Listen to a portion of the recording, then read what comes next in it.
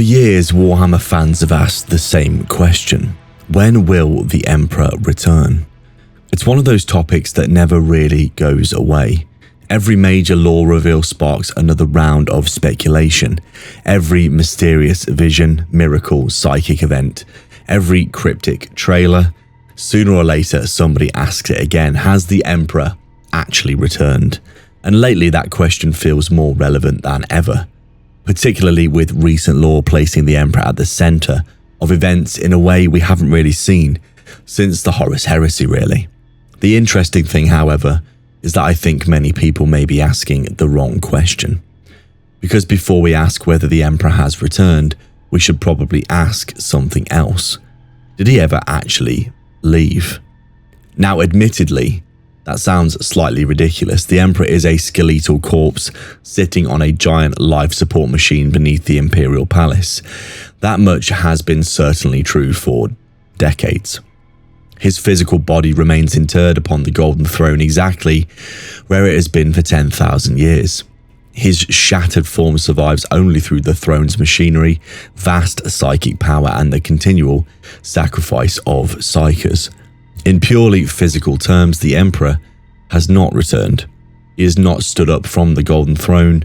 He's not marched out of the Imperial Palace and announced his presence to the galaxy, at least not yet. But physically returning and being absent are not the same thing. And that's where this discussion becomes more fascinating. Because if you examine the lore carefully, the Emperor's fingerprints are absolutely everywhere. In fact, one of the strangest developments in modern Warhammer is that the Emperor appears more active now than he has been in thousands of years. Not less, but more. The traditional imagery of the Emperor is easy to understand, of course. A dying god, silent ruler, a corpse sustained by ancient machinery, a tragic figure trapped upon the Golden Throne. There is truth in that image, of course, quite a lot of truth in fact. The Emperor's body is ravaged beyond repair. He remains bound to the Golden Throne, directing the Astronomicon and sustaining countless psychic protections necessary for the Imperium's survival. And yet at the same time, the lore repeatedly emphasizes something else. His will still exists. His mind and his influence still exist. The Emperor's spirit stretches across the Imperium, guiding the Astronomicon, influencing events through his visions, dreams, and the Emperor's Tarot, while continuing his eternal struggle against chaos. It is an important distinction, because there is a tendency to imagine the Emperor as just inactive, as dormant, if you will, as effectively gone. The actual lore paints a much stranger picture indeed. The Emperor may be physically trapped, but spiritually and psychically he's never stopped acting, never stopped influencing events, and never stopped shaping the galaxy. Consider the Astronomicon. The Astronomicon is not merely a psychic lighthouse. It's not merely a navigational beacon. It's arguably the single most important institution in the whole Imperium. Without it, warp travel collapses, communications collapse, the Imperium itself begins to fracture beyond recovery. And the Emperor remains the being who calibrates and directs that beacon. Think about that for a moment. 10,000 years. 10,000 years of unending concentration. 10,000 years of maintaining the psychic signal visible across much of the galaxy. Most beings would struggle to remain sane for 10 minutes. We saw what happened to Malkador on the throne, for example. The Emperor has been doing it for 100 centuries. That alone suggests he is far from absent. And then there are the miracles, of course. This is where things are particularly curious for me, because the modern setting increasingly presents events that are just difficult to explain through any conventional means. Living saints, divine visions, manifestations of faith, really. Moments where reality itself appears to bend around belief. The Imperial Creed teaches that the Emperor protects. For most of Warhammer's history, exactly what that meant remained deliberately ambiguous, like many things in Warhammer. Today it feels rather less ambiguous than it once did for me. The Emperor may not walk among humanity physically, but evidence increasingly suggests he is capable of acting through intermediaries, visions, psychic interventions, if you will. The growth of Emperor-focused miracles and manifestations accompanies his evolution into a godlike figure within imperial belief. And that brings us to Guilliman. Because if there's one event that changed how many people view the Emperor, it was Guilliman's audience upon Terra. For thousands of years, nobody really knew what remained on the Golden Throne. And then Guilliman returned, and what he encountered deeply unsettled him. What stood before him was not simply the father he remembered, nor was it merely a corpse. The encounter suggested something far larger, really. A being fragmented across countless purposes and responsibilities ultimately. A consciousness operating on a scale almost impossible to comprehend. I've always thought this moment was one of the most important developments in modern Warhammer, really, because it fundamentally changes the conversation again.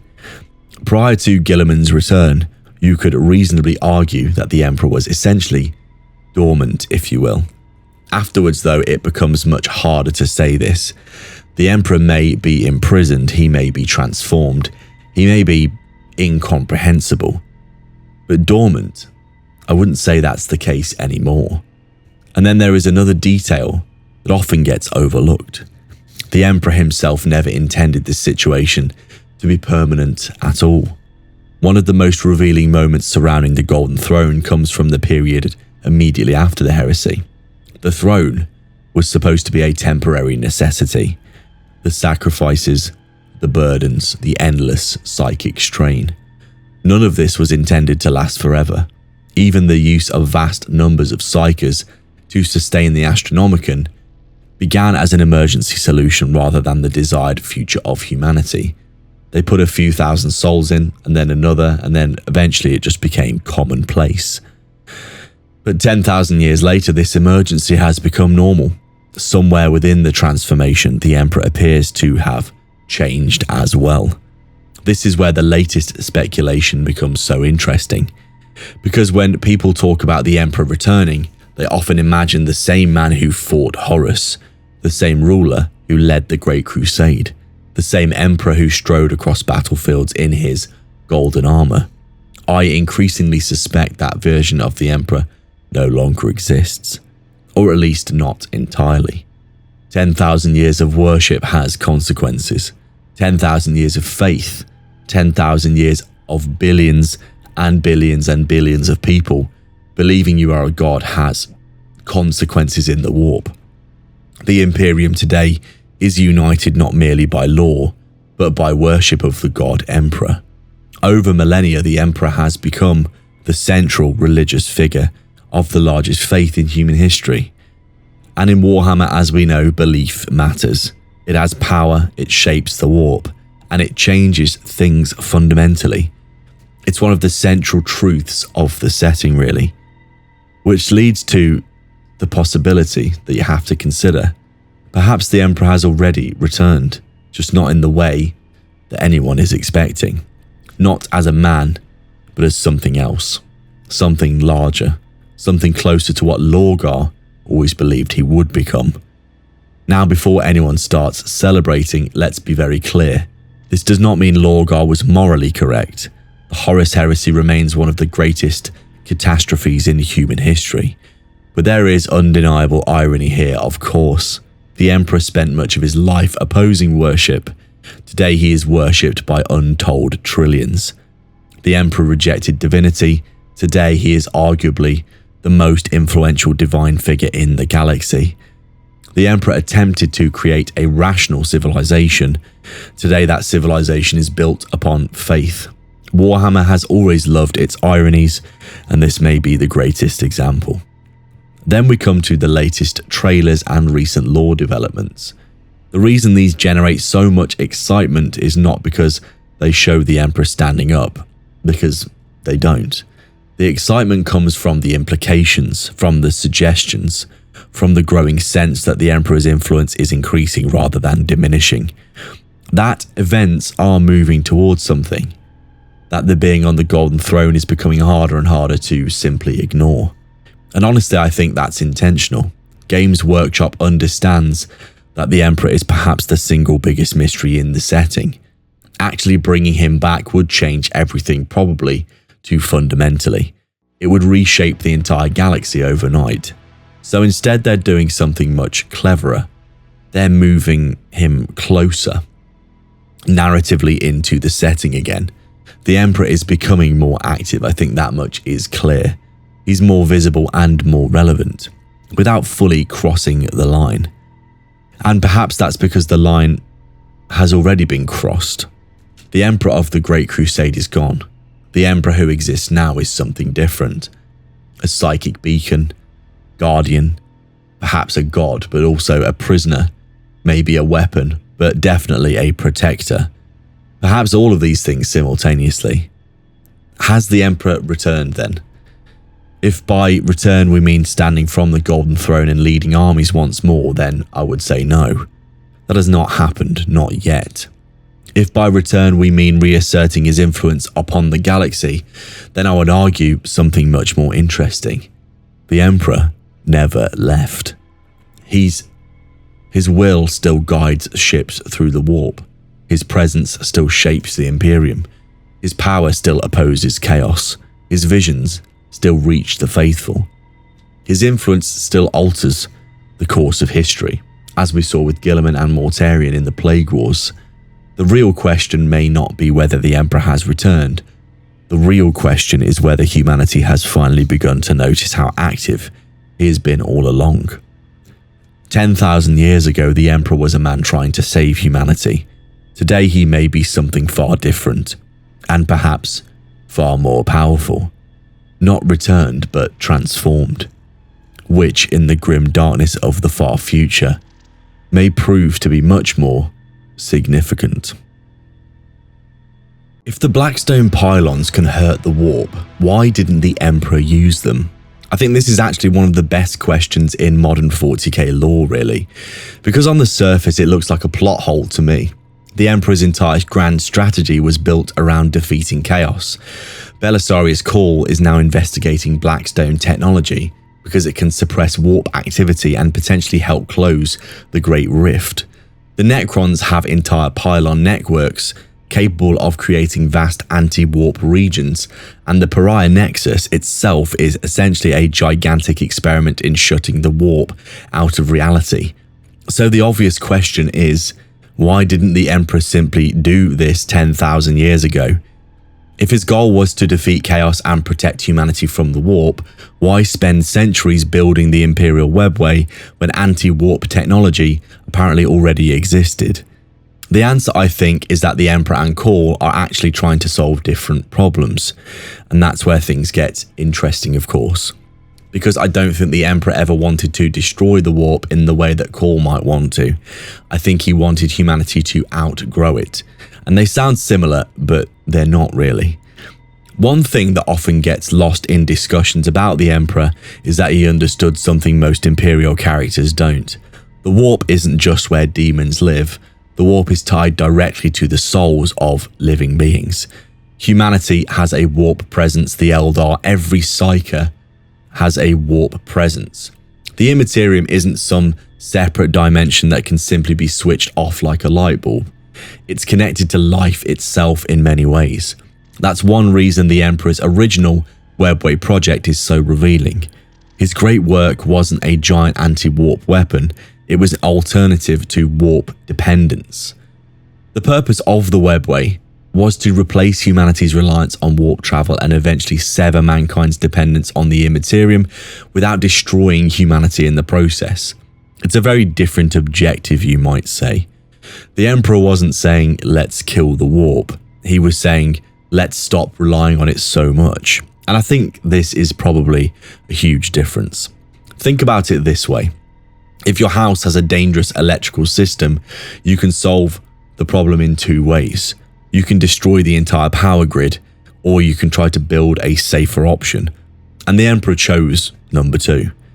Cawl is increasingly experimenting with something closer to option one, you feel. Not literally destroying the warp perhaps, but certainly suppressing and containing it, reducing its influence. As we know, with the fall of the Cadian Gate, the Blackstone pylons are incredibly effective at reducing Chaos's power. There is another issue here though, which is knowledge. People sometimes assume that the Emperor knew everything, but he didn't. He knew an absurd amount, far more than anyone else, but he wasn't omniscient. Remember that Blackstone pylons are Necron technology, not human, Old One technology, but Necron technology. And it's not just ordinary Necron technology either. We're talking about some of the most advanced anti-warp systems ever created. The pylons on Cadia were part of a vast network dating back millions of years and were specifically designed to manipulate the relationship between real space and the warp. The Emperor certainly knew the Necrons existed, or at least he knew of the ancient war in heaven. But whether he fully understood the scale and function of the pylon networks is another question entirely. Remember, modern humanity only really started understanding the significance of the Cadian pylons very late in Imperial history. Even Call had to learn about them through investigation, ancient artifacts, and cooperation with Trazyn ultimately. So, one possibility is simply this. The Emperor didn't know, not because he was ignorant, because the technology was ancient, even by his standards. Obviously, there's also the case of the Necrons were far more dormant than they now are. But even then, I don't think this is the whole answer. A more interesting explanation is that Blackstone might actually be incompatible with the Emperor's ultimate vision. Let's imagine the Emperor discovers a giant anti-warp machine during the Great Crusade. What happens if he turns it on? Chaos weakens, and obviously that is good. Demons struggle to manifest, also good. Warp storms calm down, excellent. And then something else happens. Human psychers weaken, the Astronomicon, astropathic communications, humanity's growing psychic potential weakens as well. Suddenly the situation becomes more complex, because humanity wasn't meant to remain what it was. The Emperor believed humanity was evolving into a psychic species. That's one of the key ideas behind so much of the Great Crusade. He wasn't trying to stop the evolution, he was trying to manage it and guide it, ultimately, to protect it. A giant anti-warp field potentially interferes with this process massively, and that's exactly what we're seeing in the modern lore. The Pariah Nexus isn't a paradise by any means, it's horrifying. The Necron pylon networks do not merely suppress chaos, they suppress the soul itself. The anti-warp fields generated by Blackstone can create regions where people feel detached, emotionally diminished, and spiritually weakened. The Necrons ultimately view the elimination of warp influence as worth the cost, even if it effectively means the death of spiritual existence entirely. Now ask yourself something. Would the Emperor accept this price? Honestly, I don't think so. The Silent King's solution to chaos is basically no souls, no warp, problem solved. The Emperor's solution was humanity survives, evolves, and masters its destiny ultimately. They're really fundamentally different goals. And there is another angle that rarely gets discussed. The Emperor may actually have considered anti-warp suppression a temporary fix rather than a permanent answer. Let's say you build a pylon network around Terra. Great. Chaos gets pushed back, the warp is weakened. But then what? You still have a whole galaxy full of psychers. You have billions of human souls feeding into the Immaterium. You still have emotions, fear, hatred, ambition, desire, everything that creates the Chaos Gods. You're treating symptoms, but not the cause. The Emperor always seemed obsessed with the root cause of what should be. The Webway wasn't simply safer travel, it was the beginning of a completely different future, a future where humanity gradually became less dependent on the warp itself. It's a much bigger ambition, much harder, but much bigger. Then we arrive at what I think is the strongest argument of all. The Emperor probably wouldn't trust it. And honestly, can you blame him? The Webway was his project. Human technology, human control, and human oversight. Blackstone pylons are alien superweapons built by a civilization so advanced that even Call barely understands them. Modern Mechanicus research into Blackstone is still described as primitive compared to what the Necrons can achieve. This all matters massively. The Emperor was many things. Arrogant might be near the top of the list. The idea that he would entrust humanity's future to a mysterious Xenos machine built 60 million years ago feels very unlikely to me. This is the same man who looked at every human civilization on Earth and decided he knew better than all of them. Do we really think he put his grand plan in the hands of Necron technology? I personally don't think so. He'd want something he could control and understand, something that he built. That's entirely his character, really. Ironically, Call is able to pursue this route partly because the Emperor failed, and it is a strange coincidence, really. If the Webway project had succeeded, Call probably wouldn't need Blackstone at all. The Imperium would already possess the alternative system the Emperor wanted. Humanity would be moving away from warp dependence naturally. The current Blackstone obsession only exists because the original plan collapsed. Magnus breached the Webway, the heresy happened, the Emperor ends up on the throne, and the Great Rift splits the galaxy in half. Now the situation is desperate, and desperate situations make people consider solutions that would have been rejected before. And there is also a darker possibility, one thing that I think gets overlooked. What if the Emperor understood something that Call doesn't? What if completely suppressing the warp is actually dangerous? The Necrons certainly think it's worth doing. The Silent King is actively building a vast pylon network intended to shut the warp out of reality entirely. But the Necrons aren't human. They don't have souls in the same way that humans do. They don't care about psychic evolution. They don't care about humanity's future. They care about their own objective, which is ultimately winning back the galaxy which they consider their birthright. The Emperor's objectives were broader. He wasn't trying to create a galaxy where souls no longer mattered. He was trying to create a galaxy where humanity could survive as a psychic species. Maybe Blackstone suppression is too blunt an instrument. Maybe it solves chaos by damaging something else essential about the human spirit. The Pariah Nexus certainly hints at that possibility. The anti-warp effects are so severe that entire populations can experience profound spiritual and psychological deteriorations. That's not exactly the future the Emperor seemed to envision. And then we get to the really fascinating theory. What if Call is accidentally rediscovering part of the Emperor's original plan?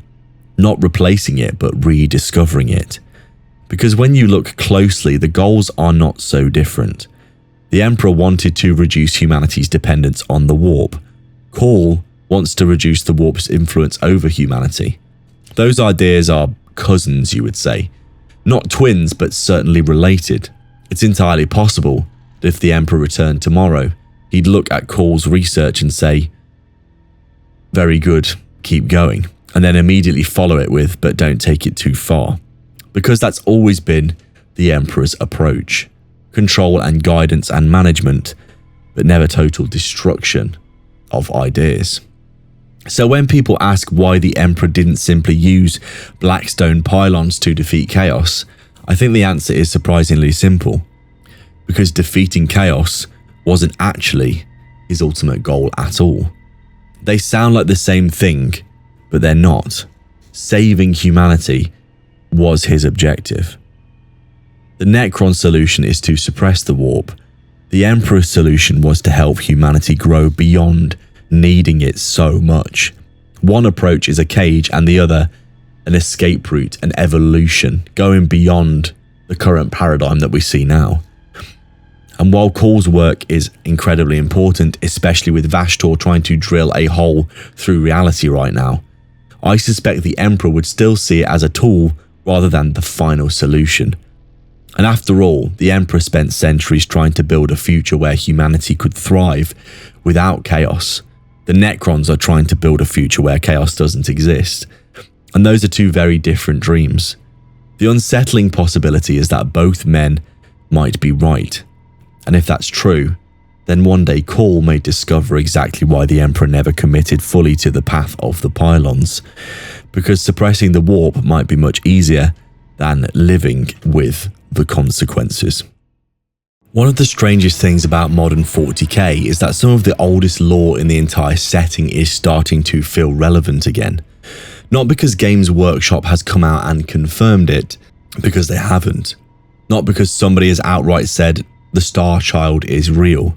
Nobody has said that either.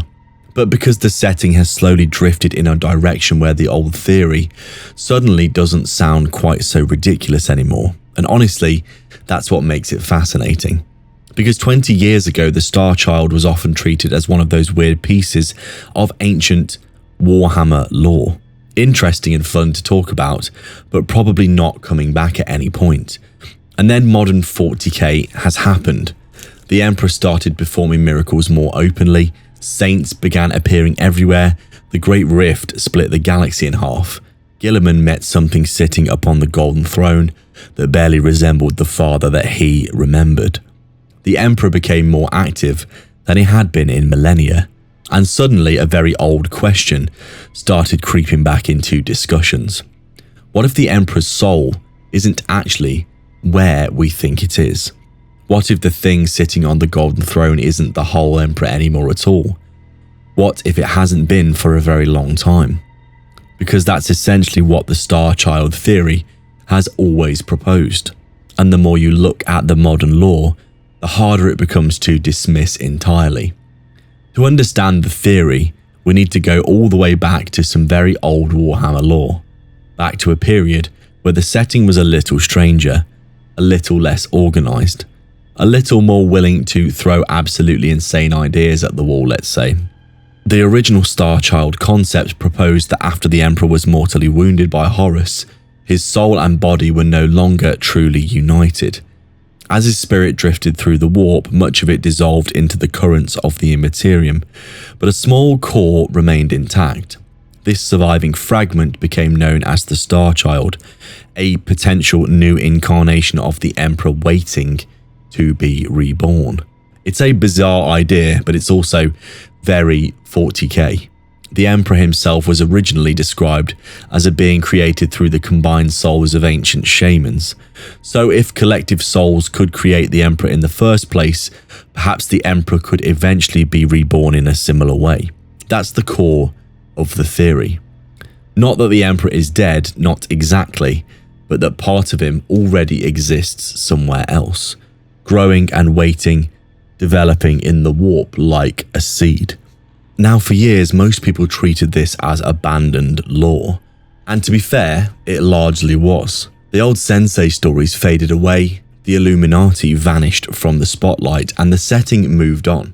But here's the thing. Games Workshop never completely killed this idea. Even modern lore sources still acknowledge the Star Child as an in-universe theory regarding the Emperor's soul and possible rebirth.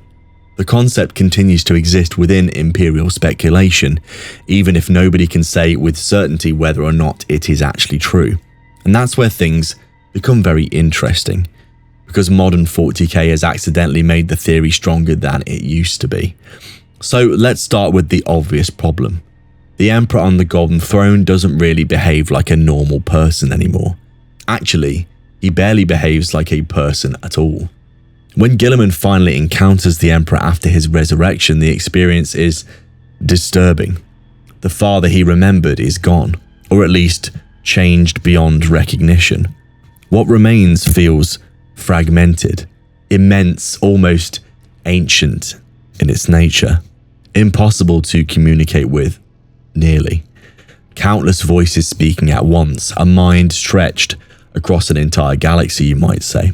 That is important because it raises the question, if the Emperor's consciousness has become fragmented over 10,000 years, where exactly are all those fragments?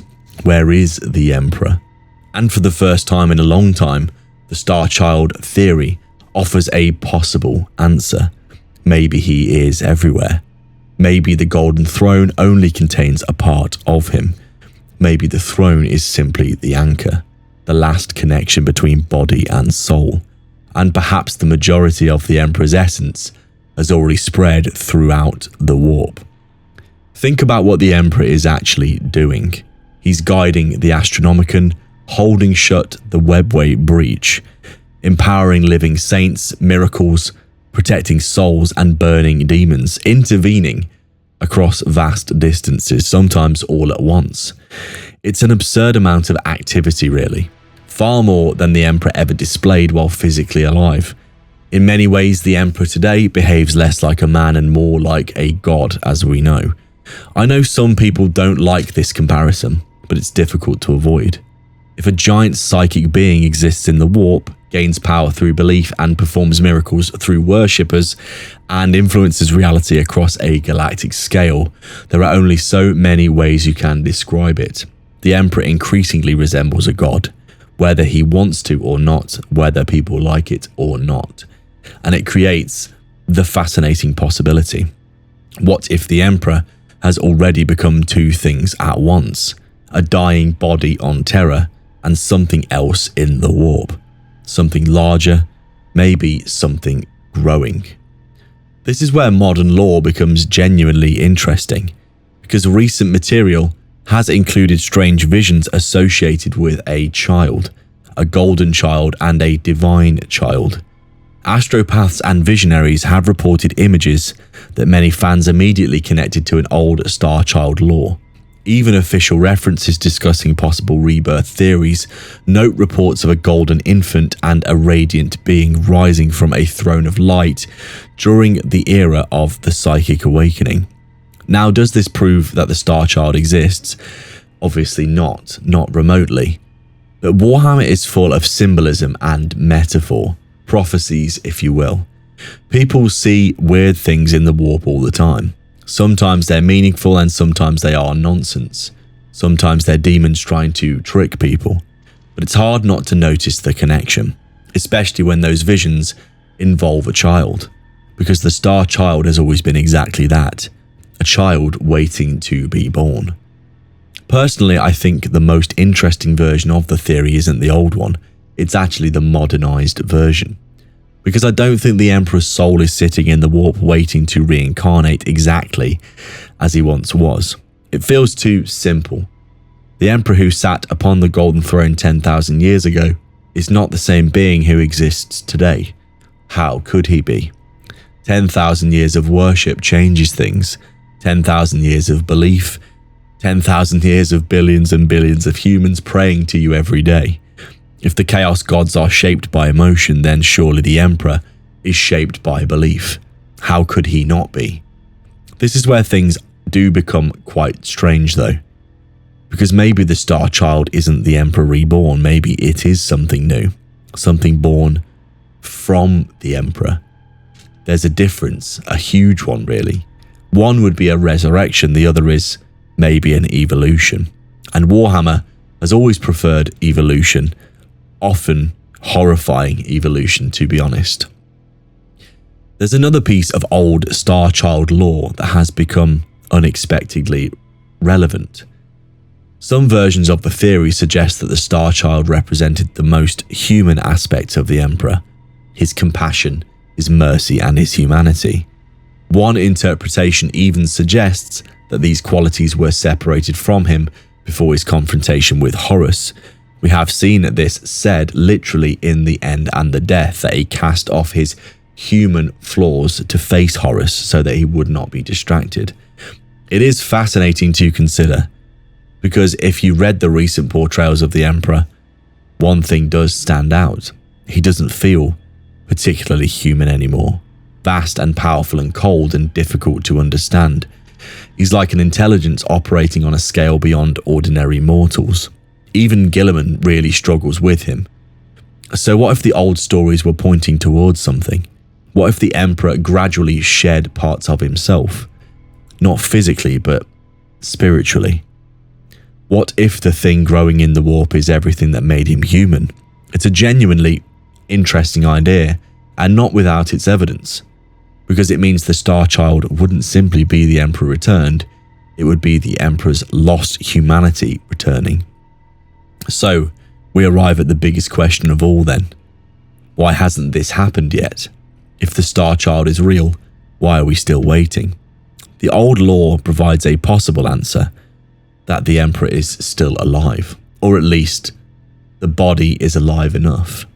Several versions of the theory suggest that as long as the Emperor remains connected to the Golden Throne, true rebirth will not occur. The body and soul remain linked, however tenuously, preventing the final transformation from taking place. It's a terrifying thought, you might say, because it turns the Golden Throne into something very different. Not a life support machine, more like a prison, or maybe a cocoon. Pick whichever metaphor you prefer, the point is the same. The Emperor cannot become something new while he's still chained to what he used to be. And this is where I think the theory becomes surprisingly relevant to the modern canon. The Imperium increasingly is dependent upon the Emperor, not the corpse but the warp presence. The miracles, divine interventions and psychic power, the thing that seems to be growing stronger. At the same time, the Golden Throne is becoming less stable. Again and again we're reminded that it cannot last forever.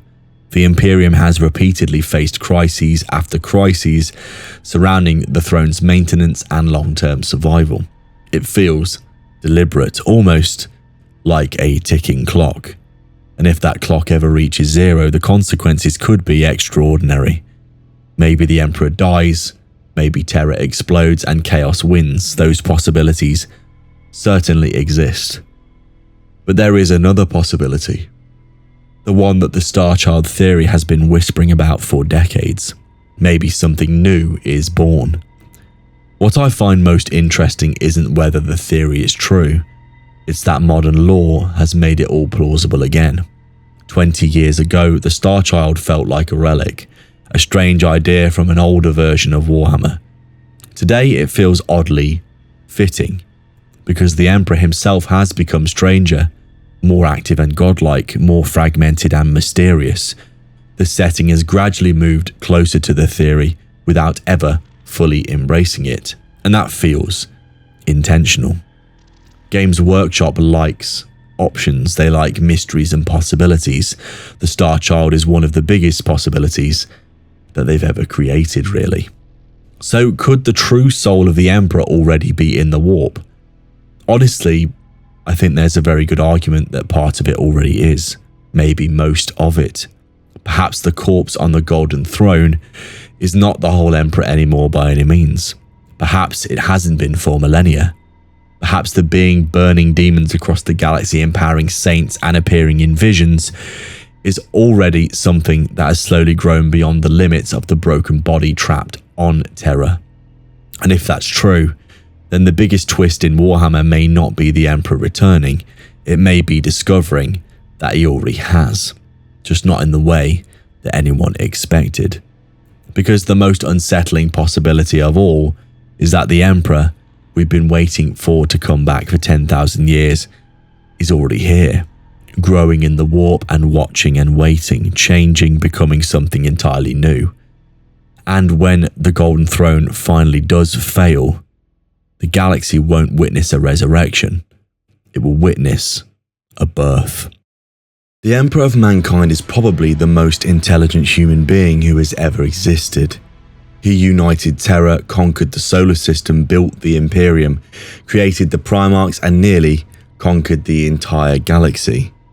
And yet despite all of that, despite possessing intelligence so far beyond ordinary humans that he might as well have belonged to a different species entirely, he somehow made a mistake that countless ordinary fathers have made throughout history. He overlooked his children. Now, admittedly, most fathers who make this mistake don't accidentally trigger a galactic civil war involving billions of deaths.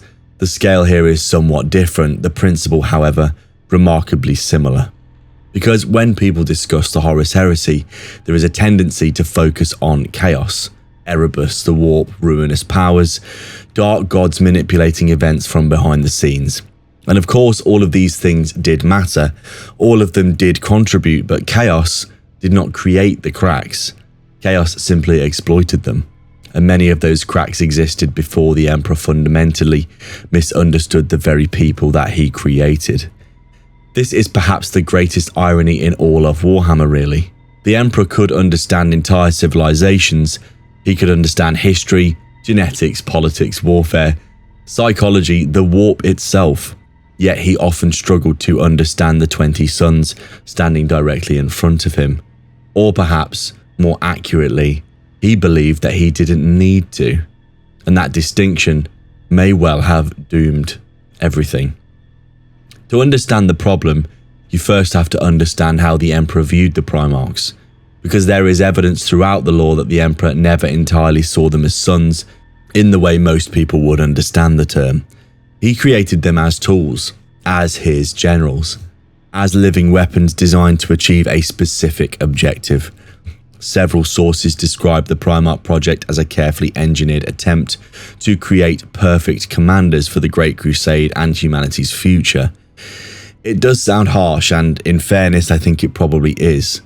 The situation becomes even more uncomfortable when you consider accounts where the Emperor explicitly describes the Primarchs as tools and weapons rather than children, explaining that creations naturally refer to their creator as their father. I've always found this detail quite horrifying really, and fascinating in equal measure, because regardless of whether the Emperor truly believed it, the Primarchs clearly didn't. Horus, Lorgar, Magnus, Perturabo, Angron, all of them wanted a father. What they received instead was often something closer to a commander, a ruler, a distant authority figure at best. The Emperor seems to have assumed that because the Primarchs were engineered, they would behave rationally. The trouble is that the Primarchs were not rational at all. They were just humans in the end. Exaggerated, to be sure, demigods, to be sure, humans capable of bench pressing a tank, but still ultimately human, possessing all the flaws of humanity: pride, jealousy, insecurity, resentment, ambition, love, fear. All the things the Emperor appears to have underestimated. Sources describing the Primarchs frequently note that despite their immense gifts, their human flaws ultimately became one of the greatest threats to the Emperor's dream. And nowhere is that more obvious than with Horus, of course. Because Horus did not simply fall because chaos corrupted him. The explanation is too neat and too convenient. Horus falls because chaos finds vulnerabilities that already exist. The Emperor names him War Master, places the weight of the Imperium right onto his shoulders, and then leaves forever. Not forever, but long enough for the doubt to grow, long enough for resentment to develop, long enough for Horus to begin asking questions. Questions that never received satisfactory answers. What was the Emperor doing on Terra? Why was everything so secretive? Why was humanity suddenly being governed by bureaucrats rather than the warriors who built the Imperium? Why did it increasingly feel like the Primarchs were becoming less important? Growing tensions around the Council of Terra and the future role of the Primarchs became a significant source of dissatisfaction among several legions during the later Great Crusade. The tragedy is that many of these concerns could probably have been addressed through a simple bit of communication. Not solved, but certainly addressed. Instead, secrecy became the default response. Nowhere is this more apparent than with Magnus, of course. Magnus the Red is one of the most frustrating characters in all of fiction, really, because he is simultaneously brilliant and also catastrophically stupid. Yet for all of his flaws, Magnus was genuinely trying to understand the warp. The Emperor knew that the warp was dangerous, and he knew that chaos existed. He knew humanity's psychic future would force confrontation with these realities out eventually. Yet he never fully explained the threat to his sons. I've often thought about how absurd this situation really is. Imagine knowing sharks exist, imagine knowing they are dangerous, then dropping 20 children into the ocean, bleeding, and simply telling them not to swim too far. At some point, somebody is going to ask for more information about what's going on, and Magnus was that somebody. The Emperor's answer was usually some variation of, "Trust me, bro." History suggests this was insufficient. And then Lorgar, another great example. Honestly, I think Lorgar may be the single greatest example, in fact, of the Emperor's failure to understand people fundamentally. Because Lorgar practically had his motivations written on his forehead, literally. The man was obsessed with belief, obsessed with purpose, obsessed with finding meaning in existence. You could see it from orbit. And yet the Emperor appears genuinely surprised when Lorgar reacts badly to having his entire worldview publicly destroyed. The destruction of Monarchia and the humiliation of the Word-Bearers became one of the defining moments, turning Lorgar and everyone else towards chaos. Now, was the Emperor wrong to oppose worship? Perhaps not. There are legitimate arguments in his favour, of course, but the manner in which he handled it was disastrous. Because public humiliation rarely creates an understanding, it usually just creates a resentment. The Emperor looked at the situation and saw a lesson. Lorgar experienced it as betrayal. That's the difference that changed the galaxy. Angron, another fantastic example. Honestly, this may be the Emperor's most indefensible decision. Angron was broken before the Emperor ever found him.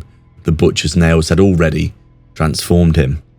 The damage was immense, the suffering unimaginable.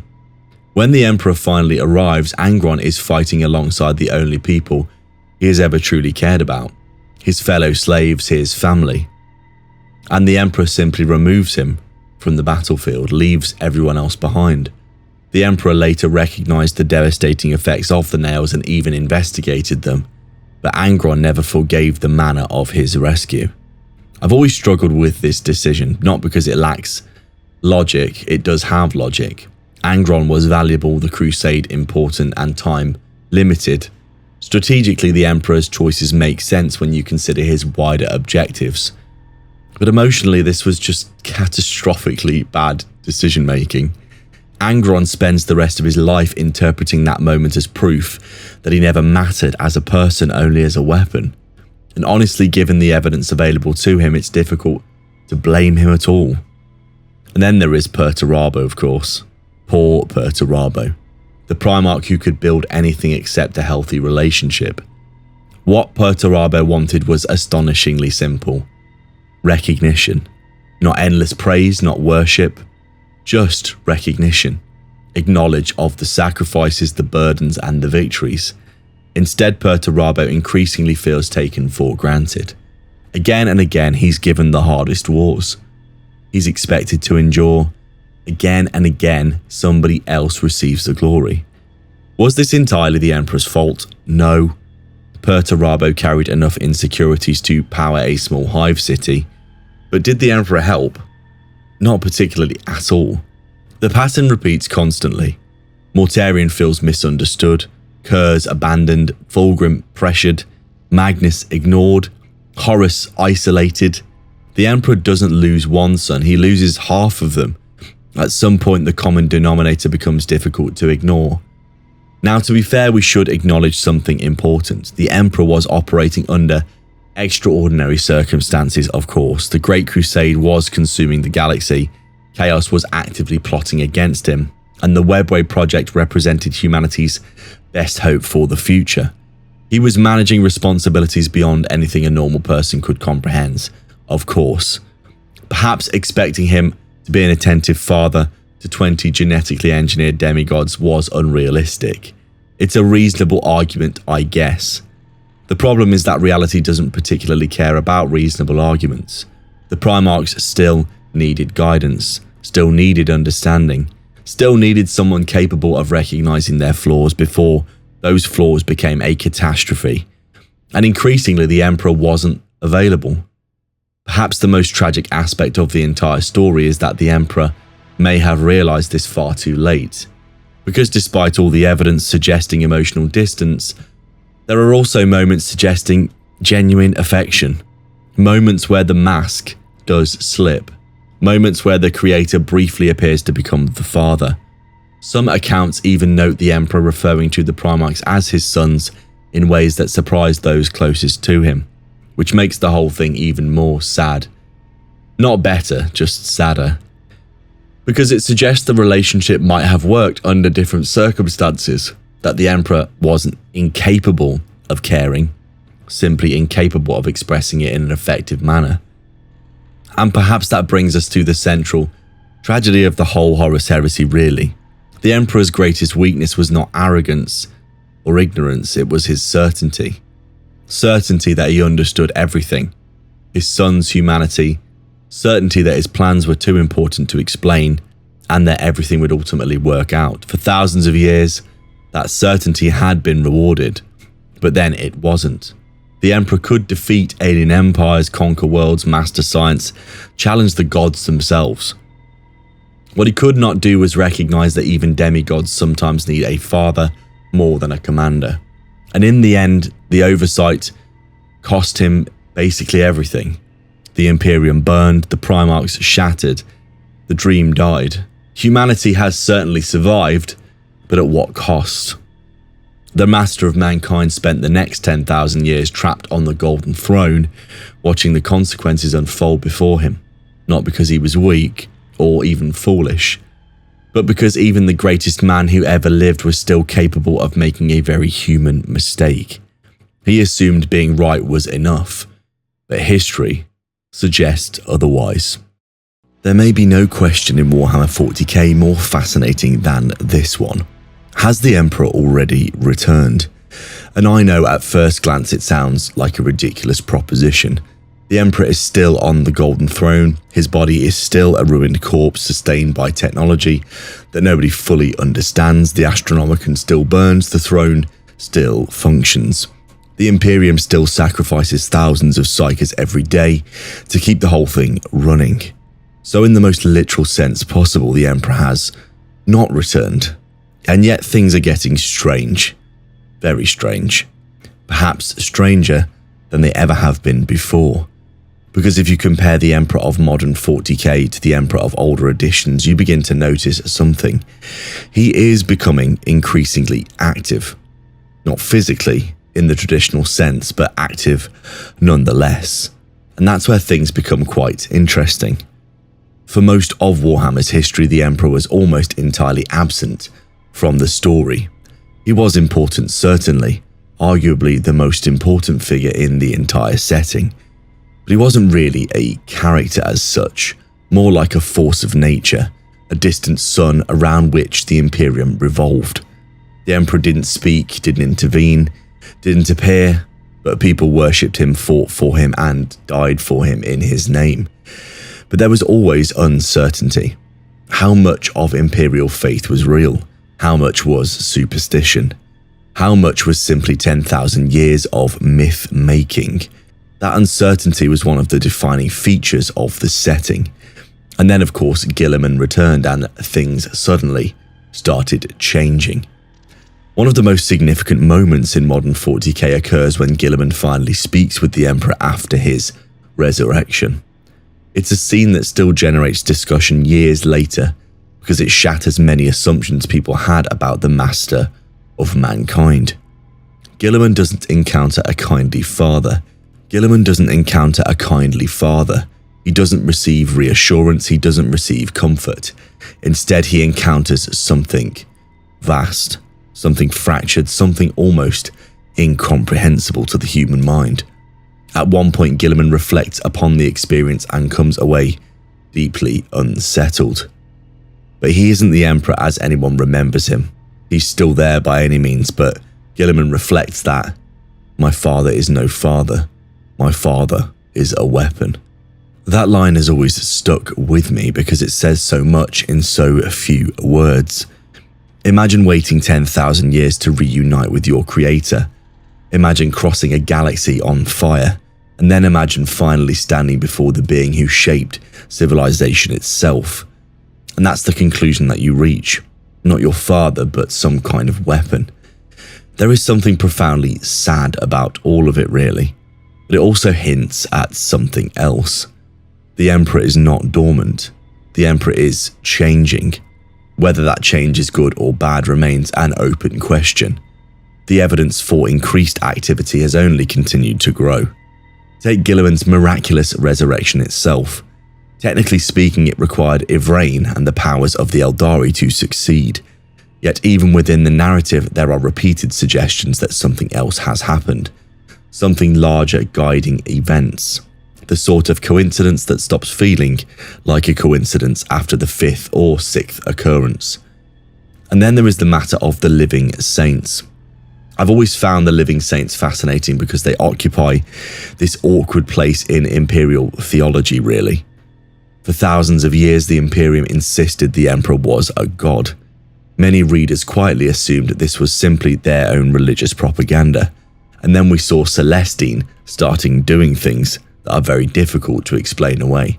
Repeatedly, Saint Celestine dies, returns, performs miracles, guides armies, walks through situations that should kill her outright.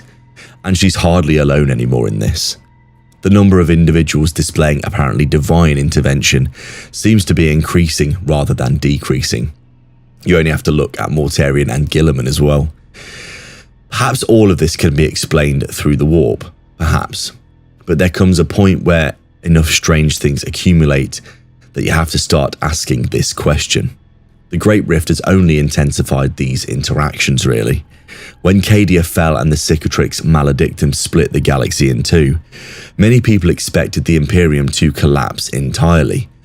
But instead it survived, barely, bloodied and broken, but still alive. And throughout that survival, stories have begun emerging. Stories of a miraculous rescue, stories of impossible victory, stories of golden light appearing at moments of desperation, stories that sound suspiciously like divine intervention.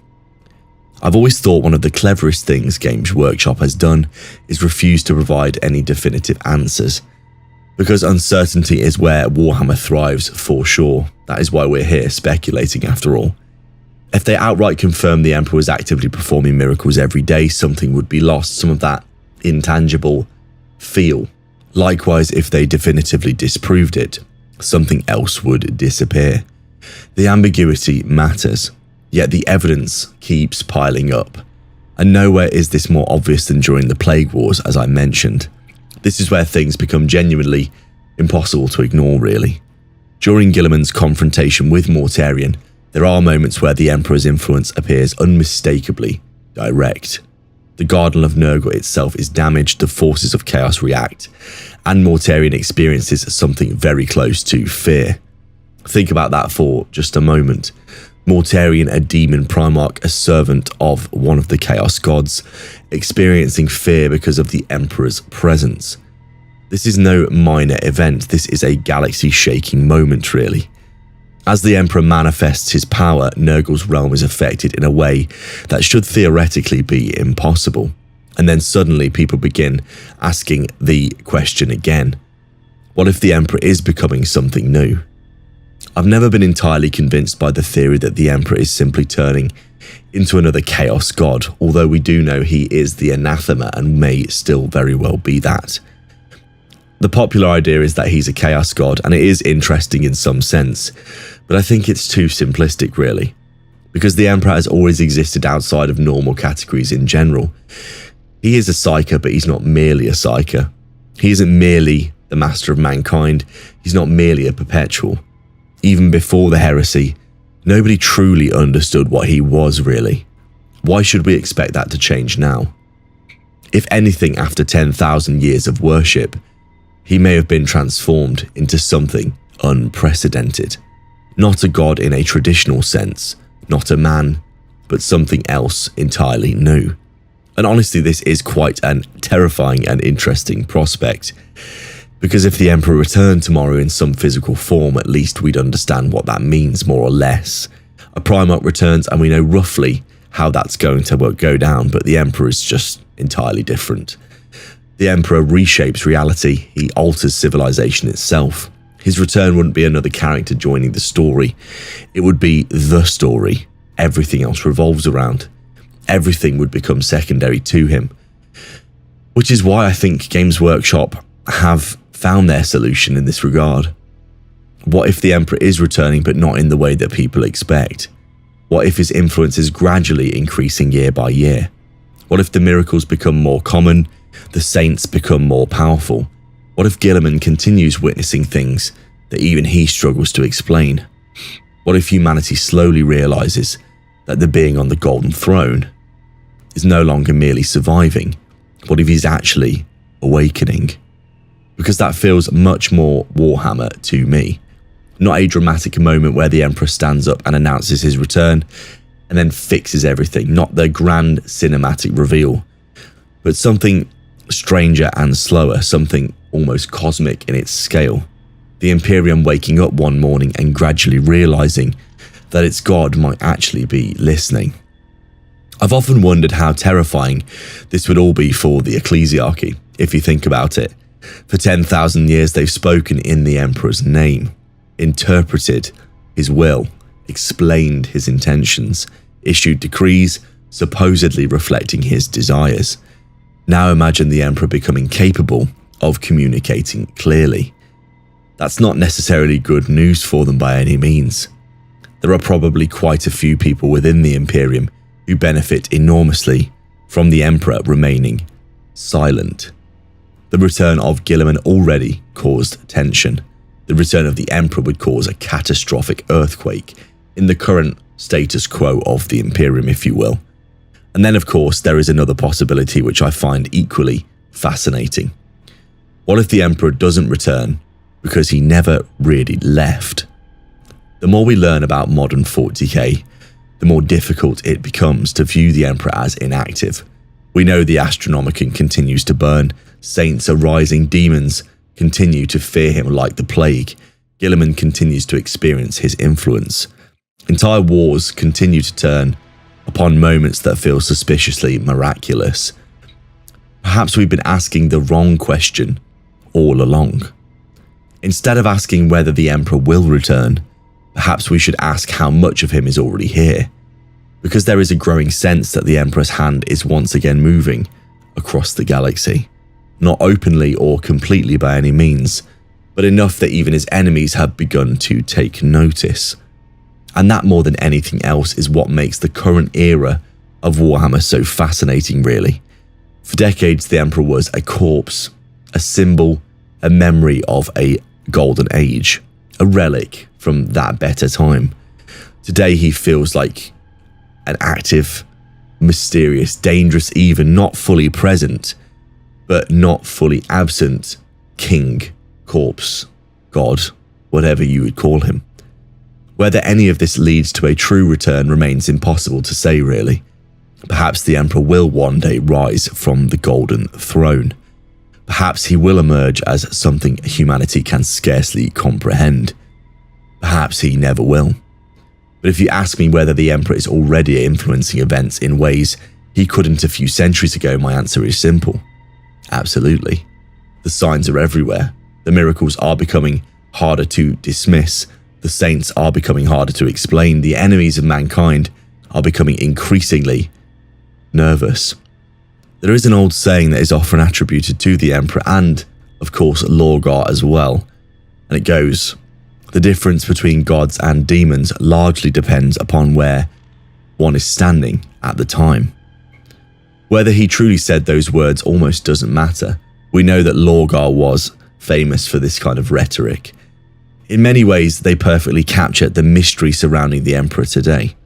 The Emperor sits upon the Golden Throne, a weapon, savior, god, corpse, mystery, perhaps all of these things at once. And somewhere in the darkness of the 41st millennium, there is a growing feeling that the master of mankind may not be as silent as he once was, not anymore. And if that feeling turns out to be true, then the greatest return in Warhammer history may have already begun. Why does it matter that Games Workshop finally showed the Emperor? Because I genuinely think this is bigger than people are treating it. Not bigger in the sense that the Emperor wakes up next month or some dramatic instant reveal, anything like that. 40k almost never moves that fast. But bigger in the sense that after decades of keeping the Emperor mostly abstract, paintings, statues, vague descriptions, second-hand reactions, we've now crossed a line where the current Emperor, the actual Emperor on the Golden Throne, has finally been placed directly in front of the audience in an official cinematic. And importantly, Games Workshop didn't hide behind any kind of symbolism here. They really showed us something, even if only in flashes. And honestly, I don't think that this choice is an accident at all, because modern 40k increasingly feels like a setting that is finally starting to move again. One thing worth remembering is just how strangely absent the Emperor has been from visual storytelling for most of Warhammer's existence. Obviously, he's everywhere symbolically, every Aquila, the cathedrals, shrine worlds, guardsmen shouting, "The Emperor protects." But the actual Emperor, the one sitting on the throne, has mostly existed through implication only, description in novels, fragments of art, characters reacting to his influence and presence, tiny glimpses filtered through myth. Even books that physically enter the Imperial Palace usually avoid fully showing him directly. In The Master of Mankind, the Emperor becomes more understandable intellectually, but still feels distant and impossible to grasp completely. Then in Dark Imperium, Guilliman's encounter arguably makes things stranger rather than clearer, really. As we know, he encounters a storm of voices. And this line is important because Guilliman doesn't experience one coherent person at all. He experiences a lattice of contradictions, fragments, a psychic pressure, something layered and difficult to interpret even for Guilliman. So for years the Emperor remained narratively untouchable, really, almost sacred in his absence. And now suddenly, there he is, rotting and watching, fused into the throne, barely recognisable. What stood out to me isn't even just that they showed him, it's how they did so. Because they could have gone the safe route, golden light, majestic silhouette, the classic god emperor framing that we're so used to. Instead, they lean into something very uncomfortable. The Warhammer Community Breakdown literally says the trailer intentionally presents multiple possibilities at once. Alive, godlike, corpse-like, and ambiguous altogether. The Emperor appears in conflicting visual states rather than one clean depiction, deliberately refusing to settle the question of what he fully is anymore. And honestly, I think this is an incredible reveal, because it lines up almost perfectly with the direction modern lore has already been taking. The Emperor is no longer written like this stable entity. He's no longer the heroic leader, main character of the setting that he once was, really. He is fragmented, confusing, psychically layered, probably conflicted in himself. Guilliman experiences a contradiction within him. Faith seems to influence him as well. Miracles are happening all the time, and the Emperor even speaks through Guilliman against Mortarion. Visually, the trailer almost mirrors the instability. There's these layers to him, skeletal, partially living at times, sometimes somewhere in between as well. And personally, I don't think this was done simply because it looks cool. I think Games Workshop is quietly acclimatizing people to the idea that the Emperor may no longer be one clean concept anymore as a character.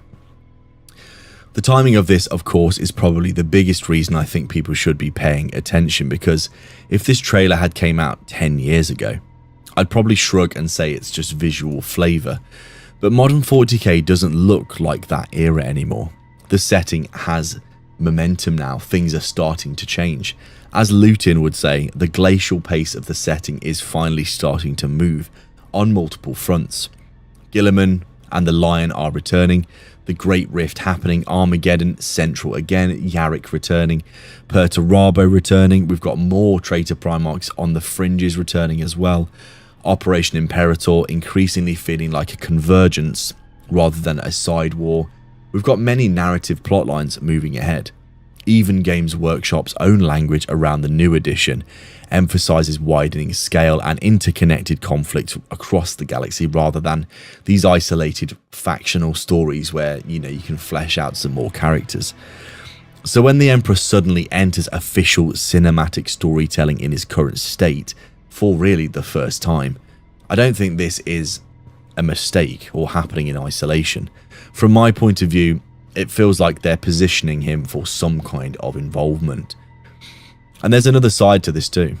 The second you show something visually, audience psychology changes. Because before this, the Emperor existed partly in imagination, really. Everyone had their own version of him, more corpse than man, more god than corpse, more skeletal, perhaps more reminiscent of his former self. Maybe a part of all of them. But now, Games Workshop has kind of planted the imagery. They've given us a concrete version of really what he is now. Frame by frame discussions exploded almost immediately, as you can imagine, with people noticing different faces, shifting forms, even suggestions of movement or awareness inside the Golden Throne imagery. Several viewers focused particularly on an eye appearing illuminated and directed outward during the close-up sequences, which I also noticed. And this changes the emotional relationship people have with the character as well.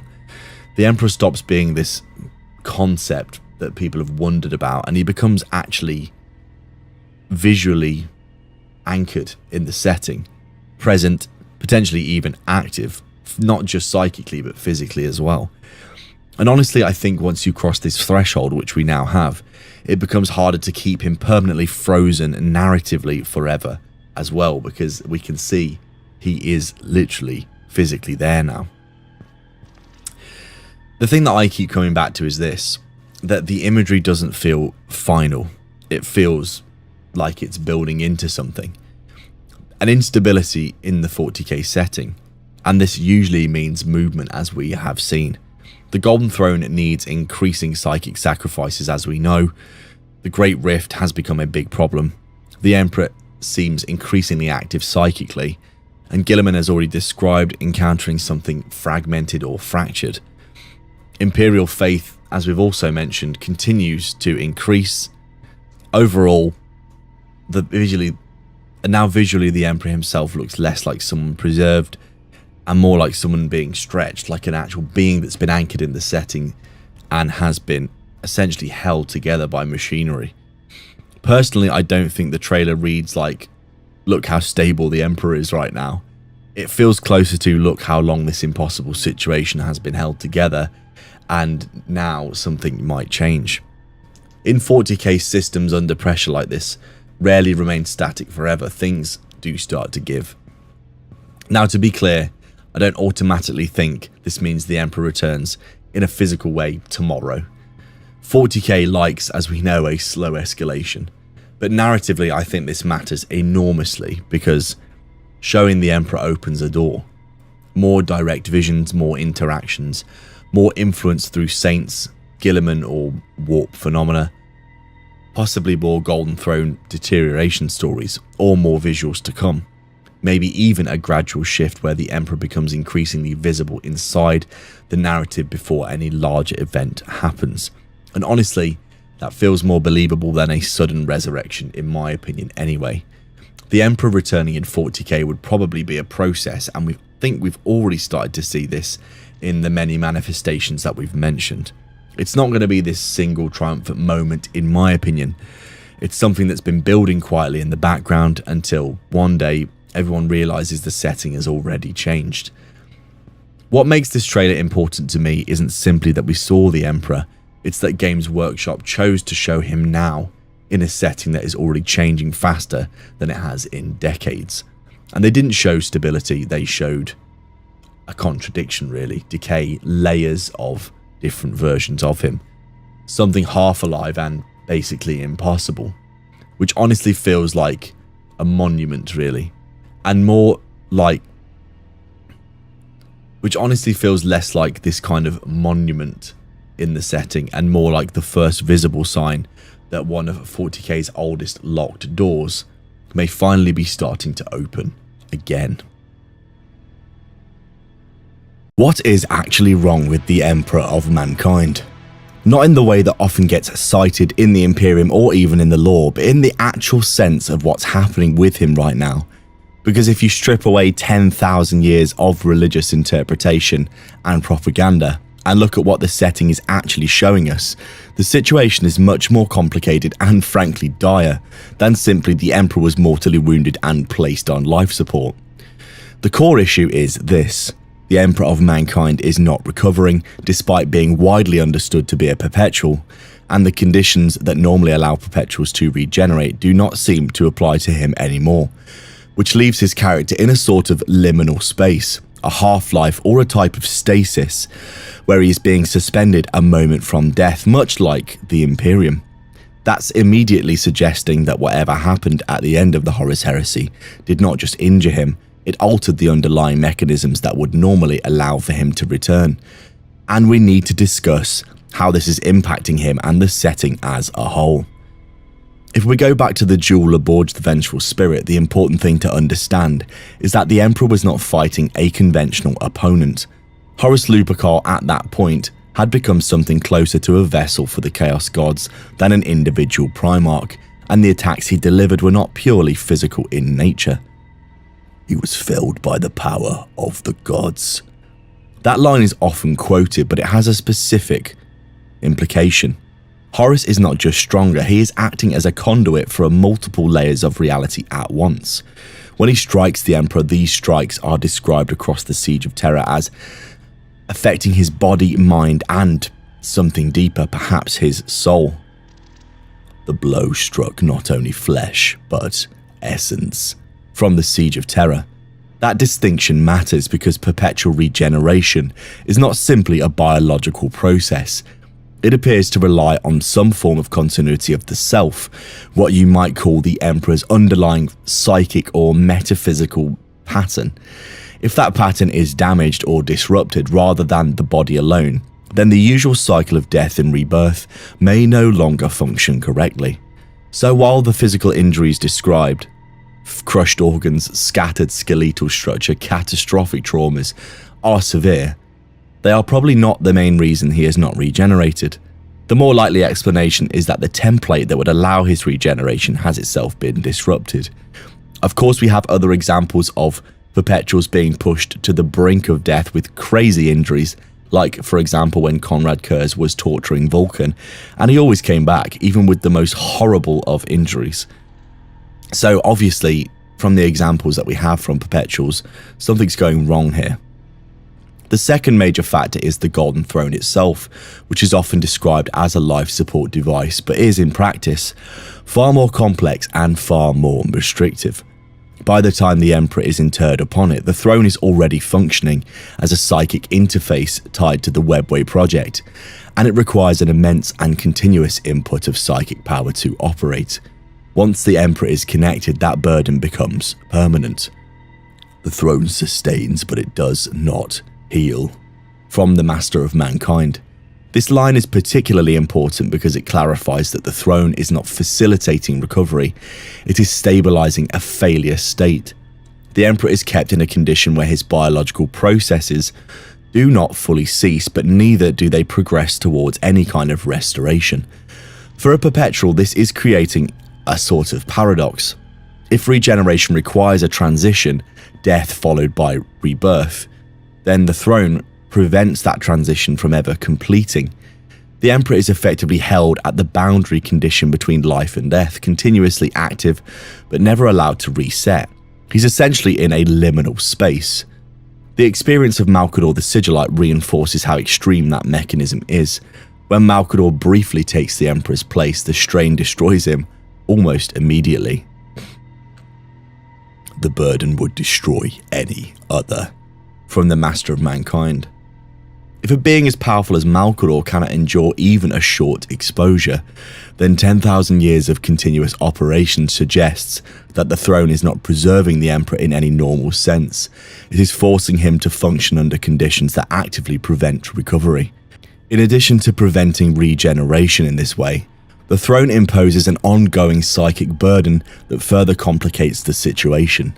The Emperor is not merely sitting in stasis, he is actively maintaining several critical systems simultaneously. These include the Astronomicon, which requires a constant psychic projection across the galaxy, and also the containment of the human webway breach beneath the Imperial Palace, which is effectively a permanent defensive action against warp intrusions breaching onto Terra and destroying it almost instantly. This continuous output means that even if some form of regeneration were possible for the Emperor, it would be competing against an equally constant strain that he has to maintain. If I fail, humanity dies. From the Master of Mankind. While this line is contextual, it reflects the scale of responsibilities involved. The Emperor cannot simply disengage from his role without catastrophic consequences for Terra and the wider Imperium. and so any process that will require him to stop, even briefly, is effectively impossible under the current conditions. A further complication is the apparent fragmentation of the Emperor's mind, as described during his interactions with Roboute Guilliman in Dark Imperium. Guilliman does not encounter a single unified personality, but rather a layered and conflicting set of impulses and emotions. A mind of many voices. From Dark Imperium. This description suggests that the Emperor's consciousness has been altered by a prolonged strain, possibly combined with the effect of the warp exposure and 10,000 years of sustained psychic activity that he has been enduring. Instead of a singular will directing regeneration, there may now be a multiple competing aspect of him. And this fragmentation could interfere with the coherence required for a perpetual's return. If regeneration depends on a stable identity, then a divided consciousness introduces an instability into the process that not many people have considered. Also, the Emperor has been the subject of continuous worship on a galactic scale, and as we know in Warhammer 40,000, this will have tangible effects in the warp. As we know, faith reshapes reality. From Dark Imperium. Over millennia, this belief may have influenced the Emperor's psychic presence, further complicating the relationship between his physical form and his existence within the warp. The result is a being that is not only damaged, but also distributed across multiple layers of reality. Finally, there's also this question of intent. It is possible that the Emperor is not entirely unable to regenerate, but is instead constrained by the consequences of doing so. If the Emperor were to die completely even for a moment, as we know, the system he maintains would fail. The Astronomicon would cease, isolating Imperial worlds, and the Webway breach could expand, allowing direct warp incursion into Terra, where demons would probably rip it to pieces in a matter of hours. Under those conditions, even a successful regeneration might come far too late to prevent widespread collapse. This creates a scenario in which the Emperor's current state is not just imposed, but to some extent maintained, because the alternative is actually far worse. And when you put all of this together, the Emperor's lack of regeneration is not the result of a single failure, but the interaction of several overlapping factors, I would say. His body was catastrophically damaged in ways that are likely affecting him more than just physical structure. His underlying essence as a perpetual itself, whatever enables that perpetual regeneration, may have been disrupted by the chaos-infused attacks Horus dealt him. The Golden Throne prevents the transition required for recovery while simultaneously imposing this constant strain upon him. And his consciousness appears to be fragmented, with his responsibilities making an interruption of function pretty much impossible. In other words, the Emperor is not simply wounded, he is held in a system that preserves activity while preventing any kind of resolution for him, and every mechanism that might allow him to return is either damaged or actively suppressed by the conditions required to keep the Imperium functioning at all. That is why after 10,000 years he is not regenerated. It's not because potentially he cannot, but because under the current conditions of the setting there is no point at which the process is allowed to begin. YouTube thinks you should watch the video on screen next and become a chapter brother down below. You can get members only videos by becoming a battle brother. Join the button down below now. In the grim darkness of the far future there is only war. What if the return of the Emperor of Mankind is not the thing that saves the Imperium, but the thing that finally ends it? Because I've noticed something strange in modern 40k discussion. People usually talk about the Emperor returning as though it automatically will fix everything. The Golden Throne fails, the Emperor rises, chaos starts to panic, and the Imperium rallies. Suddenly, humanity gets its great comeback moment. But when you actually look at the lore, especially the newer material around the Siege of Terra, Guilliman's meeting with the Emperor, the Great Rift, and the changing state of faith in the Imperium, I honestly think the opposite possibility deserves a lot more attention. Not that the Emperor cannot return, of course he absolutely can, but that this return may be catastrophic. Because the Imperium that exists in M42 is not the civilization the Emperor originally tried to build. In a lot of ways, it's the exact thing he spent centuries trying to prevent. One thing I don't think gets discussed enough is how the Emperor hated superstition during the Great Crusade. The imperial truth was not subtle about this at all. Religion was treated as extremely dangerous and prohibited, mysticism suppressed at every turn. Humanity was supposed to move towards rational unity under a secular rule, partly because the Emperor understood full well how belief interacts with the warp. Faith shackles humanity. From The Last Church. That conversation in The Last Church matters because it gives one of the clearest windows into how the Emperor actually viewed civilization before the heresy. He doesn't just dislike religion politically, he sees it as dangerous to its core. Fast forward 10,000 years, and now humanity worships him as a literal god. Entire worlds run on religious extremism. The ecclesiarchy dominates imperial life in basically every way. Billions are burned for theological disagreement. The Imperium is held together spiritually through ideas the Emperor has openly rejected. And honestly, this creates a very uncomfortable kind of tension waiting. If the Emperor was to wake up, does he even recognize the Imperium as something worth preserving? Personally, I think people underestimate how violent that confrontation could become, because fixing the Imperium may require dismantling the systems that are currently holding it together. The clearest clue we might have about all of this actually is probably Roboute Guilliman. Guilliman wakes up in the modern Imperium and immediately struggles with what he finds. The bureaucracy is bloated, the state religion horrifies him, and the inefficiency borders on pure insanity. He repeatedly questions whether the Imperium can function long-term at all. And this is Guilliman, arguably the most administrative and politically practical Primarch in existence. What has become of my father's dream? From Dark Imperium. That feeling runs underneath a lot of Guilliman's modern lore. Disappointment and frustration, really just exhaustion of what the Imperium has become. Now imagine if the Emperor himself returned into the setting. Guilliman at least has emotional distance from the imperial truth. He adapted reluctantly to what he has currently. But the Emperor created this original project. He remembers what humanity was supposed to become. From my point of view, it feels very unlikely that he simply walks into the imperial palace accepting 10,000 years of religious authoritarianism and says, fair enough. And then of course, there's the practical problems.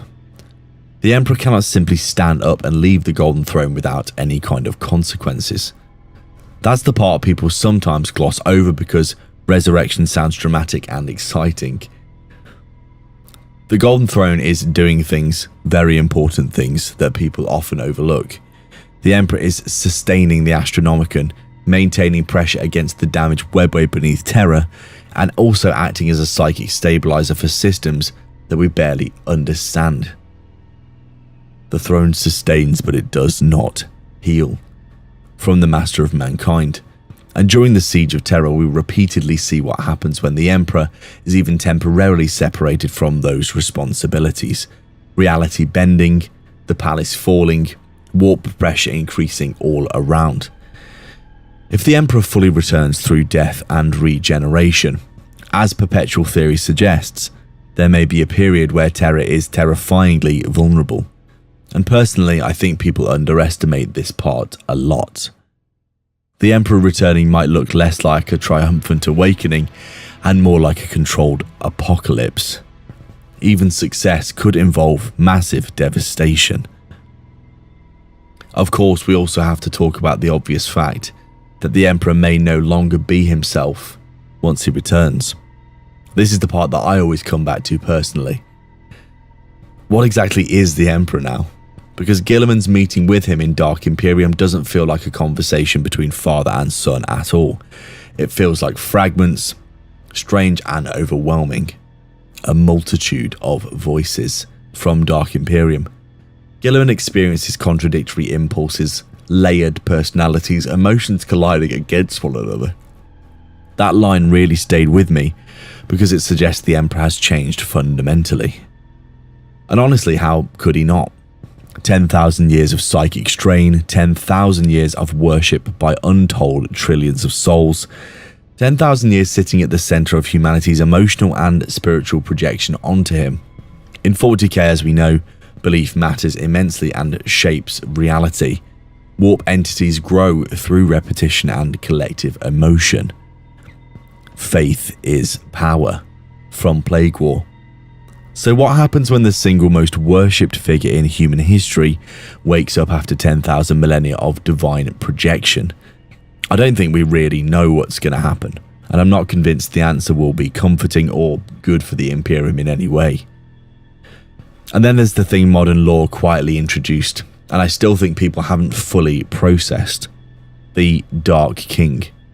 During the End and the Death, the Emperor approaches that apotheosis, not metaphorically, a literal transformation into some kind of god, a new warp god associated with domination and order, tyranny and human control, and it begins forming all around him.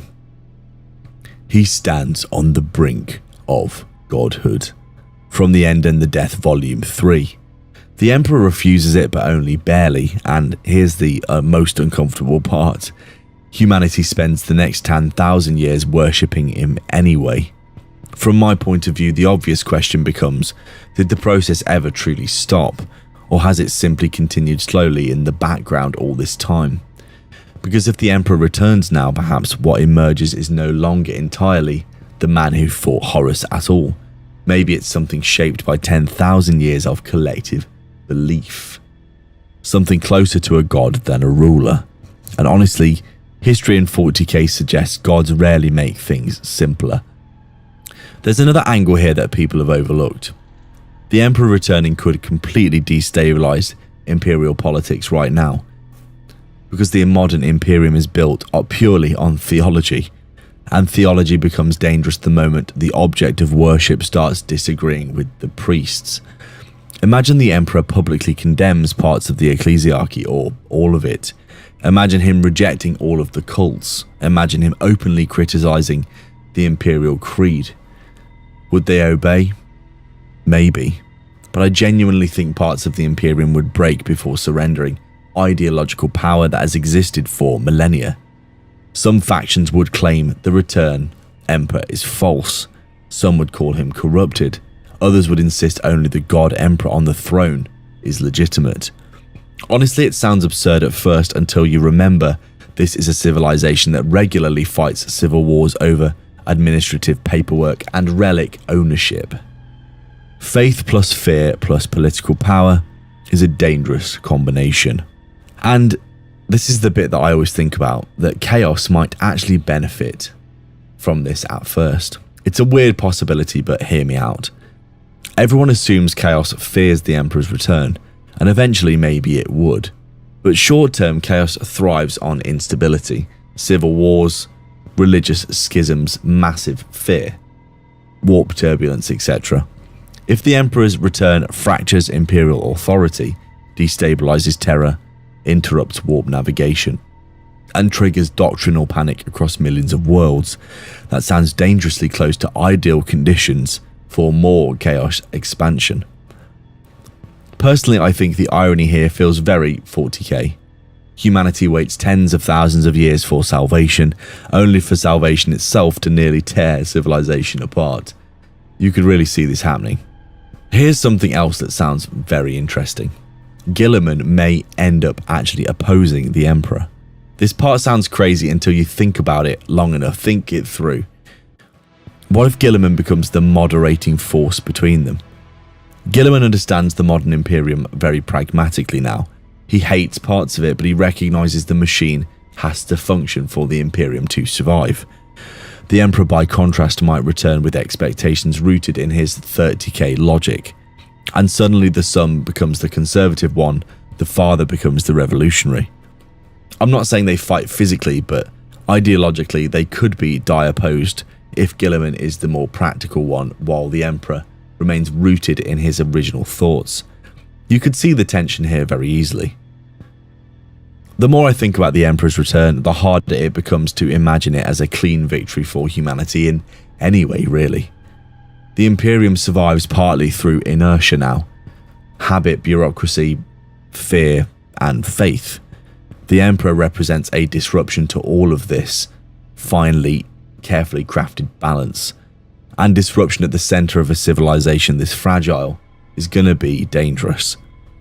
Maybe he returns and saves humanity. Maybe. Maybe he becomes something stranger though. Or maybe the darkest possibility is the simplest one. The Emperor comes back, looks at what the Imperium has become and realizes the only way to preserve humanity is to destroy the civilization carrying its name. And honestly, that feels incredibly Warhammer 40k. For more than 100 centuries, the Emperor has sat immobile on the golden throne of Earth. He is the master of mankind by the will of the gods and master of a million worlds by the might of his inexhaustible armies. He is a rotting carcass writhing invisibly with power from the dark age of technology. He is the carrion lord of the Imperium, for whom 1,000 souls die every day, for whom blood is drunk and flesh eaten. Human blood and human flesh, the stuff of which the Imperium is made. To be a man in such times is to be one amongst untold billions. It is to live in the cruelest and most bloody regime imaginable. This is the tale of those times. Forget the power of technology, science, and common humanity. Forget the promise of progress and understanding, for there is no peace among the stars, only an eternity of carnage and slaughter, and the laughter of thirsting gods. The Emperor of Mankind is worshipped as a god by untold trillions. He is fed by the souls of thousands of psykers every day. The Emperor of Mankind has endured 10,000 years on the Golden Throne, absorbing belief, pain, and power on a scale nothing in the galaxy has ever experienced. And the question, quiet and dangerous, is this: what has it done to him? Because if you step back, strip away the dogma, the rituals, the endless chanting of the ecclesiarchy, you start to notice something unsettling. The Emperor may not just be surviving anymore, he may be changing. And I'll be honest, I didn't really think about it in this way for a long time. It's easy to imagine the Emperor as static, frozen, stuck on the throne, like the setting really in general. A corpse barely alive, holding the Imperium together out of sheer stubborn will. But that idea, it doesn't quite hold up when you look closer. Not anymore. Because in the Warhammer universe, as we know, belief really matters. Belief shapes the warp, belief creates gods, belief makes basically everything that the orcs use work. The warp is a mirror of the soul. From various chaos references.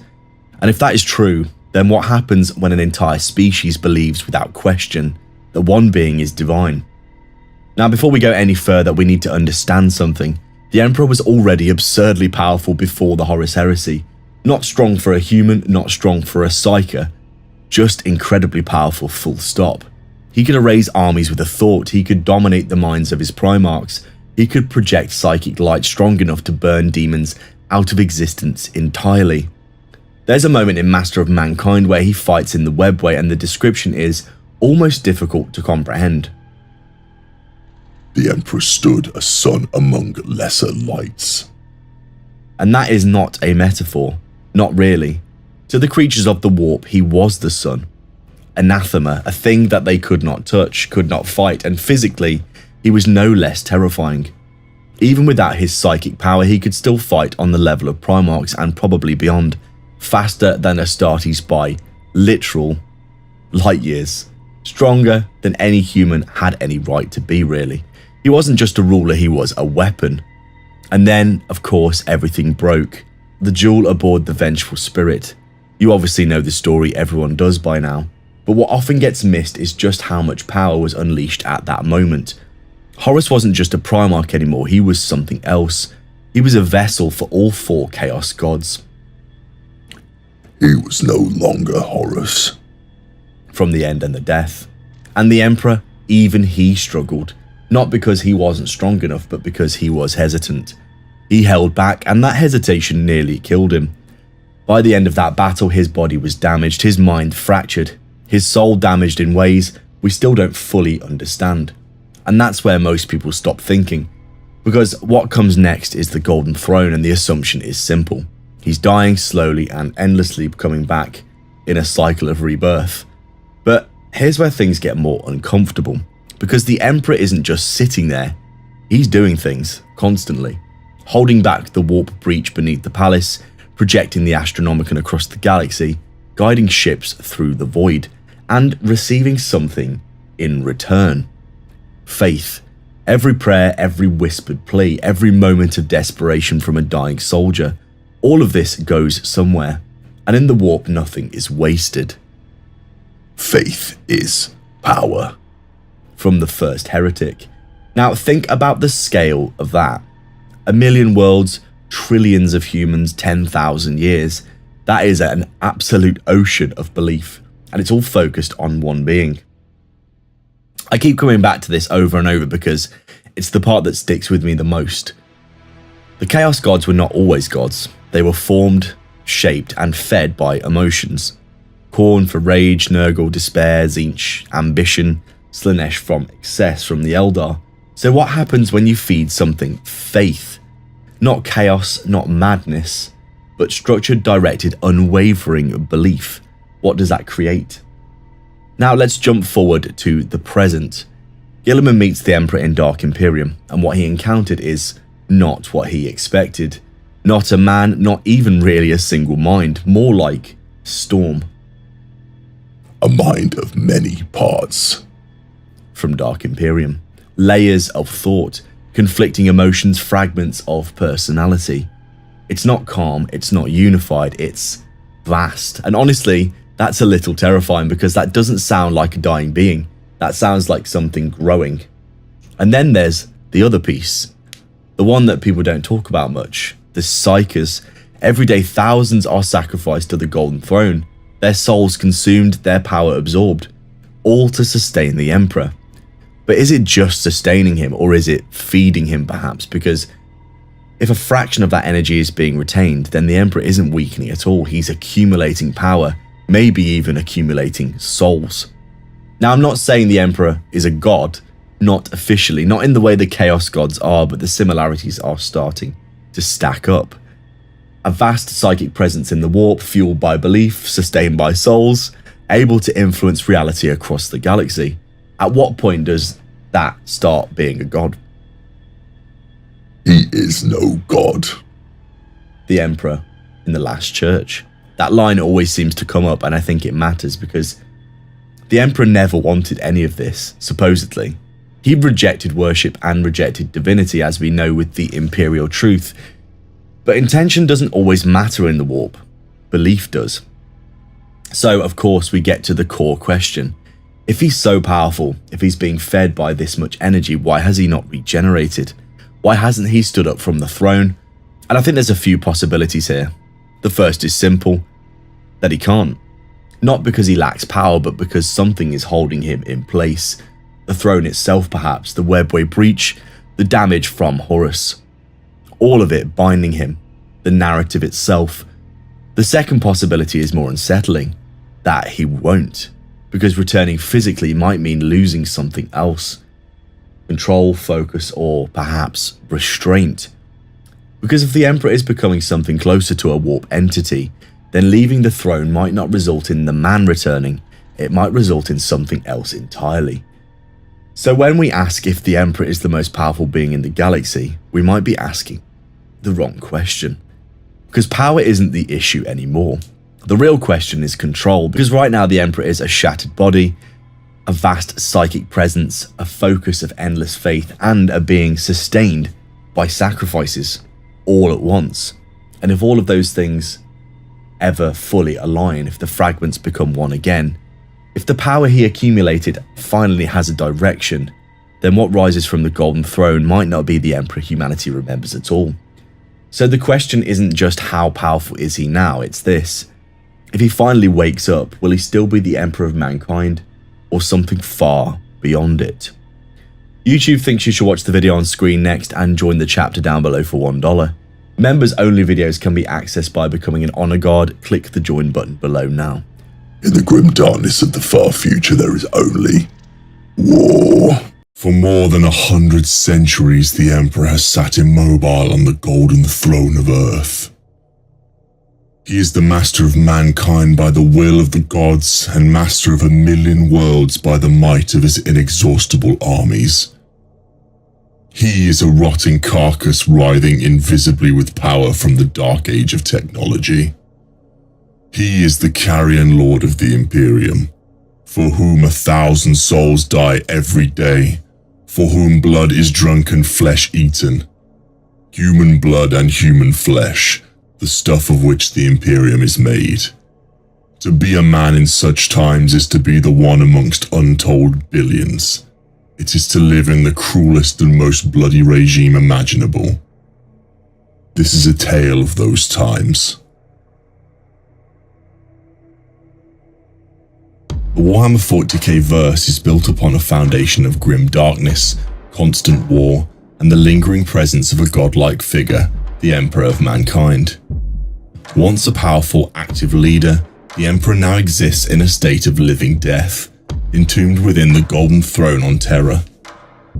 Understanding his current condition requires a deep dive into the lore, examining the history that led to his entombment, the mechanics of the Golden Throne, and the ramifications of his deteriorating state of the Imperium of Man.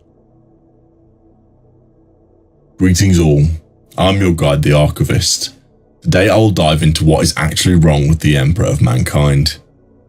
Before we begin, please make sure to like the like and subscribe waypoints down below, so that more people can learn for the archives.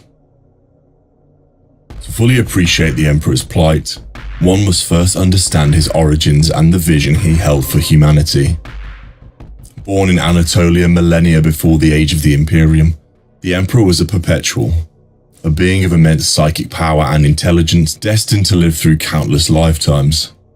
Recognizing the inherent dangers lurking in the warp and the potential for humanity to be consumed by it, he embarked on a grand plan to unite humanity and guide it towards a golden age of reason and scientific advancement, free from superstition and the influence of chaos.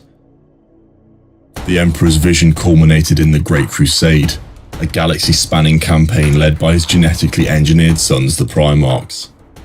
These demigods, imbued with fragments of the Emperor's own essence, spearheaded the Imperial armies, conquering and bringing countless worlds under the banner of the Imperium. For a time it seemed as though the Emperor's dream was within reach. However, the seeds of betrayal had already been sown. The Horus Heresy, a catastrophic civil war ignited by the Primarch Horus's fall to chaos, shattered the Imperium and irrevocably altered the course of history. The conflict pitted brother against brother, unleashing untold destruction across the galaxy. The climax of the heresy saw the Emperor confront Horus aboard his flagship. In a desperate battle, Horus was defeated, but the Emperor suffered mortal wounds. To ensure the immediate threat of chaos was neutralized, the Emperor unleashed a psychic attack that obliterated Horus's soul, but at a terrible cost. Mortally wounded and teetering on the brink of death, the Emperor was brought back to Terra and placed on the Golden Throne, an ancient device of immense power and complexity. This device, originally intended to unlock the secrets of the Webway, was repurposed to sustain the Emperor's life and amplify his psychic abilities. It is here that the details of his current condition become truly harrowing. The Golden Throne does not heal the Emperor. Instead, it acts as a life support system of unimaginable scale, converting the psychic energy of thousands of psykers into life force to keep his body functioning. This process is agonizing and unsustainable. Each day, hundreds of psykers are sacrificed to the Golden Throne, their souls consumed to prolong the Emperor's existence. Were the throne to fail, or the supply of psykers to cease, the Emperor would finally die. The primary function of the Emperor on the Golden Throne is not simply to exist. He acts as a psychic beacon, the Astronomicon, which allows Imperial ships to navigate the warp.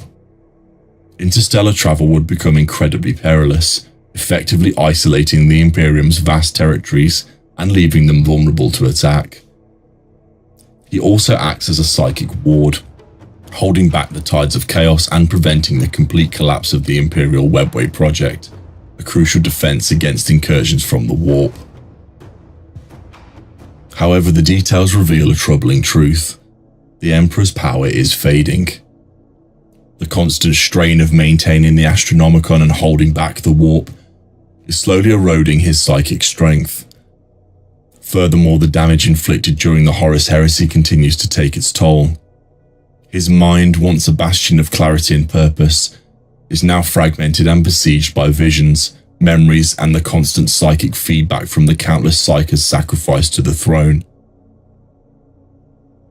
As the Emperor's condition deteriorates, so too does the Imperium. The Astronomicon flickers, making warp travel increasingly dangerous and unpredictable. Psychic phenomena intensify, leading to more frequent demonic incursions and the warping of reality. The Emperor's ability to guide and inspire humanity wanes, replaced by cryptic pronouncements and unsettling dreams. The Imperium, already struggling under the weight of constant war and internal strife, teeters on the precipice of collapse. The Adeptus Custodes, the Emperor's personal guard and guardians of the Golden Throne, are acutely aware of the Emperor's declining state. They are privy to the subtle shifts in his psychic presence, the growing instability of the throne, and the increasingly dire warnings emanating from within the Imperial Palace. Their vigilance is unwavering, but even in their legendary dedication cannot halt the inevitable decay. The question of what happens when the Emperor finally dies is a source of immense dread and speculation within the Imperium.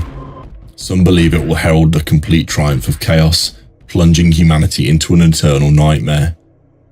Others cling to the hope that the Emperor's soul will be reborn, ushering in a new age of enlightenment. Still others believe that his accumulated psychic energy will coalesce into a new god, either benevolent or malevolent, depending on the prevailing circumstances. The High Lords of Terror, the ruling body of the Imperium, are caught in a delicate balancing act. They must maintain the illusion of stability and order while simultaneously preparing for the potential consequences of the Emperor's demise. They oversee the constant maintenance and repair of the Golden Throne, allocating resources to the protection of Terra, and engage in endless political machinations to secure their own positions of power. Inquisitors, the agents of the Inquisition, are tasked with investigating and eliminating any threats to the Imperium, including those that might arise from the Emperor's death. They scour the galaxy for forbidden knowledge, hunt down heretics and mutants, and ruthlessly suppress any dissent that could undermine the stability of the Imperium. Their methods are often brutal and uncompromising, but they believe they are acting in the best interest of humanity. The details surrounding the Emperor's condition are shrouded in secrecy and misinformation. The Imperium actively suppresses any information that could undermine the faith in the Emperor or sow discord among the population. This secrecy, while intended to maintain order, also breeds ignorance and paranoia, further exacerbating the Imperium's problems. The irony is that the Emperor, who sought to guide humanity towards a future free from superstition and religious dogma, has become the central figure of a vast and oppressive religious cult. The Imperial cult, also known as the Ecclesiarchy, venerates the Emperor as a god, demanding absolute obedience and unwavering faith. This cult, while providing a much-needed sense of unity and purpose to the masses, also perpetuates ignorance and stifles progress. The current condition of the Emperor on the Golden Throne is a complex and multifaceted issue with profound implications for the entire Warhammer 40k verse. He is a dying god, a psychic battery, and the last bulwark against the forces of chaos. His fate is inextricably linked to the fate of humanity, and his eventual demise will undoubtedly trigger a cataclysmic event that will reshape the galaxy forever. The details of his suffering and the sacrifices made to prolong his existence are a testament to the grim darkness of the far future, where hope is a rare and precious commodity. As his power wanes, the Imperium faces its greatest challenge yet, surviving in a galaxy without its guiding light. The question remains, will humanity persevere, or will it succumb to the darkness that the Emperor has held at bay for so long?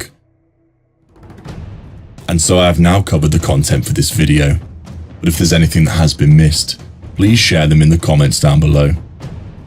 If you enjoyed this content, please remember to like the like and subscribe waypoints down below. In the grim dark of the far future, there is only war. For more than 100 centuries, the Emperor has sat immobile on the golden throne of Earth. He is the master of mankind by the will of the gods and master of a million worlds by the might of his inexhaustible armies. He is a rotting carcass writhing invisibly with power from the dark age of technology. He is the carrion lord of the Imperium, for whom 1,000 souls die every day, for whom blood is drunk and flesh eaten.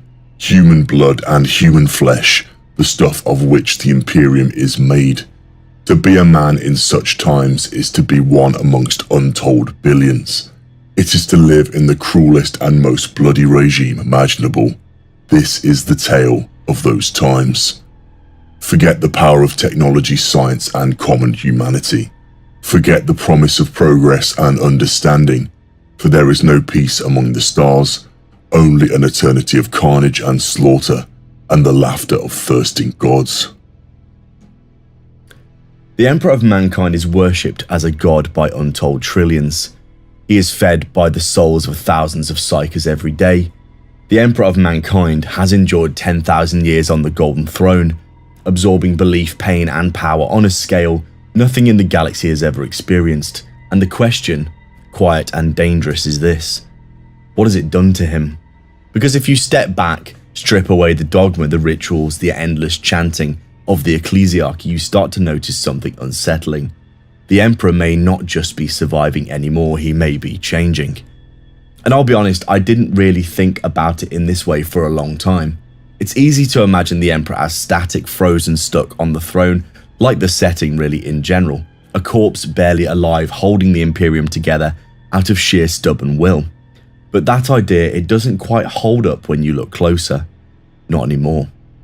Because in the Warhammer universe, as we know, belief really matters. Belief shapes the warp, belief creates gods, belief makes basically everything that the orcs use work. The warp is a mirror of the soul. From various chaos references. And if that is true, then what happens when an entire species believes without question that one being is divine? Now, before we go any further, we need to understand something. The Emperor was already absurdly powerful before the Horus Heresy. Not strong for a human, not strong for a psyker, just incredibly powerful, full stop.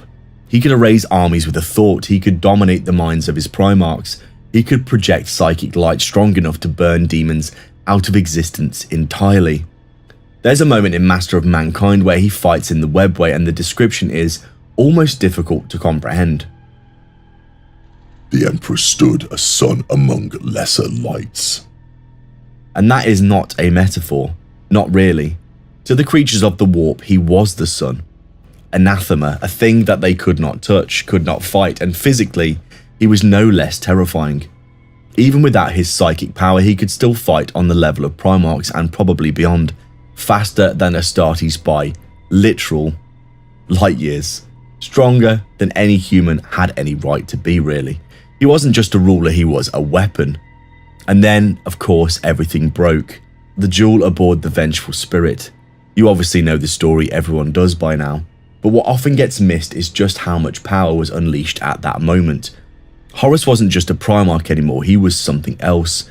He was a vessel for all four Chaos gods. He was no longer Horus. From the end and the death. And the Emperor, even he struggled. Not because he wasn't strong enough, but because he was hesitant. He held back, and that hesitation nearly killed him. By the end of that battle, his body was damaged, his mind fractured, his soul damaged in ways we still don't fully understand. And that's where most people stop thinking. Because what comes next is the Golden Throne, and the assumption is simple. He's dying slowly and endlessly coming back in a cycle of rebirth. But here's where things get more uncomfortable. Because the Emperor isn't just sitting there, he's doing things constantly. Holding back the warp breach beneath the palace, projecting the Astronomicon across the galaxy, guiding ships through the void, and receiving something in return. Faith. Every prayer, every whispered plea, every moment of desperation from a dying soldier. All of this goes somewhere, and in the warp nothing is wasted. Faith is power. From the first heretic. Now think about the scale of that. 1 million worlds, trillions of humans, 10,000 years. That is an absolute ocean of belief, and it's all focused on one being. I keep coming back to this over and over because it's the part that sticks with me the most. The Chaos Gods were not always gods. They were formed, shaped, and fed by emotions. Khorne for rage, Nurgle, despair, Tzeentch, ambition, Slaanesh from excess from the Eldar. So what happens when you feed something faith? Not chaos, not madness, but structured, directed, unwavering belief. What does that create? Now let's jump forward to the present. Guilliman meets the Emperor in Dark Imperium, and what he encountered is not what he expected. Not a man, not even really a single mind, more like storm. A mind of many parts. From Dark Imperium. Layers of thought, conflicting emotions, fragments of personality. It's not calm, it's not unified, it's vast. And honestly, that's a little terrifying because that doesn't sound like a dying being. That sounds like something growing. And then there's the other piece. The one that people don't talk about much. The Psykers. Every day thousands are sacrificed to the Golden Throne. Their souls consumed, their power absorbed. All to sustain the Emperor. But is it just sustaining him, or is it feeding him perhaps? Because if a fraction of that energy is being retained, then the Emperor isn't weakening at all. He's accumulating power, maybe even accumulating souls. Now, I'm not saying the Emperor is a god, not officially, not in the way the Chaos Gods are, but the similarities are starting to stack up. A vast psychic presence in the warp, fueled by belief, sustained by souls, able to influence reality across the galaxy. At what point does that start being a god? He is no god. The Emperor in the Last Church. That line always seems to come up, and I think it matters because the Emperor never wanted any of this, supposedly. He rejected worship and rejected divinity, as we know with the Imperial Truth. But intention doesn't always matter in the warp. Belief does. So, of course, we get to the core question. If he's so powerful, if he's being fed by this much energy, why has he not regenerated? Why hasn't he stood up from the throne? And I think there's a few possibilities here. The first is simple, that he can't. Not because he lacks power, but because something is holding him in place. The throne itself perhaps, the Webway breach, the damage from Horus.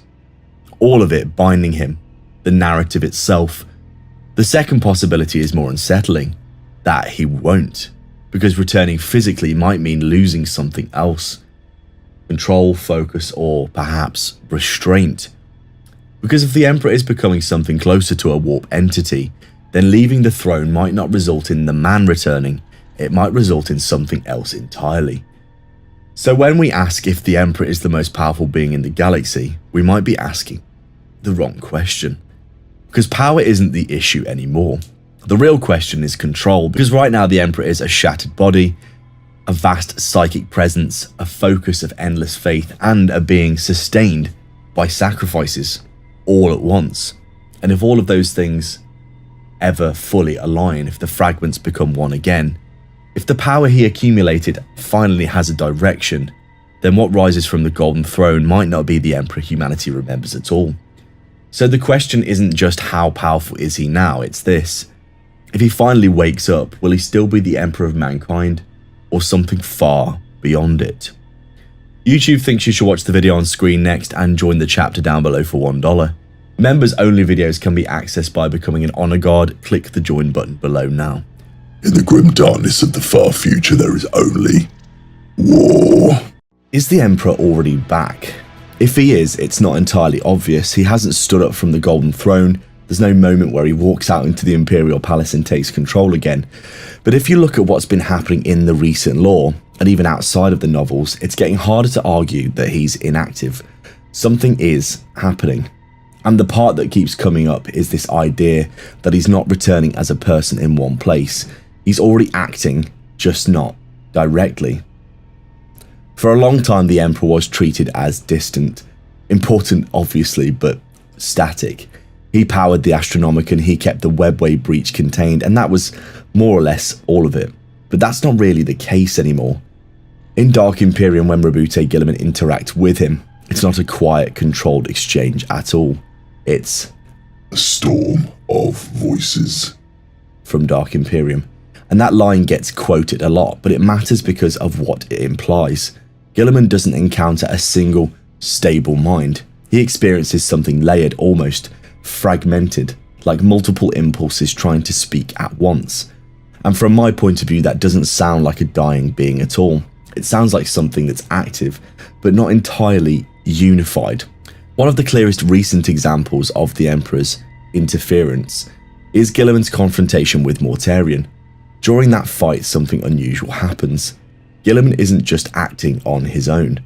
There's a moment where the Emperor's presence seems to come through him, guiding, reinforcing, and even speaking to Mortarion, saying that he's going to wait for him, which is obviously a massive difference from the impartial or indifferent Emperor that we've seen for so long. And what stands out to me is just how direct this seems compared to the older lore. It's not vague inspiration or distant guidance, he's intervening in events much more directly. Obviously, I think this is one of the strongest pieces of evidence that the Emperor is already more active in a more immediate way than the Imperium realises. He's not just maintaining these systems that keeps it running, he's actually stepping in when it matters and when it counts. There's also something outside the novels which fits surprisingly well as well. At the end of Warhammer 40k Space Marine 2, Dimitri and Titus experiences something that's hard to interpret as anything other than direct contact with the Emperor. It's not explained in detail, and it's not framed as a full conversation, but the implication is there. Something reaches out to him, something that feels deliberate. From my perspective, what makes this interesting isn't just that it happens, it's that it lines up with what we're seeing elsewhere. The Emperor doesn't appear in person, but individuals, especially key figures, are starting to experience something more direct from him. And this isn't isolated either. Across the recent lore, Imperial Saints are appearing more frequently. Miracles are becoming harder to dismiss as coincidence. Warp events tied to human belief are becoming more consistent. And that fits with something we already know. Faith is a weapon. The Imperium has been feeding belief into the Emperor for 10,000 years, and from my point of view, it would be strange if that didn't have any kind of effect. So when you see Guilliman acting as a conduit, Titus experiencing something direct, and Saints manifesting more often, it starts to look less random, a pattern of behaviour. The reason this feels easy to miss is because it doesn't match with what people expect. Most people imagine the Emperor returning as Most people imagine the Emperor's return as a single moment. He stands up, he speaks, and everything changes. But if you look at what's actually happening, it's not like that at all. It's been a gradual process, subtle in places but much more direct in others. This feels more like a process than an event in my opinion, almost like he's coming back slowly. Not coming back all at once, he's already there, he's just spreading his influence out slowly. It's also worth paying attention to how Guilliman reacts to him. He doesn't come away from his interaction with the Emperor reassured. If anything, he's unsettled. The Emperor he encounters isn't the same as the one he remembers, and that obviously matters, because Guilliman knew him before the heresy. If anyone can tell the difference, it's him. From my perspective, that suggests the Emperor isn't just returning, he's actually changing all the time, and that change might not be entirely predictable either. If the Emperor is already acting even in limited ways, then the entire setting shifts again slightly. It's no longer a question of whether he will return, it becomes a question of how far this process might actually go. Does he remain something that works through others? Does he eventually reform into a single presence again, a physical embodiment? Or does he become something closer to a warp entity, less human, more abstract, but far more powerful? Personally, I think the last option is the one the setting is leaning towards right now. So when people ask if the Emperor is coming back, I don't think the answer is as simple as yes or no anymore, because when you look at all these interactions that we are seeing currently, all these bits of divine intervention, it doesn't feel like a dormant figure. waiting to wake up. It feels like something that's already moving, just not in the way that's easy to recognise. And if that's true, then the real question isn't when the Emperor returns, it's how long it takes before everyone realises he already has. YouTube thinks you should watch the video on screen next and become a chapter member down below for $1. Members only videos can be accessed by becoming a Battle Brother. Click the join button below now. In the grim darkness of the far future, there is only war. There's a problem with talking about the Emperor of Mankind, and it's not a small one. It's a scale problem, because every time someone tries to describe how powerful he is, physically, psychically, whatever, you run into the same issue. The Emperor doesn't really exist on the scale as anything else. Not Space Marines, not Primarchs, not even the Chaos Gods, at least not in a clean, measurable way. Sometimes he's a warrior, a scientist, the corpse on the throne, or even a god. And if you're me sitting there trying to actually figure out how powerful he is, you end up in this weird loop where every answer feels almost correct and at the same time completely wrong. So instead of pretending there's a clean answer, let's do this properly. Let's break him apart before the heresy, after the heresy, physical, psychic, and then the uncomfortable bit in the middle where none of it really lines up. So in the pre-heresy, walking around, talking, occasionally pretending to be a normal human being, which is honestly one of his more impressive feats. Physically, he is absurd, not just strong, not just Primarch level, he's operating above everything else. And that's not speculation, that's baked into how the Primarchs react to him. There's a moment in the first Heretic where even Lorgar, who becomes a literal Chaos champion, cannot really process what he's looking at. He was more than a man, a being that could not be contained in flesh alone. From the first Heretic by Aaron Dembski-Bowden. And I think that's very important, because physically the Emperor isn't just strong, he's anchored. Like his body is just the visible part of something much larger. There are multiple accounts of him moving faster than Space Marines can track, striking with enough force to obliterate transhuman warriors in a single blow. But the best example honestly is in the Webway War. And this is where things get a bit ridiculous. In the Master of Mankind, the Emperor fights in the Webway against demons, not for a few minutes, not for a single battle, for literally years, constantly and personally. The Emperor moved through the tides of demons like a golden storm, each strike annihilating creatures that could not truly die. From the Master of Mankind. And here's the thing, these aren't normal enemies, these are warp entities, things that exist partially outside of reality. And he's not just holding them off, he's erasing them, not just through physical strength. That physical strength is backed by psychic annihilation. It's like every swing of his weapon is backed by a sun going off, and he just keeps going. No rest, no fatigue, no hesitation at all. I mean, imagine a Primarch doing that, and then imagine someone above that level. That would be the Emperor. Now we get to a real problem, because physically you can kind of wrap your head around it, but psychically there's no chance really. The Emperor is quite simply the most powerful human psyche that's ever existed. And I don't mean a bit stronger than Magnus, I mean orders of magnitude beyond. There's a moment in 1,000 Suns where Magnus, who is already absurdly powerful, reflects on the Emperor. His father's power was a mountain to his own, and Magnus stood in awe of it. From 1,000 Suns by Graham McNeil. Magnus, the guy who can stop time, tear apart titans, and casually rewrite reality in localized areas, looks at the Emperor and goes, yeah, no, that's not even close to me. And the Emperor proves it constantly. The Astronomicon alone is enough. He's projecting a psychic beacon across the entire galaxy, continuously whilst doing everything else. That's like holding a lighthouse the size of a star in your mind, forever. And then there's the subtler stuff. The manipulation, the way he can alter perception, make people see what he wants them to see, feel what he wants them to feel. There are multiple moments where characters realise they don't actually know what the Emperor really looks like. Each saw him differently, as if his form was shaped by their expectations. From Horus Rising by Dan Abnett. That's not illusion, that's control over perception itself. So now we get to the big one, the fight, the moment everything breaks, because this is where the Emperor is pushed to his absolute limit, and even then, he was still holding back. He could have destroyed Horus at any time, but he hesitated. From The End and the Death, Volume 3. And that line is pretty terrifying because it means that even the full version of Horus, warp-fueled, chaos-infused, basically a walking apocalypse, was still killable by the Emperor fairly easily. The only reason it wasn't instant: emotion, hesitation, sentiment. But when that sentiment was broken down, Horus didn't die. He was completely erased. The Emperor unleashed his power and Horus was no more. Not slain, but utterly annihilated. From the end and the death. Body, soul, everything completely gone. That's not power. That is finality itself. Now we get to the weird part, because post-heresy Emperor is different. Very different. Physically, he's nothing. Let's be blunt, he's just a corpse.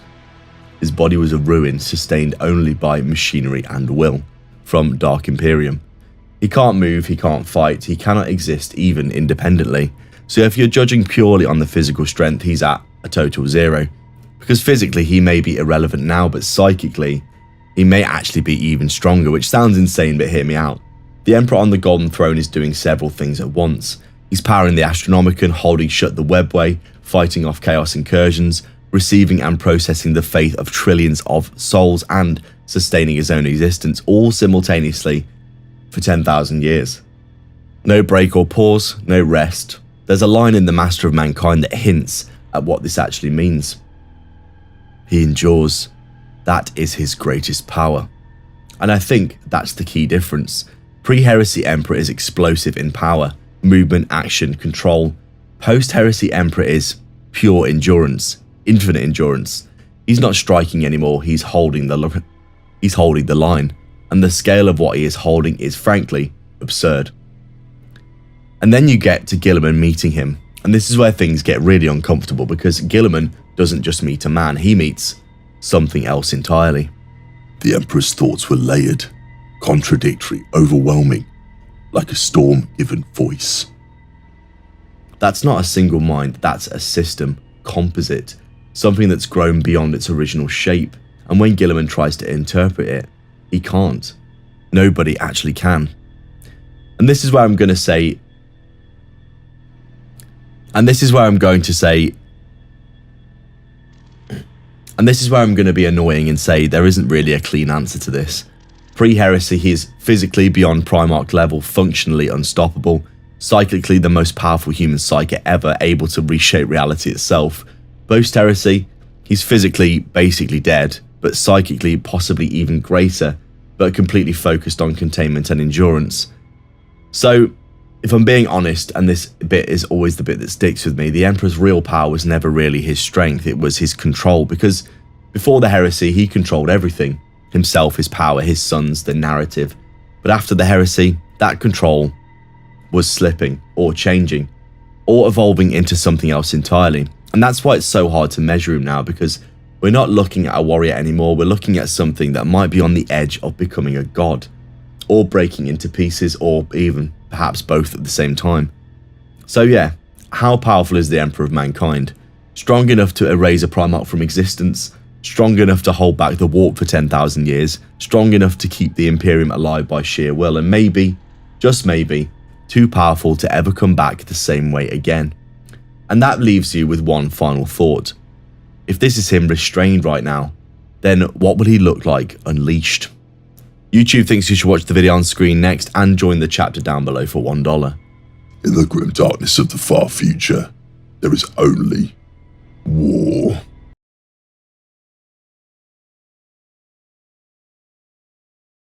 The Emperor of Mankind might be coming back. He is a perpetual after all, supposedly incapable of fully dying. But the Golden Throne is failing, and for the first time in modern Warhammer 40k lore, there are actual signs, real ones, that something is changing. Primarchs are returning, and the glacial pace of the modern narrative is starting to move in multiple directions, as we've seen with the Indomitus and recent Cadian developments with Perturabo. It feels like things are finally building up to some big changes in the lore. And of course that means we need to discuss the Emperor, because there are signs that he is returning and influencing the galaxy in ways that few in the Imperium are aware of, and arguably being the main character of the entire setting, at some point it seems likely that he'll be getting involved again. The real question isn't just if the Emperor can return, it's whether he already is, and just not in the way that people expect. Because for most of the setting, the situation has been treated as fixed, stable in the strangest sense of the word. The Emperor of Mankind is on the Golden Throne. He's not alive in any normal sense, but he's not dead either. He's just there, in a liminal space, holding everything together just barely. And for a long time that was enough of an explanation, but the more you look at it, the less it actually makes any sense at all, really. Because he was never meant to end up like this. Let's start with something basic, because this gets glossed over a lot in my opinion. The Golden Throne was never meant to be a life support system at all. It wasn't designed to keep the Emperor alive forever. It wasn't even designed for him specifically in that way at all. It was part of the Webway project. It was a tool, or perhaps a bridge, something meant to allow humanity to bypass the warp entirely. And when that failed, when Magnus shattered the Webway gate and the seals around Terra, everything collapsed. The throne became something else, a desperate solution. 1,000 souls die every day to keep him alive. From the Codex Adeptus Custodes. That line gets repeated so often it almost loses its meaning, but if you stop and actually think about it, that's not healing at all. That's probably just maintenance, a system constantly fighting to keep something from collapsing and ending. And I think that is quite fascinating, because if the Emperor is what we think he is, he shouldn't actually need that at all, should he? Perpetuals don't stay dead or stuck, apparently. The Emperor is widely believed to be a perpetual, and we've seen what that means. Perpetuals die, sometimes violently, sometimes completely, and then they come back. Not always instantly, not always in a clean manner, but they do return. Death is not the end for some. From The End and the Death, Volume 2. And that applies to beings like Vulcan, to others scattered through the lore as well, so naturally the assumption is the Emperor should have done the same after Horus. But he didn't, and that's the first real problem, because it means one of three things. Either he can't regenerate, he's being prevented from doing so, or he's actively choosing not to return. And honestly, none of these things sound pretty good. So, let's factor some things in that people don't always talk about. The Emperor wasn't just injured by Horus, he was damaged by something far worse, by the warp itself, in my opinion. At that point, Horus wasn't really Horus anymore at all, he was just a vessel for all four of the Chaos Gods. He was no longer Horus. From The End and the Death, Volume 2. So when he struck the Emperor, that damage wasn't just physical, it wasn't just psychic, it was a layered attack. Body, mind and soul ripped apart all at once. And this is the detail that most people miss, in my opinion. If a perpetual regenerates through their essence, their soul, what happens when that soul is damaged? Not weakened or strained, but actually damaged, because if the core of what allows their regeneration is broken, then the process itself might fail, or worse, it might never begin again. Now, I think the Golden Throne could potentially be the real problem. So stay with me here, because this is where things start to connect together, in my opinion. For a perpetual to come back, there's usually a moment where they actually die, a reset, a break, but the Emperor has never gotten that. The Golden Throne holds him in place, in stasis essentially, not alive enough to recover and not dead enough to fully die and regenerate, if he is a perpetual, just suspended endlessly in that liminal space that I talked about. And this is why it matters, in my opinion, because it suggests something quite uncomfortable, that the Imperium might be the reason that he hasn't returned. Not intentionally, but functionally. They are keeping him exactly where he is, locked in stasis forever. But it doesn't seem like he's passive anymore. Things are starting to shift with him, because recent lore makes it very clear that the Emperor is not inactive at all. He's not just a corpse powering a machine, he is doing things. Subtle things, and not so subtle things. These things are definitely real. For example, when Roboute Guilliman meets him, it's not a conversation at all. It's something else entirely. The storm of voices. From Dark Imperium. Guilliman doesn't encounter a single mind, he encounters layers and layers, contradictions, emotions that don't quite align, conflicting voices.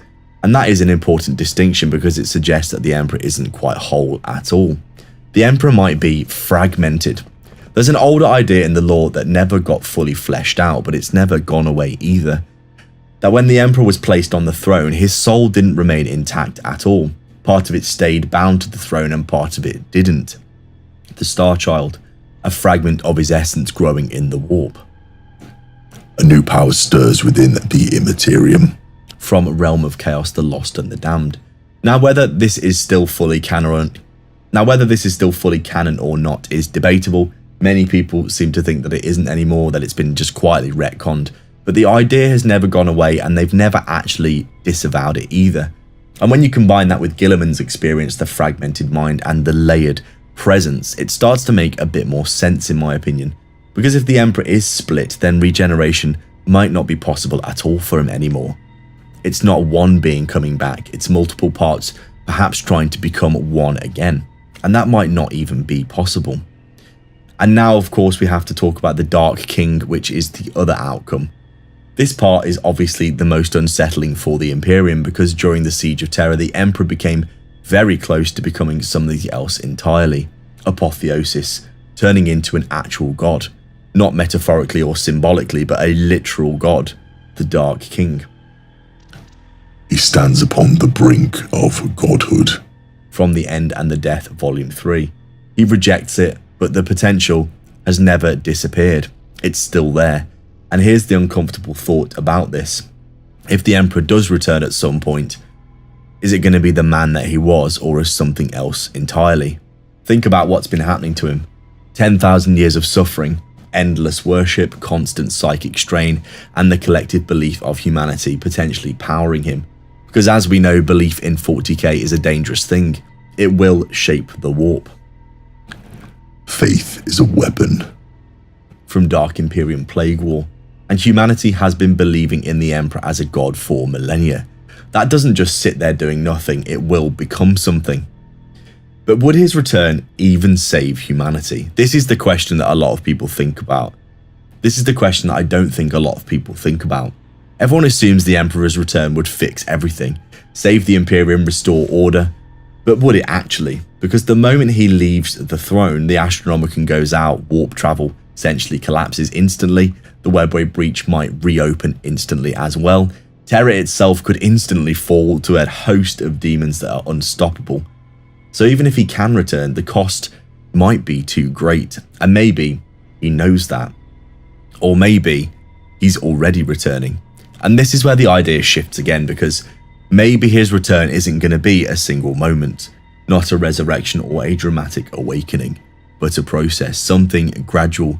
We're already seeing saints appearing more frequently, miracles becoming harder to dismiss, Guilliman acting with something guiding him, as we saw against Mortarion, literally talking to Mortarion through Guilliman, the warp reacting differently to humanity in various ways as well. That doesn't feel like a dying being. It feels like something is potentially building, slowly and carefully in the background, maybe waiting for the right moment in the lore to come back in a more significant way. So when people ask, is the Emperor gonna return? I don't think the answer is that simple anymore, because there are various things going on right now. He might be unable to return, trapped by the throne, fragmented too much across reality to fully coalesce again, evolved into something new, or already returning in ways that we don't fully understand. And that leads to the real question: if the Emperor of Mankind does finally return, what actually comes back? The man who fought Horus, or something shaped by 10,000 years of pain, belief and war? Because in Warhammer 40k, nothing comes back unchanged. And if the Emperor does rise again, there's no guarantee humanity will recognise what stands in front of them. YouTube thinks you should watch the video on screen next and join the chapter down below for $1. Members only videos can be accessed by becoming a Battle Brother. Click the join button down below now. In the grim darkness of the far future, there is only war. The Emperor of Mankind is not dead, that's the official truth, but he's not alive either. And that distinction, that narrow, unnatural space between life and death, is one of the most important ideas in all of Warhammer 40,000, because right now the Emperor of Mankind exists in a state that is best described as engineered stasis. Not recovery, not decay in the normal sense, but maintenance. A system designed to keep something functioning long after it should have failed. And once you understand that, you start seeing the same pattern everywhere. Because the Emperor is not just trapped in stasis, the Imperium is actually built around this entire idea. To understand the Emperor's condition, you have to start with the Golden Throne itself, and this is where a lot of people misunderstand things. The throne was never meant to sustain a dying god. It was part of a much larger system, the Webway project, of course. The Emperor's attempt to free humanity from reliance on the warp, to create a stable, controlled method of interstellar travel using the ancient Eldari Webway. It was never meant as a life support system, which was implied throughout The Master of Mankind. That is a critical detail because it means everything we see now is a failure state. When Magnus breached the Webway, when demons flooded into the Imperial Palace, the throne had to be repurposed, not as a gateway but as a seal, a psychic barrier, and from that moment on, the Emperor's role changed completely. He stopped building and started holding on. Modern depictions, particularly in the Carrion Throne, are very clear about the Emperor's physical state. He is not intact. He is not healing. He is not even stable in a biological sense.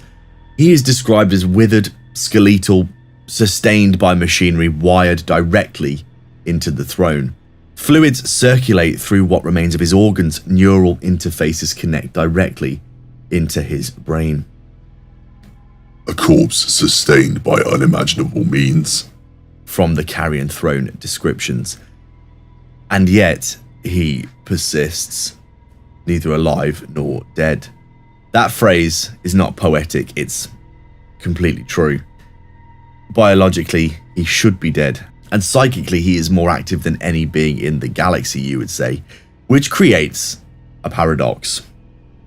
The Emperor's psychic presence has not diminished. If anything, it has become more constant. The most obvious example is the Astronomicon, a psychic beacon that spans the galaxy, guiding Imperial ships through the warp. A light that reaches across the void. From Watchers of the Throne. This is not a one-time act.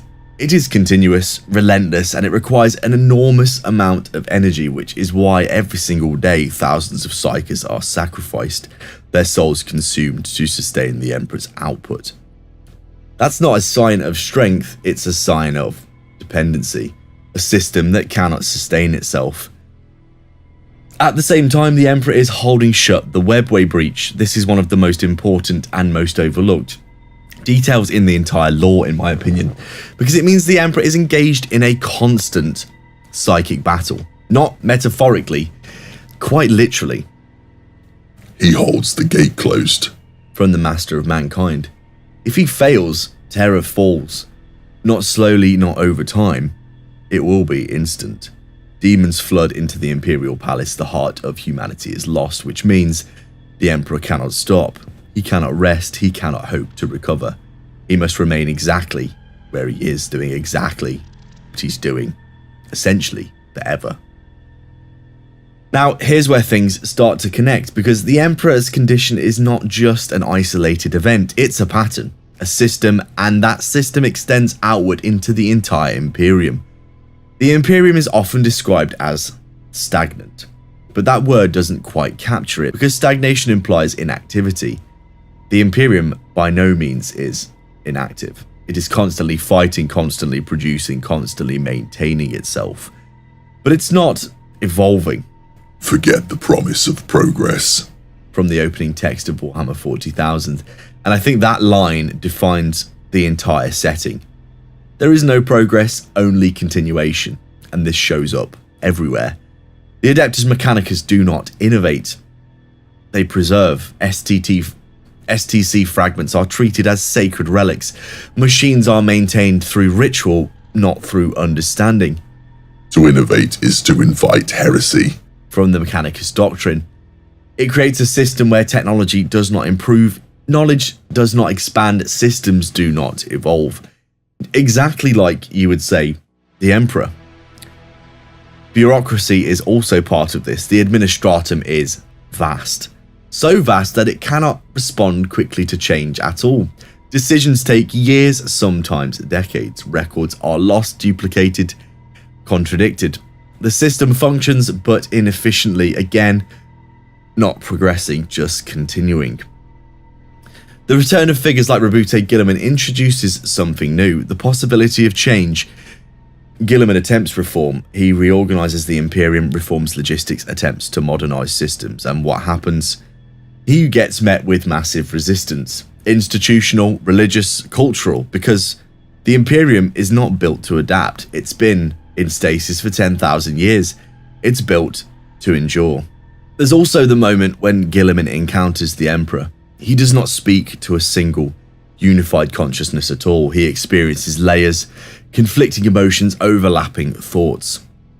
A storm of voices From Dark Imperium. And this suggests something very critical. The Emperor's mind is not evolving in a linear way. It is fragmenting or stabilizing under pressure by dividing itself. Either way, it's not progress. It's adapting to survive. Let's talk about another layer to this. Faith. For 10,000 years, humanity has worshipped the Emperor as a god. This belief feeds into the warp. It creates a real effect. Living saints, miracles, divine interventions. Faith is a weapon. From Dark Imperium Plague War. But here is the key detail. This power does not lead to transformation. It reinforces the existing system. The Emperor becomes more powerful but not more active. The Imperium becomes more stable but not more adaptable. Everything is so resistant to progress and change. The entire setting, even, you could argue, GW. And this leads directly to the defining condition of the setting. Endless war, because in a system that cannot evolve, conflict can never truly be resolved. Threats are not eliminated, they are just contained for the next battle. Chaos persists, Tyranids continue to advance, Necrons are awakening, Orcs multiply out of control. None of these have been truly defeated. They are just managed conflicts, endured by the Imperium, just like the Emperor's condition. The Emperor's state, this condition of engineered stasis, is not a failure. It's the foundation of the entire setting. He is sustained but not healed, active but not progressing, powerful but not transformative. And the Imperium mirrors this. State exactly. A civilization that maintains but it does not innovate. It endures but it does not improve. It survives but it does not advance, at least for the most part. I know about Belisarius Cawl. This is not a coincidence. This is structure. Because the Emperor is not just part of the Imperium, he actually defines it completely. And as long as he remains on the Golden Throne, suspended between life and death, the galaxy will remain the same, locked in place, fighting endlessly, forever. YouTube thinks you should watch the video on screen next and become a chapter master down below for $1. In the grim darkness of the far future, there is only war. I think the new Warhammer 40k trailer just quietly showed us something pretty important. Because after slowing it down frame by frame, I honestly don't think the biggest takeaway is simply, wow, they finally showed the Emperor again in the modern context. It's how they showed him. He's not majestic or radiant, not even especially recognisable as the figure most Imperial artwork likes to imagine. He looks like a ruin, collapsed in on himself, and honestly almost impossible to separate from the machinery surrounding him. And if this is really what is meant to represent the current state of the Emperor sitting on the Golden Throne, then I think the trailer may have been hinting at something much bigger than people initially have realised. One thing that stood out immediately in fan reactions is how degraded the Emperor appears in the trailer. There are only brief flashes, but what you see feels closer to horror imagery than heroic myth-making. Skeletal elements, fragmented flesh, conflicting visual states, machinery swallowing what remains of a body that barely looks fully human anymore. Some viewers even noticed multiple versions appearing in rapid succession, living, skeletal and transitional imagery layered together, almost like these contradictory depictions existing simultaneously, which of course they do. I think this part matters a lot, because for years the Emperor has mostly existed through this implication. Paintings, religious iconography, propaganda really, descriptions filtered through terrified custodies or mythologized imperial history. But the moment Games Workshop actually visualized him in motion even briefly, they've basically made a choice. Do they present a divine ruler, a corpse, psychic god, somewhere in between? And what they seem to have chosen is, frankly, deeply unsettling. Personally, what stood out to me most is how inhuman he really looks. Not powerful in this clean cinematic way, but just totally wrong. Like something stretched far beyond what it was ever supposed to endure. The funny thing is, the trailer might actually be more accurate to the books than most official Emperor artwork. Because if you go back to the descriptions of the Golden Throne in novels like The Master of Mankind, Watchers of the Throne and parts of the Siege of Terra series, the Emperor is repeatedly framed less like an immortal king sitting nobly upon a throne, and more like the centre of an impossible system barely holding itself together. A skull-faced warlock on a mighty throne, from Watchers of the Throne. That description has always stayed with me because it's strangely unpleasant. It's an odd one. Warlock, skull-faced. This is not a saviour by any means. Nothing noble in the slightest, really. It sounds ancient, damaged, almost monstrous in its entirety. And honestly, the newer trailer leans much harder into this feeling than older depictions have usually dared. You can almost feel the 10,000 years pressing down onto him, and the horror is exacerbated later in the trailer even more when you see the room with the Golden Throne in it and the arcane machinery that we see. One thing people immediately started pointing out online is that the Emperor doesn't seem visually consistent across the trailer either. At some moments there is more of a living face, at others more skeletal imagery, at others still somewhere ambiguously in between. Fans analysing frames have interpreted this as multiple states layered together rather than one stable design. And honestly, this feels deliberate as well, because Guilliman's meeting with the Emperor in Dark Imperium already hints at something very similar. Guilliman doesn't encounter one clear personality at all. He experiences a layered contradiction, a fragmented psychic presence impossible to interpret clearly. A storm of voices from Dark Imperium. From my point of view, the trailer almost feels like a visual version of that idea, really. Not one Emperor, but many fragments, possibilities, all layered, latticed over each other. A being stretched across states of life and death, divinity, wrapped in machinery, and his warp existence all simultaneously coexisting.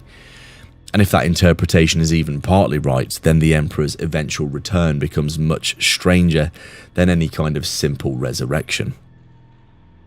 Something else I noticed when watching the trailer is that the Emperor barely feels separate from the throne anymore.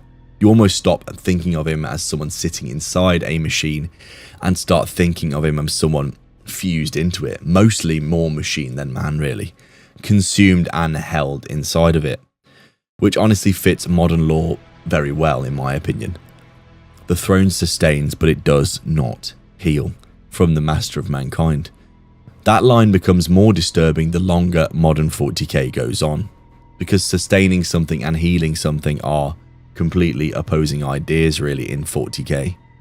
If anything, the trailer reinforces the feeling that the Emperor has existed for 10,000 years in a kind of interrupted condition, not fully alive nor dead, not recovering, kept in a kind of liminal space, a stasis if you will, a machine running past its intended lifespan. And if that's true, I genuinely think people underestimate what happens when the interruption is finally going to stop. This is the part that I keep coming back to, because at first glance, showing the Emperor as horrifyingly degenerated almost feels like confirmation that he's beyond recovery. But I actually think the opposite argument makes a lot more sense. Games Workshop usually does not start visually emphasizing instability to gauge transformation around major characters unless some kind of movement narratively is coming for them, especially now. The setting is changing faster than it has in decades really. Primarchs returning on both sides, Guilliman the Lion Perturabo. We've also got Yarrick back at Armageddon. The Armageddon storyline itself increasingly feeling like a convergence for a larger event. And suddenly the Emperor is appearing in these major cinematic trailers again for the first time in a long while. Personally, it doesn't feel like an accident. Not because I think Games Workshop will suddenly wake him up tomorrow, but the idea that his condition deteriorating feels increasingly central to the setting again, which is going to be interesting. Here's the thought I couldn't stop thinking about after watching it. What if the trailer is quietly preparing people for the idea that the Emperor's return won't look triumphant at all? Because when people imagine the Emperor coming back, they usually picture something clean. Radiant armor, divine power, humanity cheering as their leader returns, the Emperor restored to what he once was. But the trailer is, in my opinion, suggesting the opposite.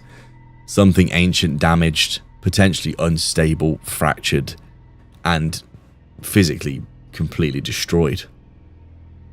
A being shaped by 10,000 years of suffering and worship. And honestly, if Guilliman already struggled to emotionally process the Emperor before the heresy, what exactly comes back after 10,000 years trapped between machinery, warp pressure, all this fragmentation, and of course the worship of trillions and trillions of souls over such a long period of time? I'm not convinced anyone in the Imperium would even recognize him, even Primarchs. What stood out to me most about the trailer wasn't simply that Games Workshop finally showed the Emperor. It was that they showed him looking worse than people had expected. More decay, more unnatural, almost horrifying really. And in a strange way, I think that actually makes a return feel more plausible. Because visually, the trailer doesn't feel like the end of a story, it feels like some kind of narrative pressure building, in context with all of these other things going on in the setting right now. Something old and damaged and impossible has finally started to move again. And if the Emperor really is changing or has changed, I don't think the Imperium is remotely prepared for what is about to come next. Greetings all. Why is the Emperor not able to recover from his wounds if he is a perpetual? Warhammer 40,000 is a universe steeped in epic tales of valor, betrayal and cosmic struggle. Central to its mythos is the figure of the Emperor of Mankind, a being of unparalleled power and ambition. Despite being a perpetual, why is he still not recovered? Known as a perpetual, a person who cannot die permanently, the Emperor's journey through the millennia is marked by astonishing feats and profound sacrifice. Yet despite his nature as a perpetual, the Emperor is confined to the Golden Throne in a state of near death, incapable of fully regenerating. How can the Emperor be a perpetual, one who should be theoretically regenerating from grievous injuries, yet remains effectively dying and immobilized, reliant on the arcane energies of the Golden Throne and the Astronomicon to sustain his existence? This analysis delves deeply into this paradox, exploring the nature of the Emperor's wounds, the cosmic machinations of chaos, and the function of the Golden Throne, the limits of its regenerative powers. To understand why the Emperor cannot regenerate fully despite being a perpetual, it is essential to first grasp what it means to be a perpetual within the Warhammer 40k verse. Perpetuals are rare individuals whose bodies and souls are intertwined with the continuous cycle of life and death in such a way that when they are mortally wounded, they experience a process of regeneration that effectively revives them, often stronger than before. The Emperor himself is widely accepted to be the first and most powerful of these beings, a product of ancient psychic manipulations and evolutionary leaps designed to shepherd humanity towards a transcendent apex. Unlike ordinary mortals who face death as an absolute end, perpetuals defy this finality. They die, but their cells and essence undergo a profound process of renewal. The Emperor demonstrated this early in his history during countless battles. However, contrary to the expectations for such an entity, the Emperor is unable to revive himself after being mortally wounded in the disastrous climax of the Horus Heresy, effectively anchoring him in a state of near death on the Golden Throne. The pivotal moment that disrupted the Emperor's regenerative cycle occurred during the Horus Heresy, a galaxy-spanning civil war ripped apart by chaos. Horus Lupercal, the favoured son turned traitor Warmaster, inflicted wounds upon the Emperor that were not merely physical injuries but existential ruptures. These wounds, often referred to as the Horus wounds, go beyond the scope of ordinary damage. They pierced the Emperor deeply, shattering both his body and spirit. Unlike a conventional injury, which a perpetual could heal and regenerate from given enough time, these wounds were imbued with the malign power of chaos and the result of focused, overwhelming betrayal. The Emperor struck down in a duel with Horus aboard the Vengeful Spirit, where both combatants unleashed titanic psychic and martial power. Though the Emperor succeeded in slaying Horus, the injuries he sustained were devastating and left his physical form in tatters. From this moment onward, the Emperor's ability to regenerate was gravely compromised. His wounds did not simply heal of their own accord. Instead, they required the continuous energies of the Golden Throne, a vast psychic apparatus designed to support his ravaged body and channel his immense power. The Golden Throne is not merely a seat of honor, it is a complex and brutal life support system. Situated in the Imperial Palace on Terra, it functions as a psychic amplifier, a containment field, and a vital sustainer of the Emperor's shattered form. The Golden Throne is powered by the sacrifices of thousands of psykers daily, which fuel its arcane energies and maintain the Emperor's tenuous grip on existence. The Emperor's mind remains active on some level, guiding the Imperium through the Astronomicon, a psychic beacon vital for interstellar navigation. However, his corporeal body is effectively immobilized, his wounds impoverishing him to the point where natural regeneration is impossible. The throne constantly channels energies to stave off death, preventing his body from completely succumbing to the injuries inflicted by Horus. This dependence on the external apparatus highlights one of the crucial reasons why the Emperor can no longer regenerate. His physical form is irreparably damaged beyond the limits of conventional perpetual healing. Instead, the Golden Throne acts as a battery sustaining a dying god, forever suspended between life and death. An essential dimension to this problem lies in the intervention of chaos itself. The forces of chaos are antithetical to perpetual life cycles. Where a perpetual thrives on the cycle of death and rebirth, chaos seeks corruption, destruction, and annihilation of that cycle's natural progression. Horus's rebellion was not just a political or military coup, but the manifestation of chaos's most substantial assault upon humanity's destiny.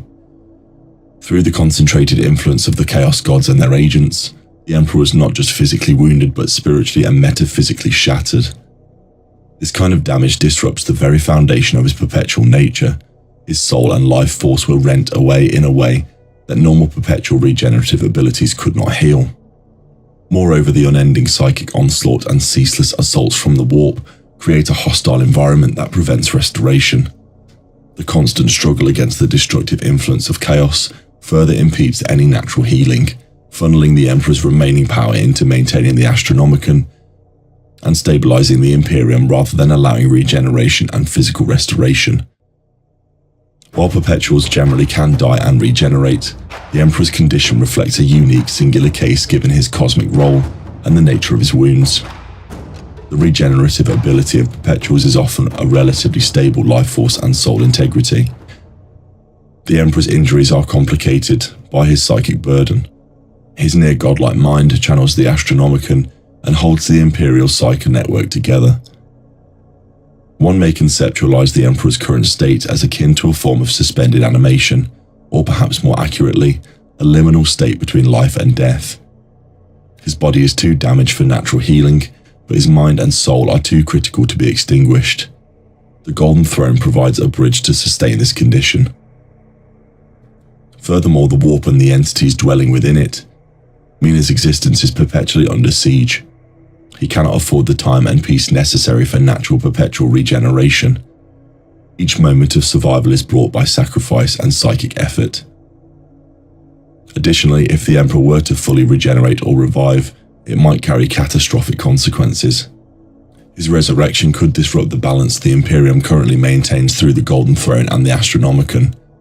Should the Emperor fully awaken, his psychic presence might shift the warp's delicate equilibrium, inviting renewed chaos interference or destabilizing the fragile order of the Imperium. His mind, though powerful, has been shaped and limited by his current state, and any attempt at full revival could unleash uncontrolled psychic storms or exterminate vast numbers of loyal servants who depend on his influence. In summation, the Emperor's inability to regenerate despite being a perpetual is a complex interplay of extraordinary circumstances: the catastrophic Horus wounds, corruption by chaos, the necessity of sustaining the Imperium's Astronomicon, and the limits of perpetual biology when subjected to metaphysical ruin. His existence atop the Golden Throne is a testament to sacrifice, a god-king caught in the liminal space between death and eternal vigilance. It is a deep, poignant irony that the greatest perpetual, the first and most potent of his kind, cannot regenerate and revive because his destiny is no longer private or individual. Instead, it is a perpetual sacrifice for all of humanity, a living deity whose death would mark the end of hope in the grim darkness of the far future. As Marneus Calgar, chapter master of the Ultramarines, poignantly states, "He who stands on the brink of death yet does not fall is the embodiment of eternal will." The Emperor therefore remains alive in death, dying yet eternal, a beacon flickering on the edge of oblivion for the salvation of all mankind. This profound condition encapsulates one of the grim truisms of the Warhammer 40k mythos.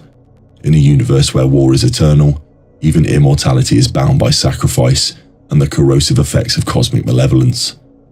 The Emperor's plight is a stark reminder that some wounds, especially those inflicted in the crucible of betrayal by chaos, transcend the boundaries of regeneration, locking the mightiest being in a perpetual state of decay and revival, teetering on the edges of dying forever. This archive has now been fully decoded. Continue your journey into the librarian with the video displayed on screen. The vast wealth of the archives continues to reveal new knowledge of the dark history of the 40k verse. In the grim darkness of the far future, there is only war.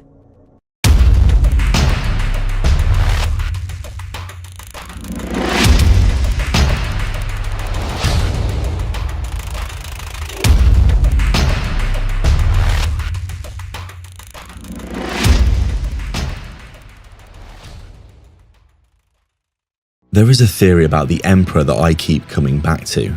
Not because I think it's definitely true, not because I think there's some secret passage in the lore that proves it, but because the more the setting is developing, the harder it becomes to ignore. Most people know the basic story. The Emperor sits upon the Golden Throne, his body is dying, his mind remains active. Every day thousands of Psykers are sacrificed so he can continue to endure. The Golden Throne consumes immense amounts of psychic energy, while the Emperor directs the Astronomicon and fights an endless war within the warp. This version of events is the one that every Imperial citizen will recognise. The Emperor is a corpse, the Psykers are the fuel. The Golden Throne is a life support machine. Simple and straightforward and very bleak, very Warhammer. But there is another way of looking at this, a much stranger way. Because what if those souls aren't simply being burned away? What if the Emperor is absorbing them? What if every sacrifice is making him stronger? And what if that has been happening for 10,000 years? Suddenly, the entire setting starts looking very different.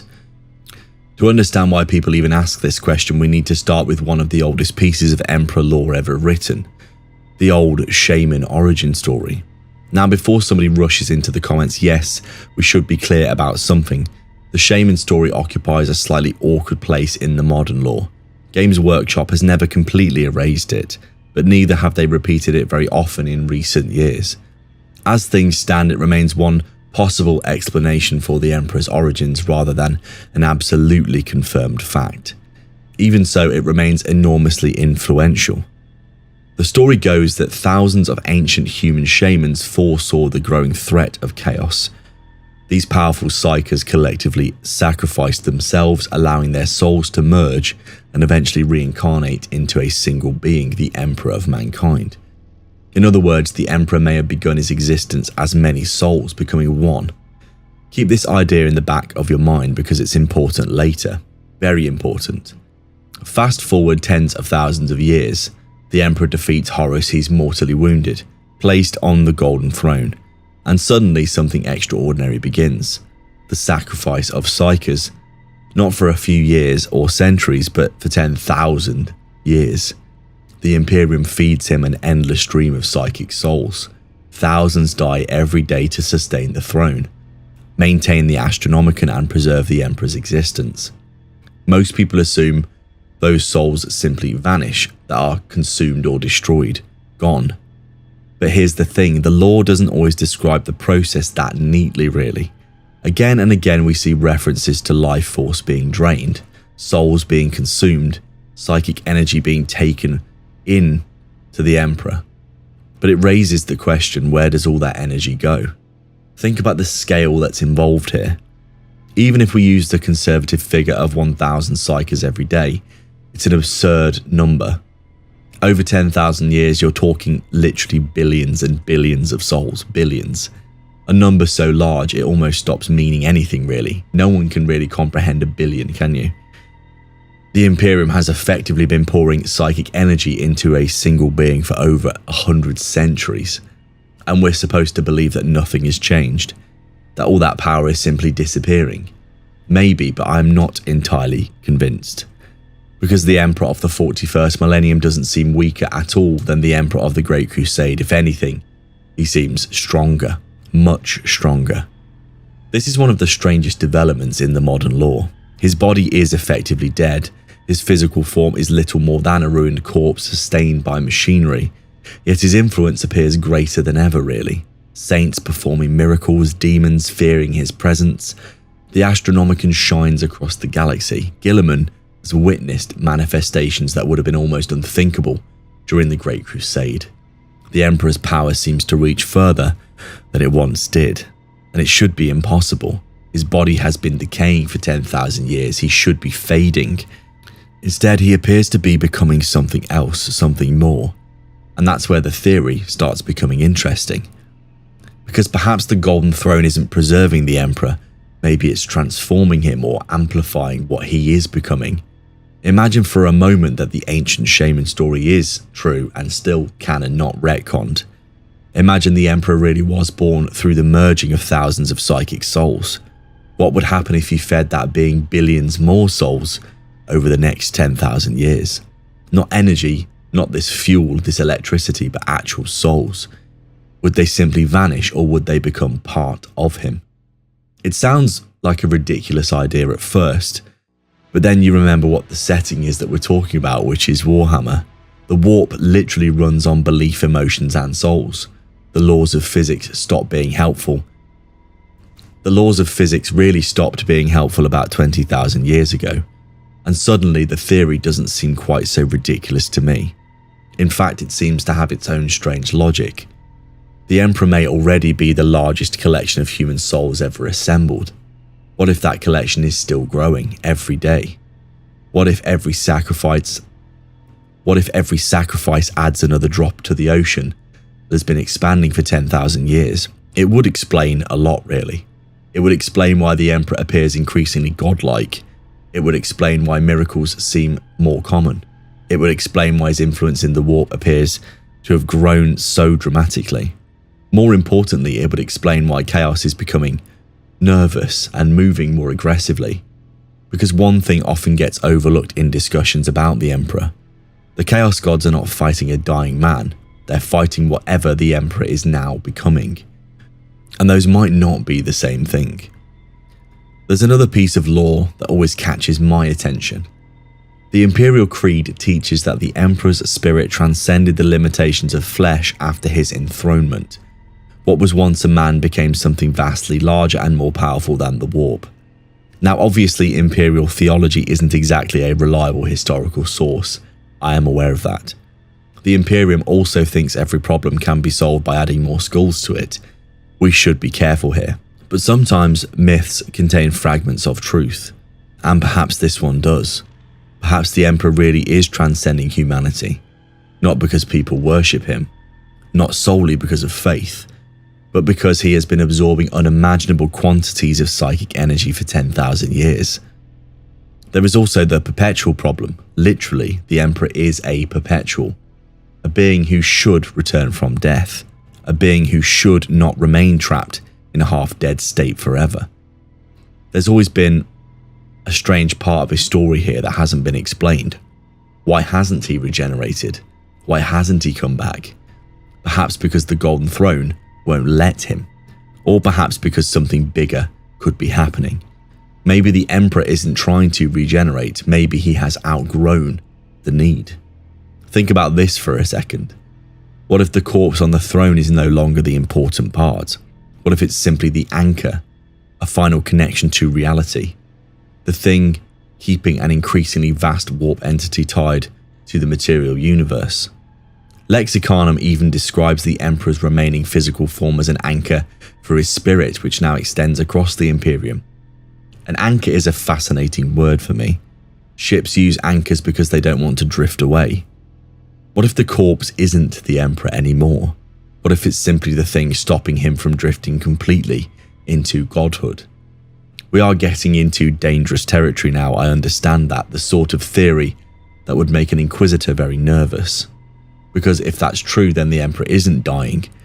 He's ascending, slowly and painfully, incomprehensibly, but ascending all the same. And suddenly the sacrifices look very different. They stop looking like contributions to a battery. Every psyker is being added to something larger, every soul becoming part of an ever-expanding psychic consciousness, a consciousness that now expands the galaxy. There is a grim irony here, of course. The Emperor spent much of the Great Crusade trying to eliminate religion altogether. He despised superstition, rejected worship. He wanted humanity guided by reason. And then 10,000 years pass, trillions worship him, billions die in his name, and he begins looking suspiciously like an actual god. Not because he wanted it, because the galaxy ultimately has forced it upon him. And it feels very Warhammer. The Emperor wins every battle and loses the war. But there is another possibility, a darker one. What if the souls aren't joining him willingly? What if this process is changing him? Because billions of minds is no small thing.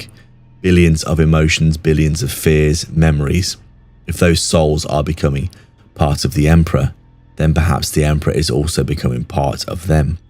Perhaps the being sitting on the throne today isn't exactly the Emperor who fought Horus. Perhaps he is larger, stranger, less human, a composite consciousness built from countless lives, as an Emperor made from humanity itself.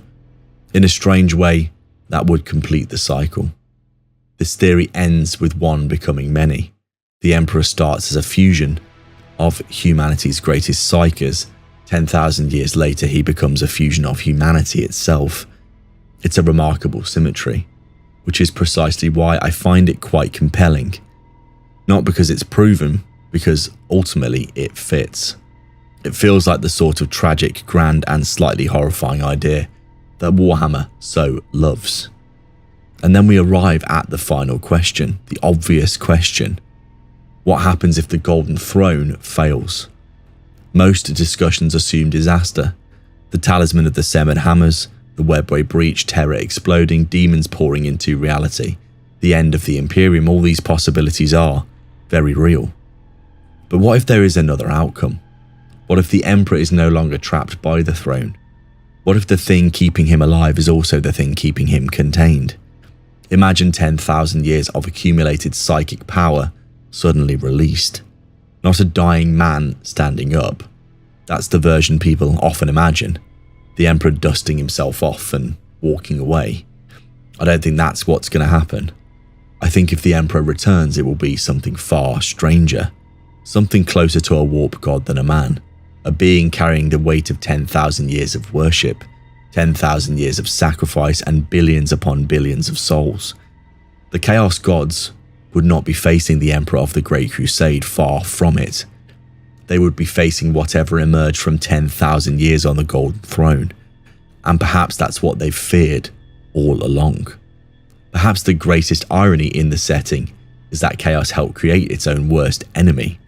Every war, cult, invasion, disaster, all of it forced the Imperium to sacrifice more souls, to pray harder, to believe more fiercely. And all the while the Emperor is sat upon the throne, growing and changing, becoming something else. Maybe they thought they were fueling themselves, when really they were fueling their downfall. Maybe the Psykers are simply fuel. That remains entirely possible. The simplest explanation is often the correct one. But I can't help thinking after 10,000 years of sacrifice and wondering if something more is happening. Because if the Emperor truly began as thousands of souls united into one being, then the idea That he might be doing the same thing again feels less like wild speculation and more like history repeating itself. Only this time on a scale so vast that even the Chaos Gods may not fully understand what is waiting for them. And if it turns out to be true, then the Emperor on the Golden Throne isn't a corpse. He isn't a prisoner. He isn't even dying. He's becoming a something. The question is whether humanity will survive long enough to find out what that something really is. Greetings all. Why is the Emperor not able to recover from his wounds if he is a perpetual? Warhammer 40,000 is a universe steeped in epic tales of valor, betrayal and cosmic struggle. Central to its mythos is the figure of the Emperor of Mankind, a being of unparalleled power and ambition. Despite being a perpetual, why is he still not recovered? Known as a perpetual, a person who cannot die permanently, the Emperor's journey through the millennia is marked by astonishing feats and profound sacrifice. Yet despite his nature as a perpetual, the Emperor is confined to the Golden Throne in a state of near death, incapable of fully regenerating. How can the Emperor be a perpetual, one who should be theoretically regenerating from grievous injuries, yet remains effectively dying and immobilized, reliant on the arcane energies of the Golden Throne and the Astronomicon to sustain his existence? This analysis delves deeply into this paradox, exploring the nature of the Emperor's wounds, the cosmic machinations of chaos, and the function of the Golden Throne, the limits of its regenerative powers. To understand why the Emperor cannot regenerate fully despite being a perpetual, it is essential to first grasp what it means to be a perpetual within the Warhammer 40k verse. Perpetuals are rare individuals whose bodies and souls are intertwined with the continuous cycle of life and death in such a way that when they are mortally wounded, they experience a process of regeneration that effectively revives them, often stronger than before. The Emperor himself is widely accepted to be the first and most powerful of these beings, a product of ancient psychic manipulations and evolutionary leaps designed to shepherd humanity towards a transcendent apex. Unlike ordinary mortals who face death as an absolute end, perpetuals defy this finality. They die, but their cells and essence undergo a profound process of renewal.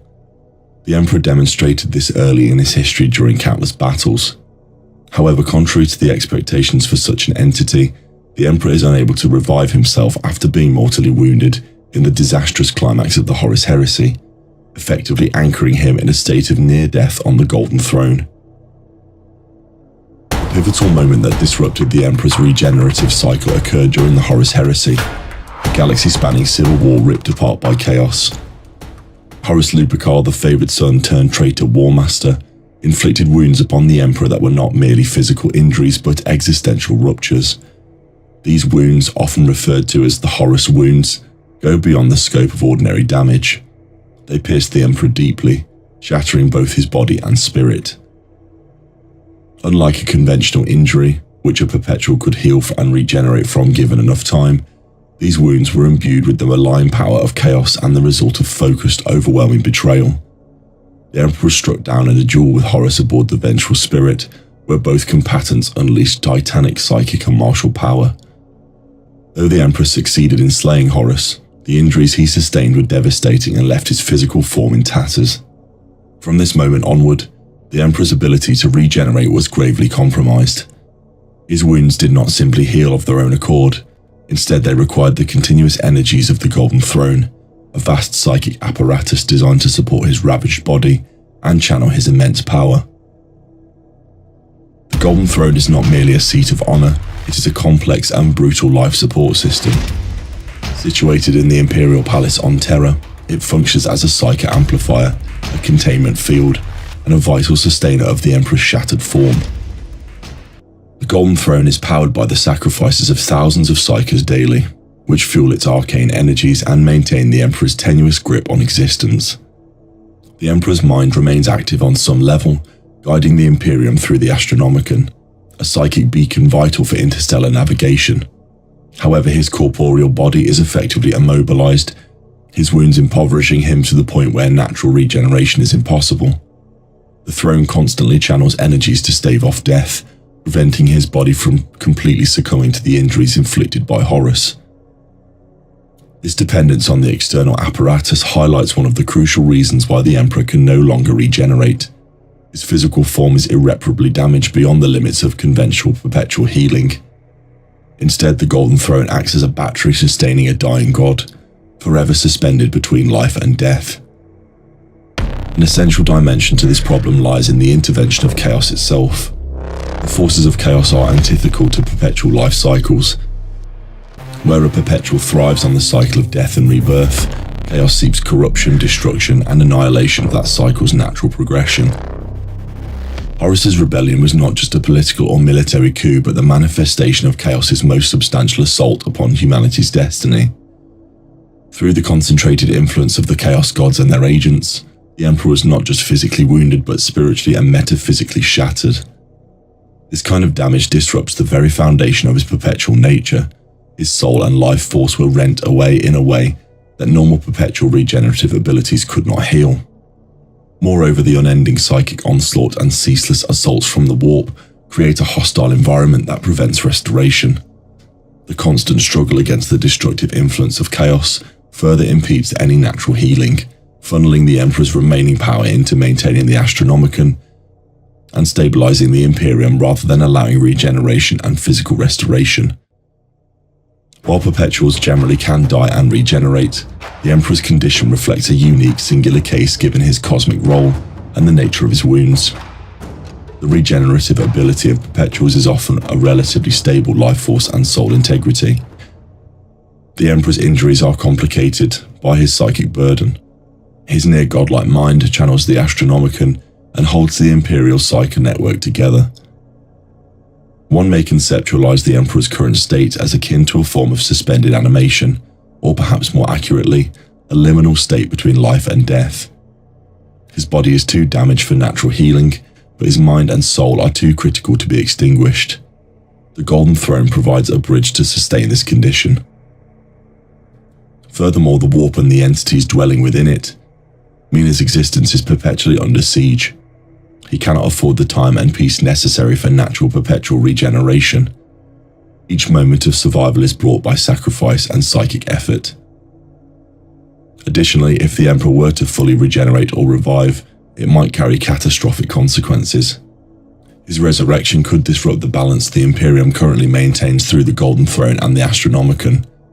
Should the Emperor fully awaken, his psychic presence might shift the warp's delicate equilibrium, inviting renewed chaos interference or destabilizing the fragile order of the Imperium. His mind, though powerful, has been shaped and limited by his current state, and any attempt at full revival could unleash uncontrolled psychic storms or exterminate vast numbers of loyal servants who depend on his influence. In summation, the Emperor's inability to regenerate despite being a perpetual is a complex interplay of extraordinary circumstances: the catastrophic Horus wounds, corruption by chaos, the necessity of sustaining the Imperium's Astronomicon, and the limits of perpetual biology when subjected to metaphysical ruin. His existence atop the Golden Throne is a testament to sacrifice, a god-king caught in the liminal space between death and eternal vigilance. It is a deep, poignant irony that the greatest perpetual, the first and most potent of his kind, cannot regenerate and revive because his destiny is no longer private or individual. Instead, it is a perpetual sacrifice for all of humanity, a living deity whose death would mark the end of hope in the grim darkness of the far future. As Marneus Calgar, chapter master of the Ultramarines, poignantly states, "He who stands on the brink of death yet does not fall is the embodiment of eternal will." The Emperor therefore remains alive in death, dying yet eternal, a beacon flickering on the edge of oblivion for the salvation of all mankind.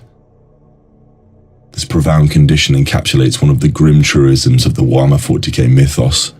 In a universe where war is eternal, even immortality is bound by sacrifice and the corrosive effects of cosmic malevolence.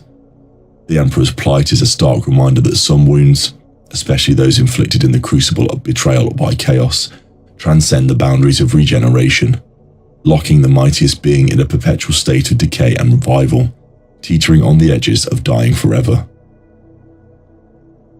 This archive has now been fully decoded. Continue your journey into the librarium with the video displayed on screen. The vast wealth of the archives continues to reveal new knowledge of the dark history of the 40k verse. In the grim darkness of the far future, there is only war.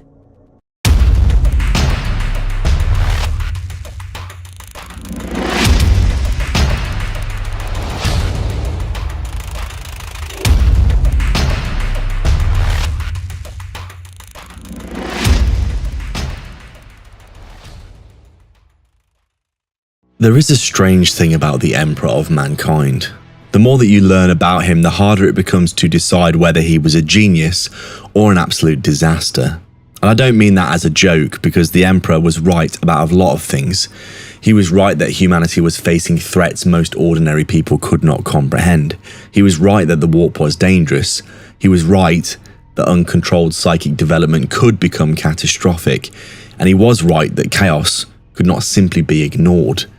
The problem is that being right about the problem doesn't mean you're right about the solution. And when you look at what the Emperor actually tried to do, there's a pretty convincing argument that his greatest enemy wasn't Horus. It wasn't Chaos, Magnus. It was the Emperor himself. Because almost everything he wanted for humanity eventually went wrong in some spectacular way. He wanted a united human civilization. He got the Imperium. He wanted humanity freed from superstition. Humanity ended up worshipping him as a god.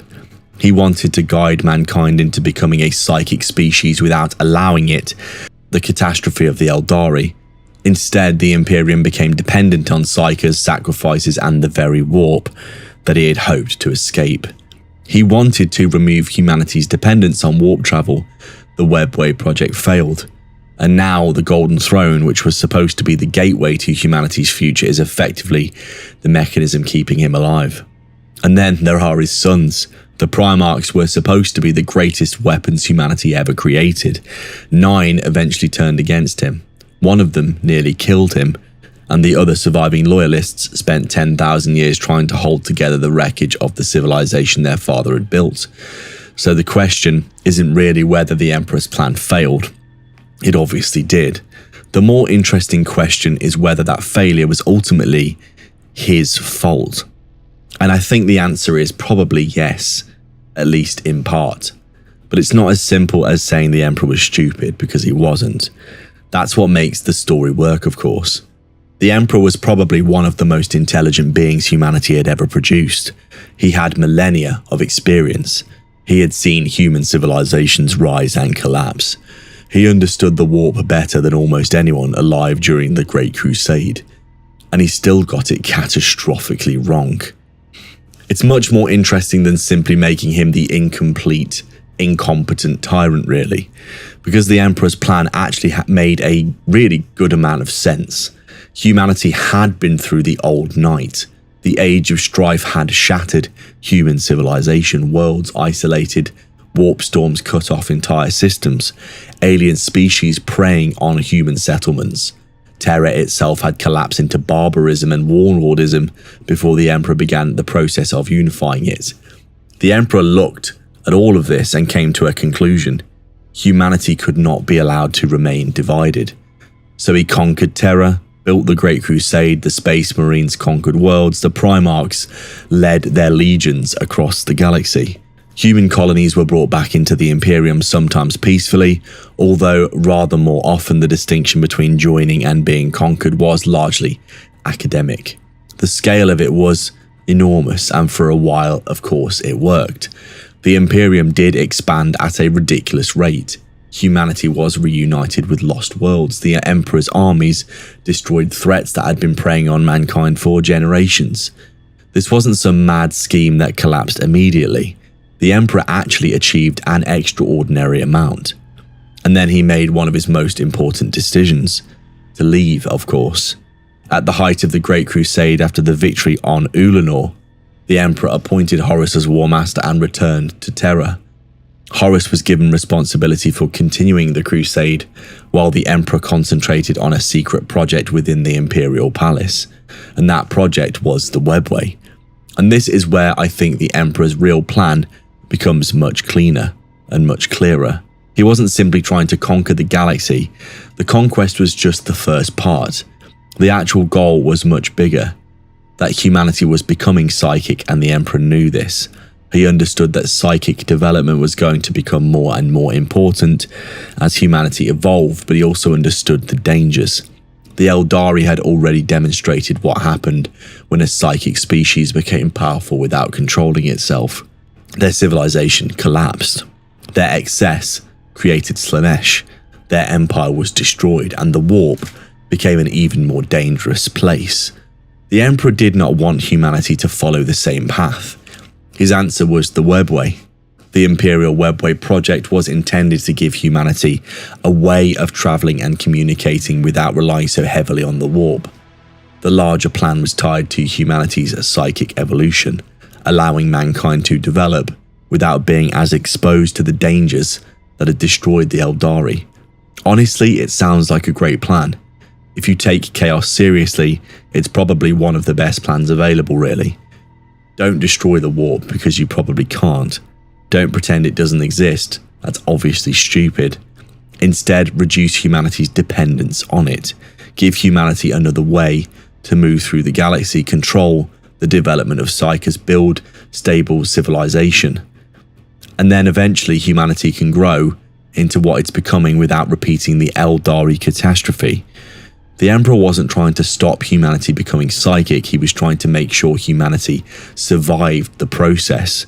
It's an important distinction, and this is where I think the Emperor deserves more credit than he sometimes gets, really. His plan was not completely insane. The problem was how he tried to achieve it, because the Emperor had an enormous flaw, of course. He believed that if he understood something better than everyone else, he had the right to make decisions for everyone else. And quite often he did. This attitude works during the Unification and the Great Crusade, even with the Primarchs for a while, but eventually you reach a point where having all the answers isn't enough. You also need people to trust you, and the Emperor was terrible at this. Horus being the obvious example. The Emperor takes his favourite son, makes him War Master, and then abandons him. From the Emperor's perspective, it makes perfect sense, of course. The Webway project is more important than the Crusade at that moment by far. Horus can handle the military side. The Emperor needs to finish the thing that will supposedly secure humanity's future. It's fine. But what does Horus actually know? He knows literally nothing. The Emperor doesn't sit down with his sons and explain the plan. He doesn't tell them why he's leaving. He doesn't explain the full nature of the warp. He doesn't tell them the Webway and what it's attempted to accomplish. He doesn't tell them what the Webway is intended to accomplish. He certainly doesn't tell them everything he knows about chaos. The Emperor keeps secrets because he believes the secrets are necessary, and that is understandable, but the secrets have consequences, and Horus starts feeling abandoned, isolated, and cut out of the loop. Other Primarchs are left wondering why their father has suddenly withdrawn. Chaos takes advantage of the uncertainty, of course, and here we are. The official history of the heresy is very clear about the importance of Ulanor and the Emperor's withdrawal to Terra. The appointment of Horus as War Master leaves the most powerful commander in the Crusade with enormous responsibility, while the Emperor returns to his secret works. This isn't the whole reason that Horus falls. Horus, of course, makes his own choices. Erebus manipulates him, the Chaos Gods deceive him. There are countless factors here, but the Emperor created the environment in which those manipulations would be very effective. He didn't betray Horus, he didn't turn Horus against him, but he made it that much easier for Horus to believe his father no longer trusted him. And Horus wasn't the only son who struggled with the Emperor's methods. Lorgar, of course, the most obvious example here. The Emperor wanted rational civilization. The imperial truth was deliberately hostile towards religion and superstition. It presented the universe as a rational and material place, denying the existence of gods and attempting to push humanity away from the beliefs that had dominated so many worlds during the Old Night. And then there was Lorgar. Lorgar didn't simply want to conquer, he wanted to believe. He worshipped the Emperor, and the Emperor hated him for it. So Lorgar was humiliated. His legion forced to kneel at Monarchia, while the Ultramarines destroyed his perfect city. The Emperor's message was simple: stop worshipping me. The irony is honestly almost painful at this point. Because Lorgar was wrong about the Emperor being a god, at least at that point, but he was right about so much. Human beings wanted religion. They wanted meaning, purpose beyond themselves, a higher being to look up to. They wanted something larger. You can't simply tell billions of people that their gods are nonsense and expect the need for belief to just disappear. It's almost intrinsic in human nature. It doesn't go anywhere. It looks for somewhere else to go though, and eventually that belief returned, in the form of the imperial cult. The Emperor became the god anyway. Actually, he became something much worse than that from the Emperor's original perspective. He became the center of the largest religion humanity had ever created. The very thing he had tried to destroy became the foundation of the Imperium after his death. And Lorgar's own Lectitio Divinitatis, written to promote worship of the Emperor, became one of the foundational texts of the Imperial faith. It's one of the great jokes buried inside Warhammer, really. The Emperor spent the Great Crusade trying to eliminate religion. His greatest religious opponent helped create the religion that eventually consumed the Imperium. You couldn't really write a more appropriate outcome. And then we have Magnus, and this is probably the hardest case really, because Magnus really did make a catastrophic mistake, as we know. He knew sorcery was dangerous. He knew the Emperor had forbidden certain practices. He knew there were things about the warp that he did not understand. And yet when he discovered Horus's corruption, he decided he had to warn the Emperor. So Magnus used a massive psychic ritual to contact Terra. The problem was that he didn't understand what he was breaking into. His psychic journey breached the Webway project and, as we know, caused catastrophic damage to the Emperor's hidden work. The resulting breach allowed demons into the Imperial Webway, forcing the Emperor and the Custodies into a desperate war to prevent the disaster from reaching Terra itself. Magnus deserves enormous blame for this. He really does. But why didn't he know? Why didn't the Emperor explain the Webway project to the Primarch, who was arguably the most important psyker in the Imperium? Magnus was the one Primarch most likely to stumble into this problem, and he did. The Emperor had designed an entire civilization around people obeying rules they didn't understand. Eventually someone is going to break one, and when that someone happened to be Magnus, the consequences were catastrophic. And this pattern keeps appearing. The Emperor makes a decision that makes sense from his own perspective, but he keeps the information secret. He expects his sons to trust him. They don't fully understand what he's doing, something goes wrong, and then the Emperor responds with overwhelming force. The damage gets worse. It happened with Magnus, Lorgar, Horus, basically with all of them. And by the time the heresy begins, the Emperor's original plan is falling apart. But there is an even bigger problem: the Primarchs themselves. The Emperor created 20 beings with enormous power and ultimately enormous personalities. Then he expected them to function as obedient tools. It's never going to end well. They were not machines, they were people. Terrifyingly powerful in their own ways, but still just people ultimately. They had egos, fears, ambitions, and a fear of abandonment that frankly caused all of this. They had their own ideas about what humanity could and should become, and the Emperor repeatedly treated those differences as problems to be managed rather than parts of the people that he created. That worked with some of them, and it failed spectacularly with others. Perturabo wanted recognition, Kurz wanted purpose, Angron wanted freedom from the Nails, Magnus knowledge, Lorgar faith, Horus ultimately just wanted approval of his father. The Emperor understood all these things. I'm convinced that he did, but understanding something isn't the same as caring about what these people want. And that's where I think the Emperor becomes difficult to defend, really, because he wasn't simply unaware. He often knew his sons were unhappy. He just believed the larger plan mattered more. And maybe in a purely utilitarian sense, it did. If the Emperor genuinely believed humanity's survival depended on his decisions, then sacrificing the happiness of a few Primarchs might seem like a reasonable price. But there's a problem. Those Primarchs weren't a few people. They were leaders of enormous armies. And when they broke, their legions broke with them. The Emperor created weapons capable of conquering the galaxy, and then gave those weapons emotional wounds. Chaos didn't even have to invent those weaknesses, it just had to find them. And that's why I don't think that you can blame Chaos for everything here. Chaos is incredibly powerful, but Chaos didn't create every problem. It exploited problems that were already there. The Emperor's secrecy gave Chaos opportunity. His treatment of Lorgar, his relationship with Magnus, his treatment of Angron, his decision to place Horus in charge and then disappear, all of these decisions gave Chaos the opportunity. The Emperor was fighting gods who had been manipulating humanity for thousands of years. Of course, he was going to make mistakes, but he also made mistakes that were completely avoidable, and that is the difference. The Webway project itself is a fascinating example. It was probably the Emperor's greatest attempt to save humanity and also was incredibly fragile. The Emperor built a human connection into the Webway. Then a single Primarch, through a massive psychic act influenced by forces he didn't fully understand, destroyed the security of the project. The breach was so serious that the Emperor had to abandon almost everything else and remain on the Golden Throne to hold it shut. The irony here is brutal.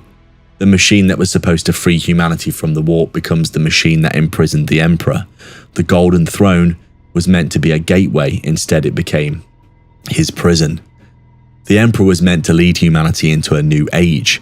Instead, he spent thousands of years trapped on a chair while humanity tears itself apart around him. And it's probably the single best argument that his plan was his own fault. Not because everything that happened was predictable, because it wasn't. The heresy involved a lot of variables. Chaos was too powerful, Magnus, Horus manipulated. The galaxy itself was already an absolute nightmare, a dismal experience. But the Emperor created a system that depended on everything going right. That was his mistake. His plan required Horus to remain loyal, Magnus to obey, Lorgar to accept secularism, the Primarchs to remain psychologically stable in general, the Webway project to work, humanity to remain united, the Great Crusade to be finished, the Emperor to remain alive and to free, the Emperor to remain alive and free to guide the transition, and Chaos to fail interference. That's an awful lot of things that need to go right, with not many contingencies by the looks of it. Once you understand the scale of it, the failure becomes much less surprising, really. The Emperor was trying to beat 4 Chaos Gods at their own game, while simultaneously running a galaxy-wide empire, managing 20 Primarchs, controlling millions of soldiers, and conducting a secret project that could potentially change the future of the entire human species. It's not really a plan. It's a hostage negotiation with the universe. Eventually, someone's gonna blink. The Emperor didn't, but Horus did, and humanity paid for it. 10,000 years later, the results are almost impossible to recognize. The Imperium is still alive. That matters. The Emperor didn't completely fail. Humanity's still here. His enemies didn't destroy the species. The Imperium still spans a massive portion of the galaxy. The Chaos Gods did not win the Horus Heresy per se. So perhaps from the Emperor's perspective, this isn't a terrible version of victory. He may have looked at the galaxy after the siege and thought, fine, humanity has survived. And in a way, he's right, but what has humanity become? The Imperial Truth, the Webway Dream, the Emperor's secular empire are all gone. The Primarchs mostly gone or traitor. Technology stagnated. The Imperium is ruled by bureaucracy, religious institutions, and the High Lords. People worship the Emperor. Psykers are feared, sacrificed. The warp is now more important than ever. And the Emperor himself a corpse. I don't think this is what he would have wanted, not even close. And yet there is one final possibility that makes the whole thing even more complex. Maybe the Emperor knew that he couldn't win cleanly. Maybe he always understood that humanity would have to suffer. Maybe the Great Crusade wasn't supposed to produce a perfect civilization. Maybe it was simply supposed to get humanity into a position where it could survive the coming psychic awakening. And if that's true, then perhaps the Emperor's plans weren't completely destroyed. Perhaps the Imperium is simply the ugly halfway point. The Emperor may have lost the Webway, he may have lost his sons, his body, but humanity is still here. The Emperor himself still here fighting. The interpretation is possible, of course, but personally, I can't say that this absolves him. Because if the end goal was worth pursuing, the Emperor's methods created many of the disasters he was trying to avoid. He wanted humanity united, so he conquered it. He wanted humanity free of religion, so he imposed an ideology that treated belief as weakness. He wanted his sons to serve humanity, so he treated them as weapons. He wanted to defeat chaos, so he hid information about chaos from the people most likely to encounter it. And he wanted humanity to become something greater, but he never really trusted humanity to make the journey itself. He wanted to be the one holding the wheel throughout the whole process of all of this. It's his fundamental flaw. The Emperor didn't simply want to save humanity. He wanted to decide what humanity would become himself. And those are not necessarily the same thing. Maybe it's why the story works so well. Because the Emperor wasn't a fool. He wasn't secretly incompetent. He wasn't some villain who had no idea what he was doing. He saw the threat. He understood the stakes. He probably understood chaos better than almost anyone who had ever lived. And he still lost. Not because he was weak, because he was too certain. He believed that he could see further than everyone else, that everyone else simply needed to follow him. He didn't need their understanding. He needed their obedience, and for a while, that worked. And then Horus looked at his father and decided he didn't trust him anymore. Magnus made a terrible decision. Lorgar looked elsewhere. Angron never forgave him. The entire thing fell apart. So was the Emperor's failure his own fault? Honestly, I think it was. Not entirely. Chaos deserves the blame for what it did. Horus, Magnus, Lorgar, they all made their own choices. You can't remove their agency just because the Emperor made his own mistakes, but the Emperor built the stage on which all of these mistakes were built. And perhaps it's the saddest part, really. He spent thousands of years trying to make sure humanity would never again be at the mercy of forces it couldn't control. And then through his own choices, he created a civilization that became almost entirely dependent on those things. And when he fell, everything fell with him. 10,000 years later, humanity is still sitting in the ruins of his great experiment. The strange thing is that it hasn't even died. It's just become something the Emperor would probably have hated. A civilization built around faith in a man who has spent his entire life insisting that gods do not exist. A galaxy-spanning empire that survives through endless war. Psychic species terrified of its own mind. And at the center of it all, the Emperor himself is still alive. Still fighting and still holding back the warp. Still in some sense trying to finish his job. Maybe that is the Emperor's real tragedy. He was right about the danger. He was wrong about the solution. And after 10,000 years, humanity is still paying the price. Speculation about what the Emperor of Mankind might be becoming has always existed in the fringes of imperial thought. But in the current setting, those ideas have moved closer to the center of the narrative. This is not because the lore provides definitive answers, but because recent material increasingly invites the question. The Emperor is no longer merely a static presence on the Golden Throne. His influence is expanding in strange, uneven ways, and the shape of that influence is no longer aligning cleanly with what he was during the Great Crusade. The theories that arise from this are not idle fan conjecture. Many are rooted in ideas that have appeared, disappeared, and re-emerged across decades of canon, now given renewed relevance by the Emperor's evolving role. The most prominent and unavoidable theory is that the Emperor is becoming a god through worship, regardless of his intentions. This idea is uncomfortable precisely because it aligns so well with how the warp functions. The Emperor spent his life denying divinity, rejecting religion, and attempting to starve the warp of belief and emotion that empowered the Chaos Gods. Yet the Imperium that formed after his internment has done the exact opposite. Trillions of humans pray for him daily. Entire worlds structure their cultures around his divinity. Faith in the Emperor is not abstract, it is emotional, desperate, and often fanatical. In warp terms, that is fuel. What makes this theory so compelling is that the Emperor's warp presence demonstrably behaves differently now than it did during the Great Crusade. He manifests through miracles, living saints, and direct metaphysical intervention. His power is shaped by symbolism, ritual, and belief. These are all hallmarks of warp entities. The counter-argument, of course, is that the Emperor is not a god in the same sense as the Chaos Gods, but he did not emerge from raw emotion. He has a material origin, a human one, but the warp does not care about origins. It cares about what is reinforced. Over 10,000 years, the Emperor has become the focus of the largest sustained belief system in the galaxy. If that does not change something fundamental, it would contradict everything we know about the Immaterium. I'll be honest, this is one of those ideas that feels almost inevitable, even if the setting never confirms it outright. The tragedy isn't that the Emperor might become a god, it's that he might become one against his will, reshaped by the very superstition he tried to eradicate. If that happens, it wouldn't be a triumph. It would be a final cosmic irony. Closely related to this is the older concept of the Star Child, a theory that has drifted in and out of canon over the years but refuses to die.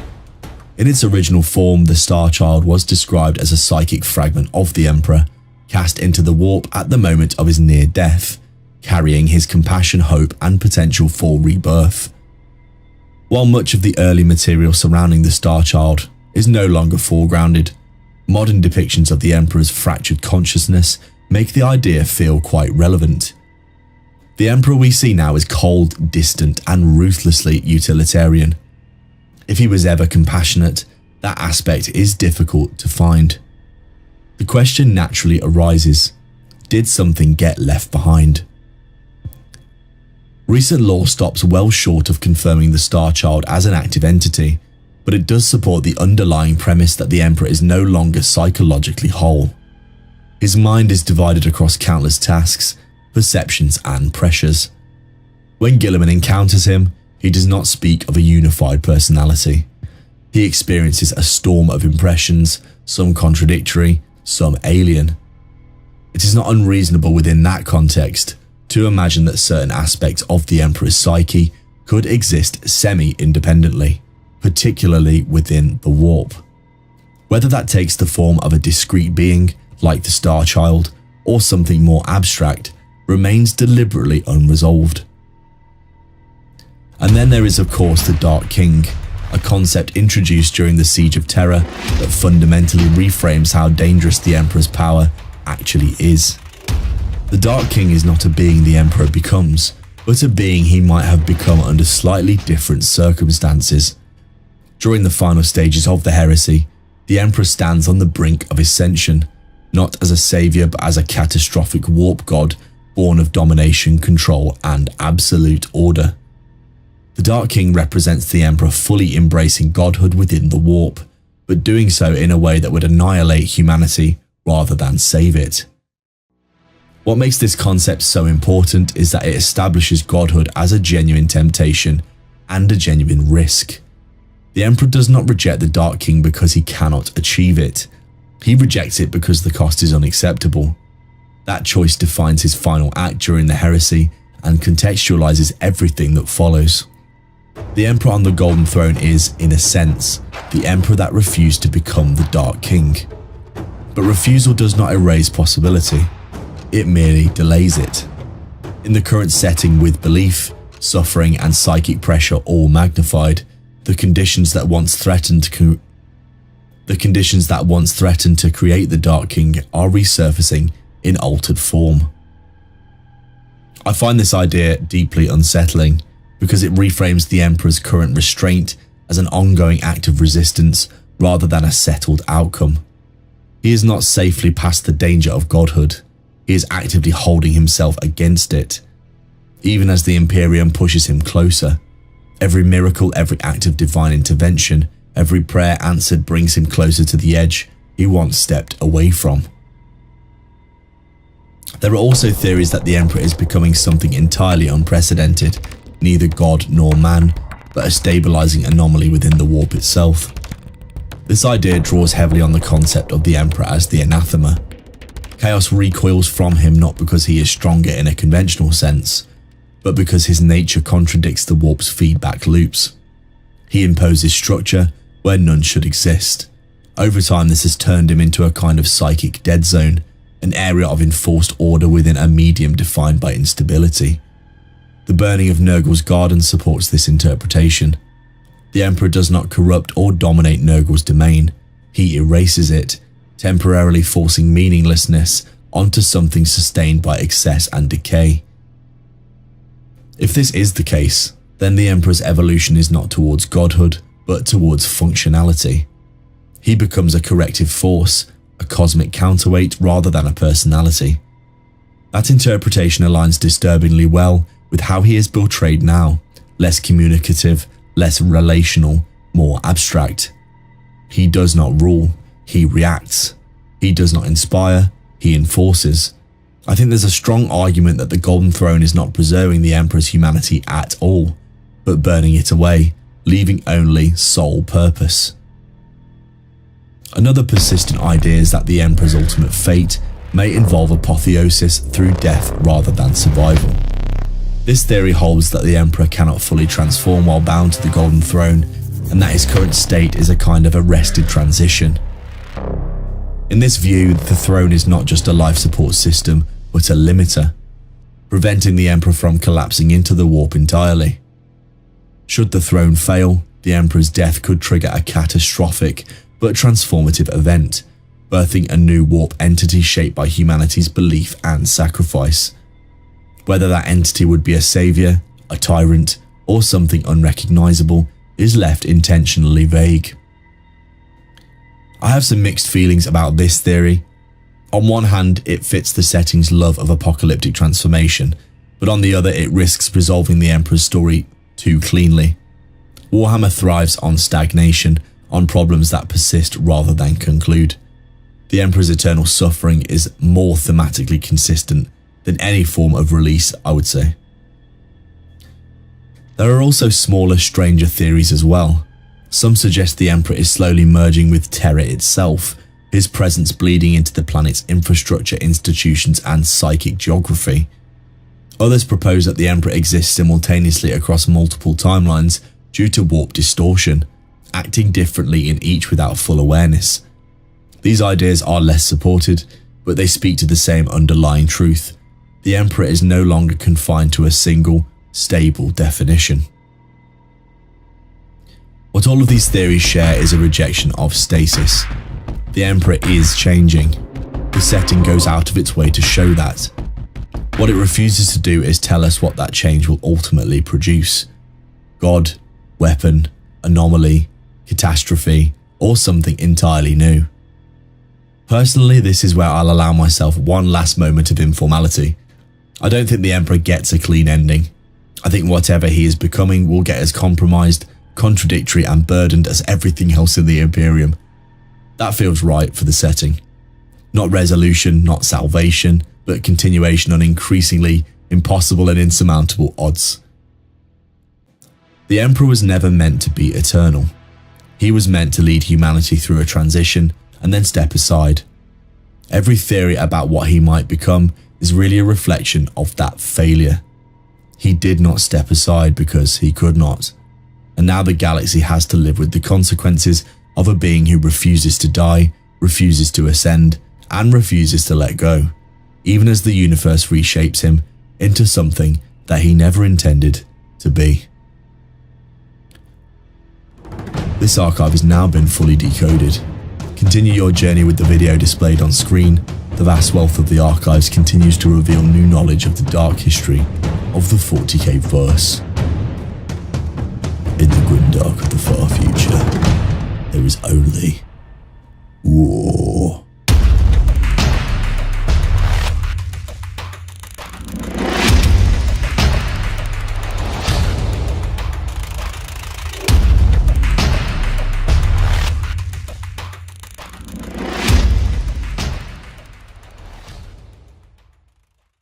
The Emperor of Mankind is probably the most intelligent human being who has ever existed.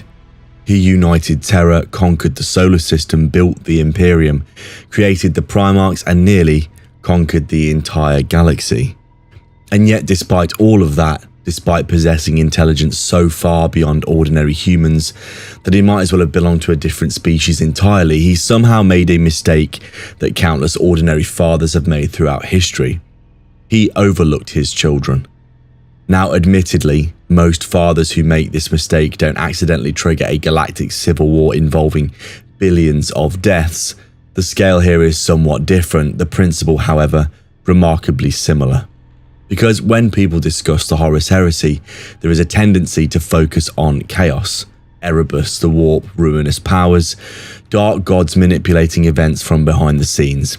And of course, all of these things did matter, all of them did contribute, but chaos did not create the cracks. Chaos simply exploited them.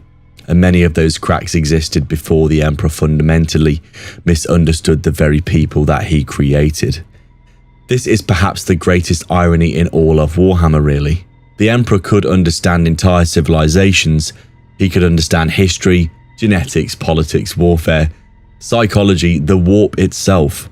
Yet he often struggled to understand the 20 suns standing directly in front of him. Or perhaps, more accurately, he believed that he didn't need to. And that distinction may well have doomed everything. To understand the problem, you first have to understand how the Emperor viewed the Primarchs, because there is evidence throughout the lore that the Emperor never entirely saw them as sons in the way most people would understand the term. He created them as tools, as his generals, as living weapons designed to achieve a specific objective. Several sources describe the Primarch project as a carefully engineered attempt to create perfect commanders for the Great Crusade and humanity's future. It does sound harsh, and in fairness, I think it probably is. The situation becomes even more uncomfortable when you consider accounts where the Emperor explicitly describes the Primarchs as tools and weapons rather than children, explaining that creations naturally refer to their creator as their father. I've always found this detail quite horrifying, really, and fascinating in equal measure, because regardless of whether the Emperor truly believed it, the Primarchs clearly didn't. Horus, Lorgar, Magnus, Perturabo, Angron, all of them wanted a father. What they received instead was often something closer to a commander, a ruler, a distant authority figure at best. The Emperor seems to have assumed that because the Primarchs were engineered, they would behave rationally. The trouble is that the Primarchs were not rational at all. They were just humans in the end. Exaggerated, to be sure, demigods, to be sure, humans capable of bench pressing a tank, but still ultimately human, possessing all the flaws of humanity: pride, jealousy, insecurity, resentment, ambition, love, fear. All the things the Emperor appears to have underestimated. Sources describing the Primarchs frequently note that despite their immense gifts, their human flaws ultimately became one of the greatest threats to the Emperor's dream. And nowhere is that more obvious than with Horus, of course. Because Horus did not simply fall because chaos corrupted him. The explanation is too neat and too convenient. Horus falls because chaos finds vulnerabilities that already exist. The Emperor names him War Master, places the weight of the Imperium right onto his shoulders, and then leaves forever. Not forever, but long enough for the doubt to grow, long enough for resentment to develop, long enough for Horus to begin asking questions.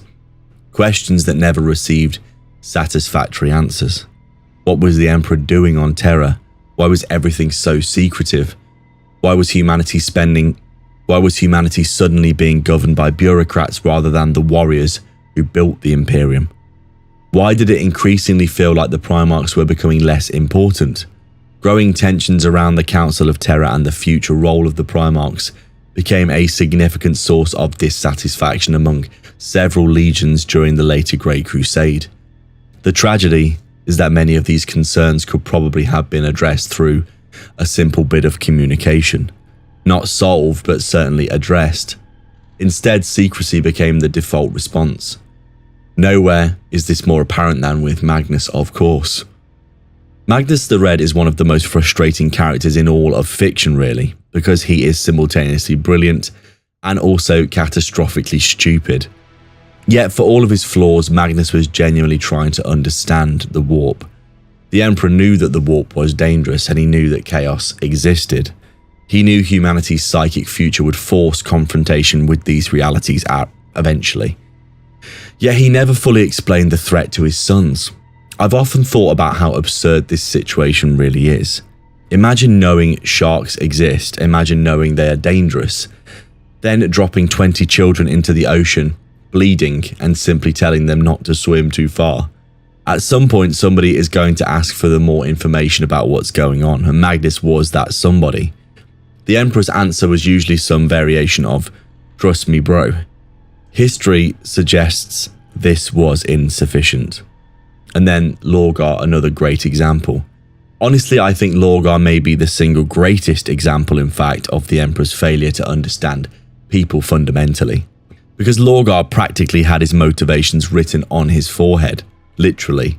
The man was obsessed with belief, obsessed with purpose, obsessed with finding meaning in existence. You could see it from orbit. And yet the Emperor appears genuinely surprised when Lorgar reacts badly to having his entire worldview publicly destroyed. The destruction of Monarchia and the humiliation of the Word-Bearers became one of the defining moments, turning Lorgar and everyone else towards chaos. Now, was the Emperor wrong to oppose worship? Perhaps not. There are legitimate arguments in his favour, of course, but the manner in which he handled it was disastrous. Because public humiliation rarely creates an understanding, it usually just creates a resentment. The Emperor looked at the situation and saw a lesson. Lorgar experienced it as betrayal. That's the difference that changed the galaxy. Angron, another fantastic example. Honestly, this may be the Emperor's most indefensible decision. Angron was broken before the Emperor ever found him. The butcher's nails had already transformed him. The damage was immense, the suffering unimaginable. When the Emperor finally arrives, Angron is fighting alongside the only people he has ever truly cared about, his fellow slaves, his family. And the Emperor simply removes him from the battlefield, leaves everyone else behind. The Emperor later recognized the devastating effects of the nails and even investigated them, but Angron never forgave the manner of his rescue. I've always struggled with this decision, not because it lacks logic, it does have logic. Angron was valuable, the crusade important, and time limited. Strategically, the Emperor's choices make sense when you consider his wider objectives. But emotionally, this was just catastrophically bad decision-making. Angron spends the rest of his life interpreting that moment as proof that he never mattered as a person, only as a weapon. And honestly, given the evidence available to him, it's difficult to blame him at all. And then there is Perturabo, of course. Poor Perturabo. The Primarch who could build anything except a healthy relationship. What Perturabo wanted was astonishingly simple. Recognition. Not endless praise, not worship. Just recognition. Acknowledge of the sacrifices, the burdens, and the victories. Instead, Perturabo increasingly feels taken for granted. Again and again, he's given the hardest wars. He's expected to endure. Again and again, somebody else receives the glory. Was this entirely the Emperor's fault? No. Perturabo carried enough insecurities to power a small hive city. But did the Emperor help? Not particularly at all. The pattern repeats constantly. Mortarion feels misunderstood, Kurz abandoned, Fulgrim pressured, Magnus ignored, Horus isolated. The Emperor doesn't lose one son, he loses half of them. At some point, the common denominator becomes difficult to ignore. Now, to be fair, we should acknowledge something important. The Emperor was operating under extraordinary circumstances, of course. The Great Crusade was consuming the galaxy. Chaos was actively plotting against him, and the Webway project represented humanity's best hope for the future.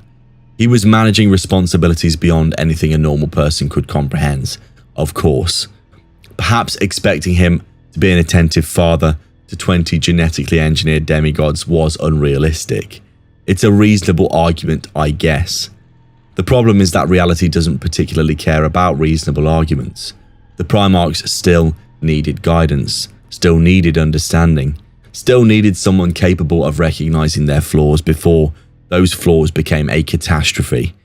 And increasingly, the Emperor wasn't available.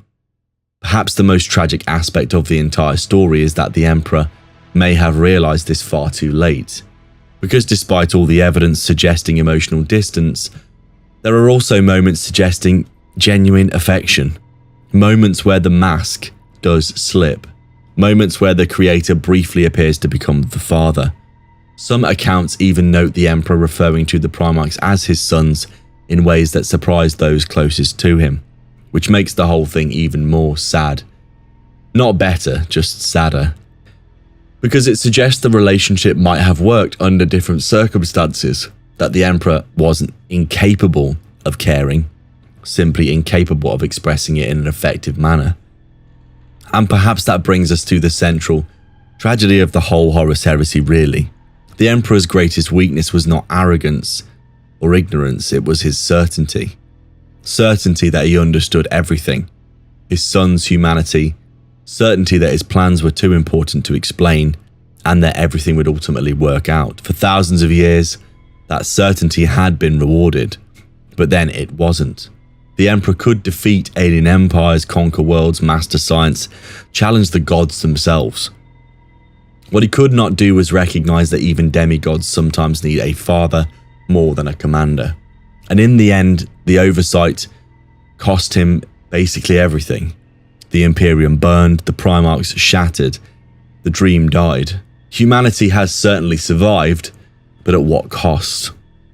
The Master of Mankind spent the next 10,000 years trapped on the Golden Throne, watching the consequences unfold before him, not because he was weak or even foolish, but because even the greatest man who ever lived was still capable of making a very human mistake.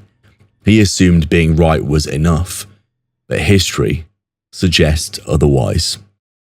There is a theory about the Emperor that I keep coming back to, not because I necessarily believe it, and certainly not because it explains everything, but because the more lore that Games Workshop releases, the harder it becomes to dismiss entirely. It's a theory that completely changes how you view the Horus Heresy. It changes how you view the Primarchs, and it changes how you view the Imperium. And perhaps most importantly, it changes how you view the Emperor himself. The theory is pretty simple, really. What if the Emperor didn't fail? What if the modern Imperium, for all its horror, for all its contradiction, for all its unimaginable suffering, is actually much closer to his intended destination than we realise? Or to put it another way, what if the Emperor knew exactly what he's been doing this whole time? Now, I should probably clarify something immediately. I'm not talking about the sum version of events where every detail unfolded exactly according to his plan. Even the most enthusiastic supporters of this theory generally don't argue that the Emperor specifically intended for planetary governor number 4,783,221 to be eaten by Tyranids on a Tuesday afternoon. That would obviously be absurd. Instead, the argument is broader. The argument is that the Emperor understood the fundamental shape of the coming conflict with Chaos, understood humanity's nature far better than he ever admitted, and deliberately made decisions that would eventually create the Imperium as we see it today. An Imperium capable of surviving in a galaxy dominated by gods. It is a fascinating idea, and honestly, a pretty terrifying one in regards to the setting. Because if it is true, it forces us to re-examine almost everything. Let's start with the obvious objection. The Emperor made mistakes, lots of them. This is usually where the discussion ends. People point to Angron, Magnus, Lorgar, the Council of Nicaea, the handling of the Primarchs in general, the secrecy surrounding the warp, and the list goes on and on. The Emperor appears, at least on the surface, to be a profoundly flawed strategist when it comes to managing his own sons. In fact, one of the most common interpretations of the Horus Heresy is that it represents the consequences of the Emperor's arrogance. He believed that he could control everything. He believed that he understood everything, and eventually reality proved otherwise. It's a compelling interpretation, perhaps even the most straightforward one, but there is another way to look at it. Because the Emperor was not simply intelligent, he was operating on a level that is genuinely difficult for ordinary humans to comprehend. This is a man who had lived for tens of thousands of years, a man who could see fragments of possible futures, a man who spent centuries planning for threats that had not yet emerged, a man who was made of thousands of psykers. Again and again throughout the lore, characters encounter the Emperor and come away with a similar impression of him, that he sees further than anyone else, much further, which raises this uncomfortable possibility. What if some of the things we call mistakes weren't mistakes at all? Take the Primarchs, for example. This is one of the biggest criticisms that is always leveled against the Emperor. Why is he so distant? Why is he so secretive? Why didn't he simply explain things to them properly? They're fair questions, very valid ones in fact. And yet I've often wondered whether we're assuming the Primarch project was intended to produce a stable family. What if this was just never the objective? The Primarchs were weapons. Guilliman himself reaches a similar conclusion when reflecting on the Emperor. My father is no father, my father is a weapon. One of the most important lines in modern Warhammer, really, because it forces us to consider the possibility that the Emperor never viewed his sons the way they viewed him. The Primarchs wanted a father, but the Emperor needed tools. It's harsh, but possibly monstrous even, but it's also true. If the Primarchs were designed primarily as instruments rather than heirs, then some of the Emperor's decisions begin looking very different. Still cold and ruthless, but perhaps more intentional than accidental. And then there is the heresy itself, and this is where things about this theory become very controversial and potentially interesting, because some versions suggest the Emperor expected a rebellion. Not necessarily Horus, not necessarily the exact sequence of events we received, but a rebellion nonetheless. A civil war or a purge or something. The argument usually points to a simple reality. The Primarchs were too powerful, too ambitious, and too different. An empire built around 20 superhuman warlords was never going to remain stable forever. Conflict was inevitable, and I think the Emperor knew this. Perhaps he always knew it. I've occasionally thought about Malcador's comments throughout the heresy. There are moments where both he and the Emperor seem surprisingly unsurprised by certain developments. Not happy, not pleased, but just unsurprised. They find them unremarkable, like it was expected to happen. Almost as though some versions of these events had always existed within their calculations. Again, this doesn't prove anything, but it does make you wonder. And then there are perhaps the strongest arguments in favour of this entire theory, the current Imperium itself. Because for all the talk of Imperial decline, the Imperium is still here, 10,000 years later, against all logic and against all probability really, against enemies that should have destroyed it countless times over. The Imperium survives, and that alone is remarkable. Think about what humanity is currently facing. Chaos, Tyranids, Necrons, Orcs, Genestealer cults, civil unrest, warp storms, corruption from within, and somehow the Imperium still remains standing, relatively unscathed. Barely, I would say, bloodied and damaged, often in a ridiculous fashion, but still standing. What if survival was always the goal? Not enlightenment or prosperity, but simply brutal, cold survival. If you think about it this way, it changes everything really. Because if survival was the objective, then many aspects of the modern Imperium begin looking strangely effective. Horrific, but effective nonetheless. The Ecclesiarchy being a perfect example. The Emperor spent the Great Crusade opposing religion, or so we're told. Yet religion has become one of the strongest forces holding the Imperium together. Faith motivates soldiers, unites worlds, creates martyrs, creates saints even. Faith allows ordinary humans to stare into the horrors of the warp and keep on fighting. Was this just an accident? Perhaps. Or perhaps the Emperor eventually recognized something that Lorgar understood long before anyone else. Humanity needs belief. Not wants it, but actually needs it. The irony here, of course, is extraordinary. Because if this theory is true, then the Emperor may have publicly rejected godhood while privately understanding that humanity would eventually require it. Not immediately, not during the Great Crusade, but eventually. Perhaps the Imperial truth was merely a transitional phase, a bridge rather than a destination. I've always found this possibility fascinating, this discussion about belief systems and how they've changed, how Lorgar could have been right, how the Emperor may have been wrong, or was it just his plan? Partly because it would explain one of the greatest contradictions in the setting. The Emperor spends centuries denying divinity and then spends 10,000 years becoming increasingly godlike.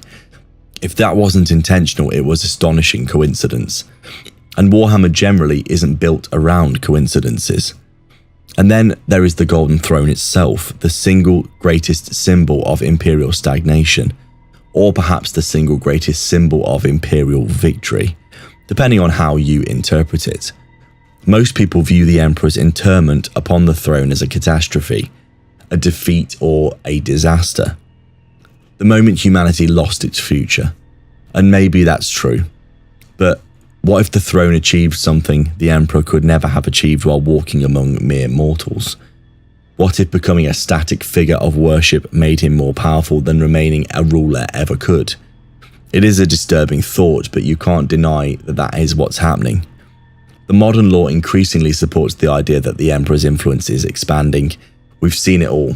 Saints performing miracles, demons recoiling at the presence of the Emperor in the warp, the Chaos Gods even acknowledging him as a rival. His power reaches into the warp itself, as we saw with Nurgle's Garden in Plague War. In some respects, the Emperor appears stronger now than he was during the Great Crusade. Not physically, but within the warp, almost like a god. This distinction, of course, is absolutely vital. I've often wondered whether the Emperor sitting upon the Golden Throne resembles a cocoon more than a coffin. Not dead, but continuing to transform, become something new, something humanity has never seen before. If that's the case, then perhaps the last 10,000 years have not been a period of decline. Perhaps they've been a period of preparation. And yes, I realise how dangerous and perhaps ridiculous this all sounds, because it leads us somewhere profoundly strange and uncomfortable. If the Emperor planned for the broad shape of these events, then the suffering of the Imperium was not an unforeseen consequence. It was a cost that he was willing to pay. The death of trillions, the destruction of countless worlds, the collapse of dreams, the sacrifice of entire civilizations, all part of a strategy aimed at a much larger objective, perhaps the defeat of chaos itself. Now, like I said, do I personally believe all of this? Honestly, I'm not sure. Part of me thinks the Emperor absolutely did make mistakes. The evidence is everywhere for this. Magnus alone feels difficult to explain away.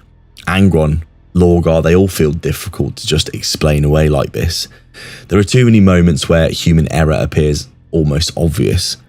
And perhaps that's precisely what makes the Emperor interesting. He is neither infallible nor the foolish tyrant. He's somewhere in between. A being of unimaginable intelligence attempting to solve an impossible problem. Yet another part of me keeps returning to the same question. What if we're judging him too quickly?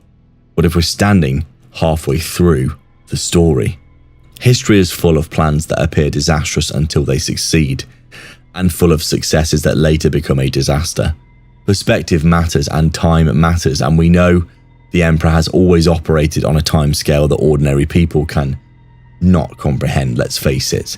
A decade means little to him, a century means little. Even a millennium may simply represent another stage in a much larger process. Which brings us to today, the modern Imperium. A religious empire worshipping a god emperor. An empire defended by living saints. An empire whose faith appears capable of influencing reality itself. An empire locked in an eternal war against the power of chaos. An empire that should have collapsed countless times and yet refuses to lie down and die. And sitting at the center of it all is the Emperor, of course, silent and watching and waiting. Perhaps he's trapped, or perhaps he is victorious.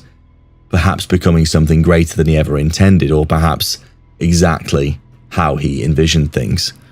That's the beauty of this theory, really. It doesn't provide answers, but it does answer some questions and then create others. Was the Emperor humanity's greatest failure, or humanity's greatest strategist? Did he lose the Horus Heresy, or did he survive it exactly as he needed to? Is the Imperium the ruin of his dream, or is it evolving into its final form? We don't know, and perhaps we never will. But the more active the Emperor becomes, the more miracles appear across the galaxy, and the more the modern setting revolves around faith rather than reason, the harder it becomes to dismiss one possibility: that somewhere buried beneath 10,000 years of suffering and sacrifice, there may be a plan unfolding that humanity still cannot fully see. And if that plan is real, then the Emperor may prove to be even more frightening than any of his enemies ever imagined.